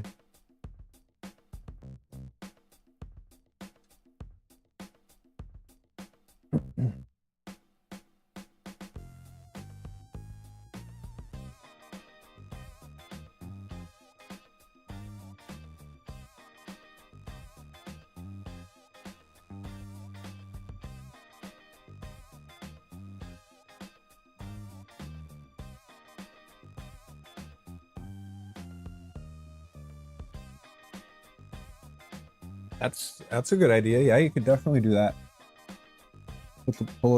Print a little sleeve or something.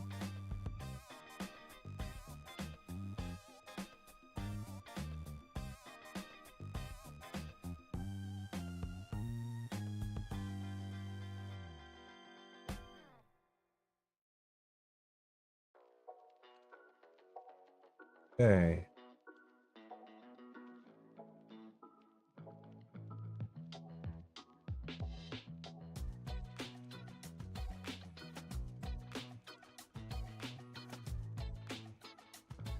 Oh, you're tucked right in there, eh?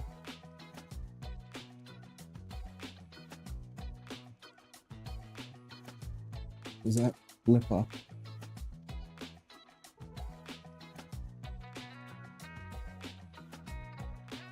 Oh, good.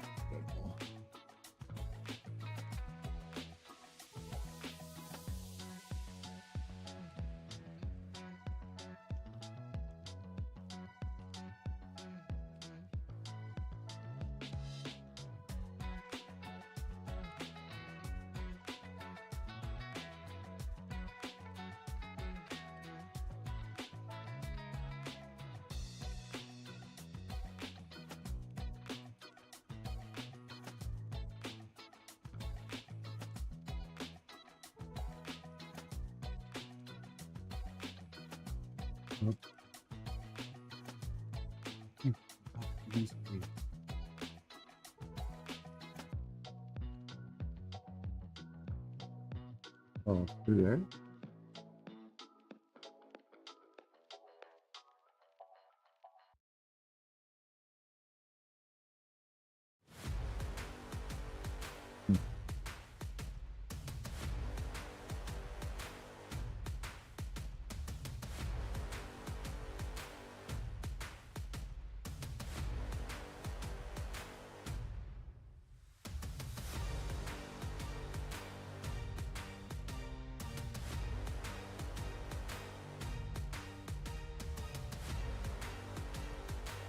So we have 2 jumpers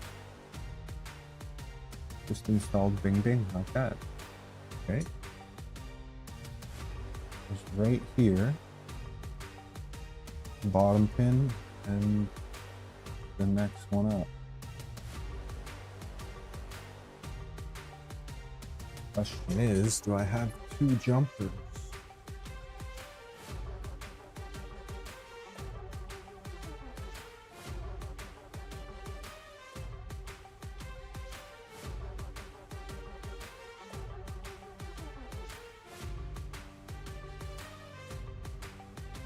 Here's 1. Here's 2.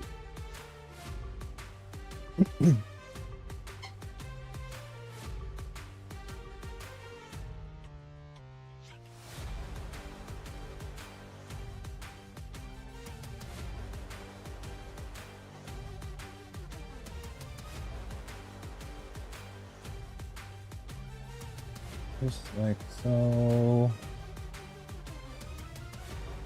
And just like so.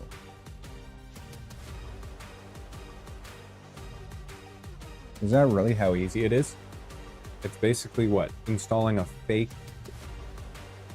or it's installing a place that can apply resistance when it hits the edge of the printer? I'm not sure. Was anything else different there? No. All good. 2 jumpers. 2 jumpers.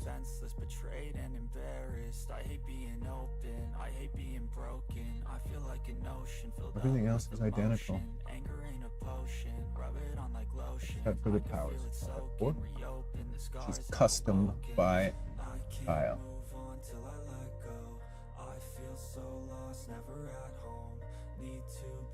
Everything else looks rock and roll.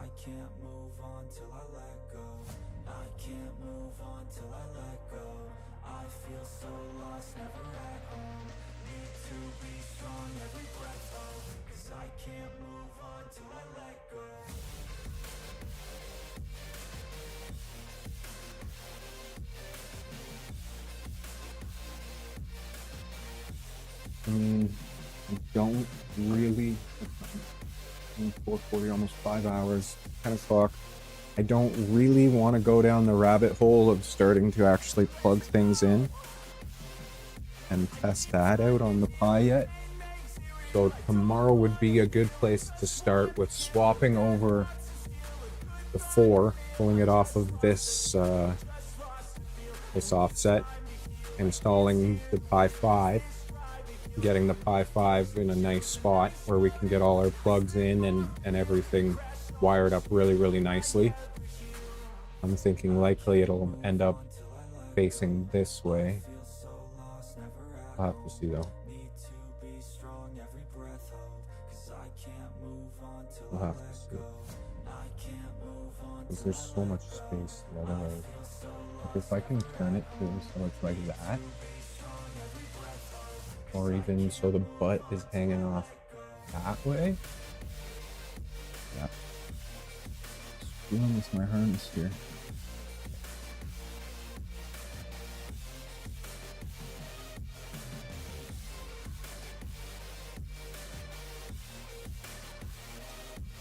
Hanging over there, right? You know?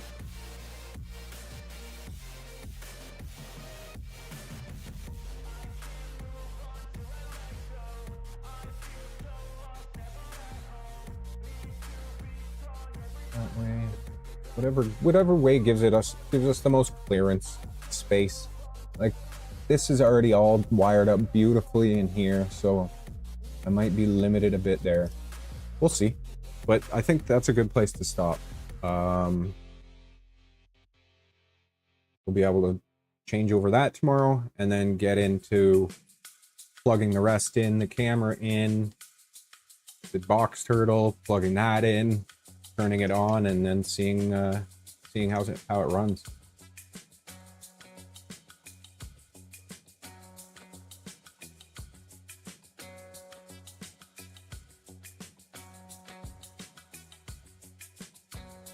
Only works with TMC drivers that have the current sense alarm, which makes sense. That's really cool. That's what I was saying earlier about that being a really cool concept. Is whoever thought about flipping that on its side to use it for something completely useful but different is that's super cool.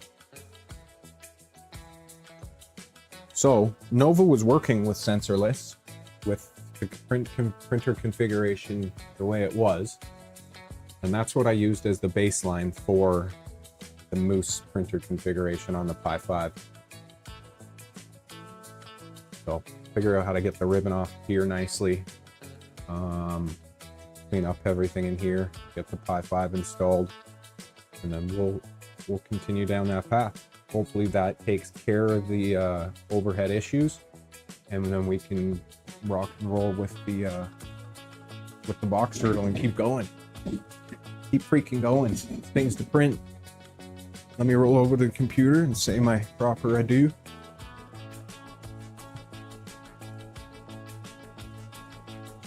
Yep. And that's what I was saying, Brian. I used Nova's printer CFG as the basis.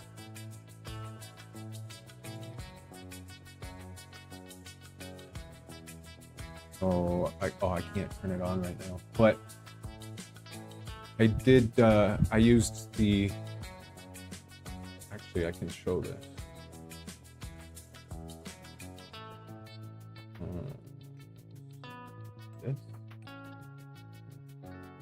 This. Let me come over here on this screen.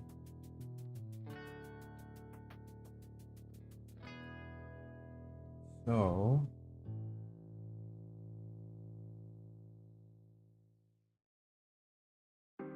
This is whose?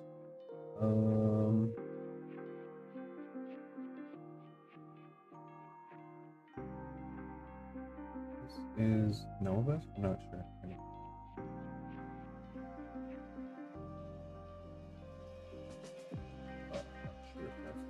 What I can do.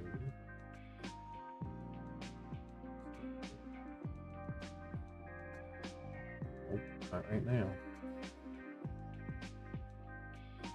Shut all that down.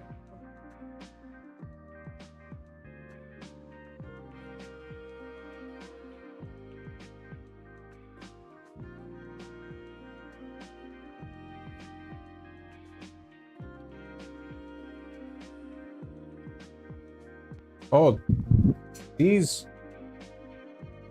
TMC drivers, I didn't touch the TMC drivers.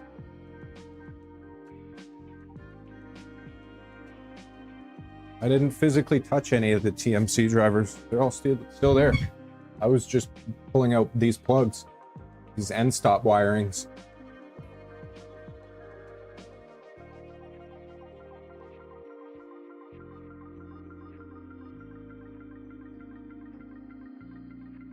Oh, there's jumpers under the blue TMC ones as well?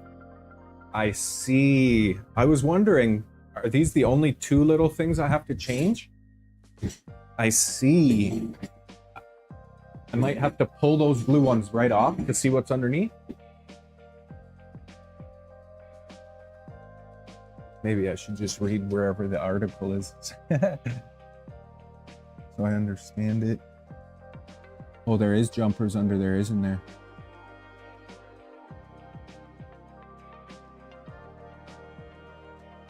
Interesting.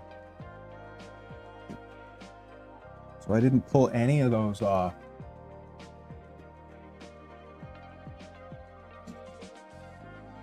I gotcha.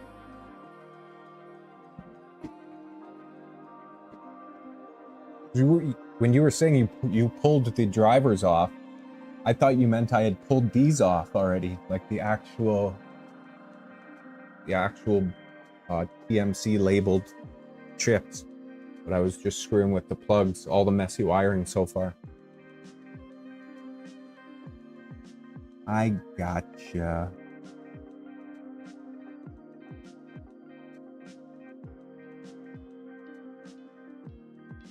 1, 2.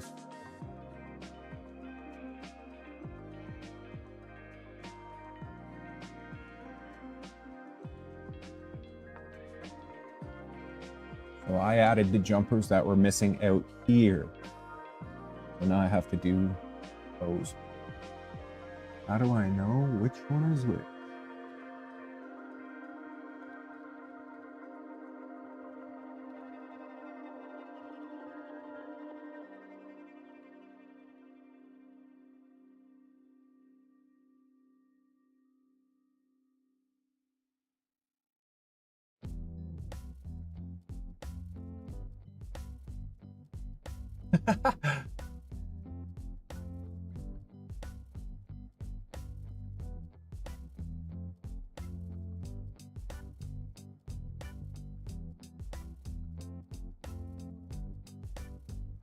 Perfect.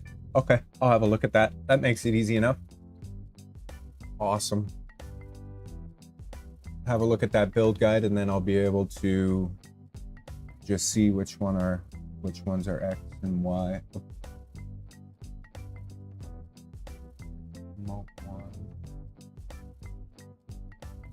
No.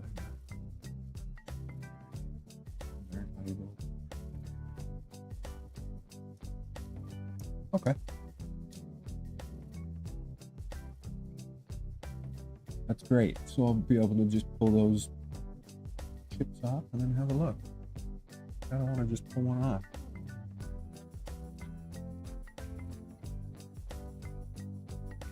Are they a bugger? I think these are a bugger to come off.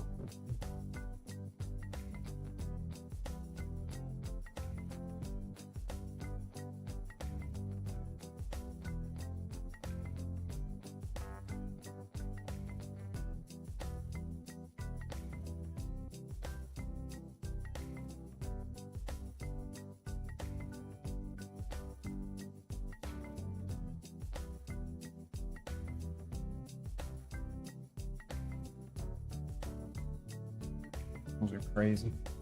Thicker than a Snicker.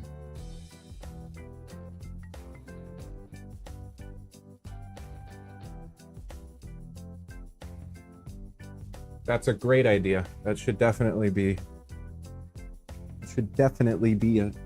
a plan that comes to fruition. I like it. It's the only way we're gonna find out.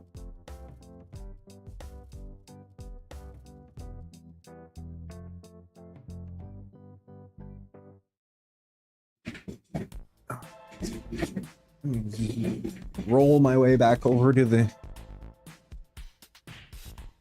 desk. Hopefully you guys don't hear a crazy amount when I roll. I think you probably do though. These sensors are all good stuff. I need those.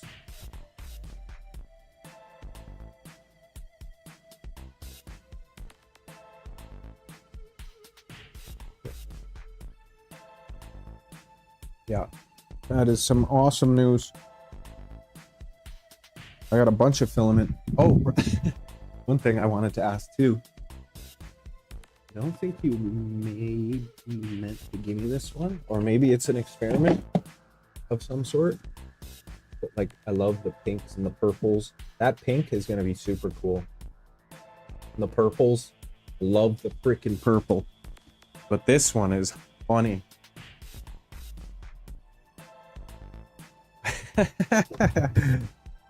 Sorry about that. I was rolling my chair across. This one is 2.85 millimeter. 2.85 millimeter metal copper filament. I mean, if I can get can I get this through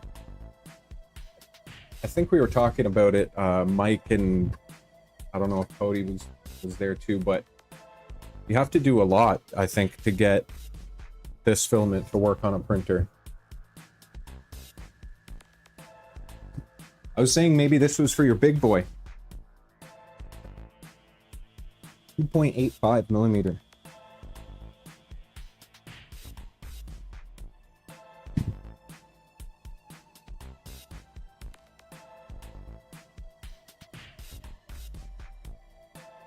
Yeah, big boy extruder. Probably crazy.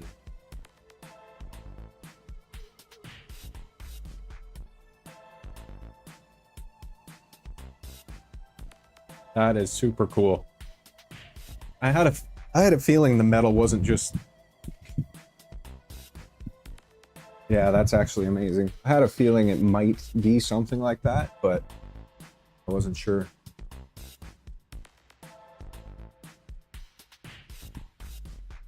It's pretty neat.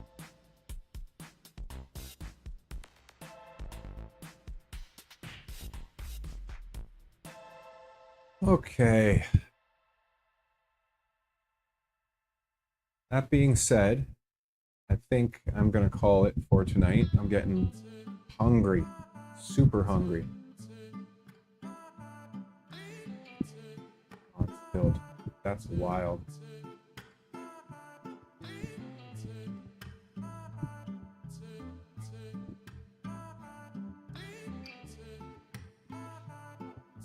That's kind of cool, Cody. I think you, oh yeah, I think you mentioned it, re-extrude it into 1.75.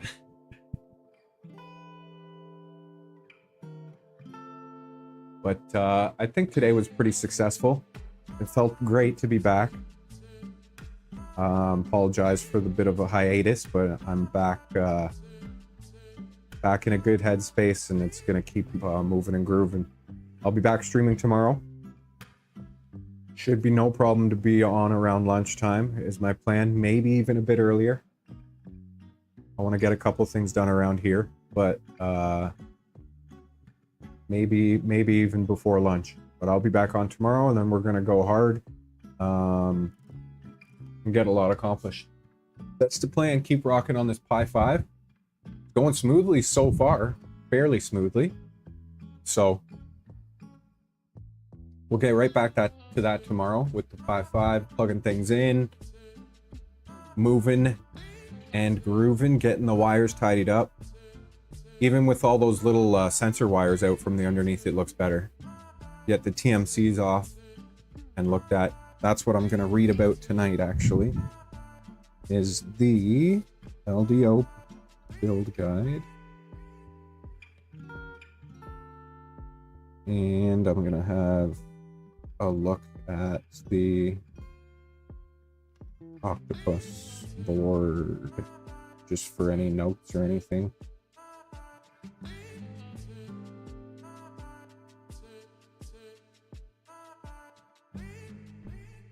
Let's censor this. And then whatever else I noted down, I'll go through. I got these smaller notebooks now that I carry even more often than my larger ones, just so I can take even more notes. But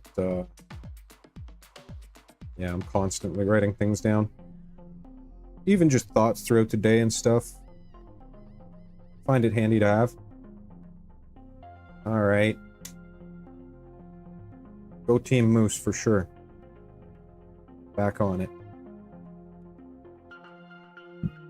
I've been dabbling here and there, but now we're back on it full force. So I appreciate you guys very much. Anyone that lurked, we had a great turnout today, it seems like, so I appreciate that a lot. It definitely does mean a lot to me. I think we're really close to 1,500 hours, and then we can just fall down the other side of the hill and get there. So I appreciate you guys very much. I will see you on Discord, and then back tomorrow lunchtime, maybe even before. I'll throw an announcement out there. Thumbs up, hit that subscribe button if you haven't, and check out all the links and stuff in the description for all the info. Take care, guys. Have a great night.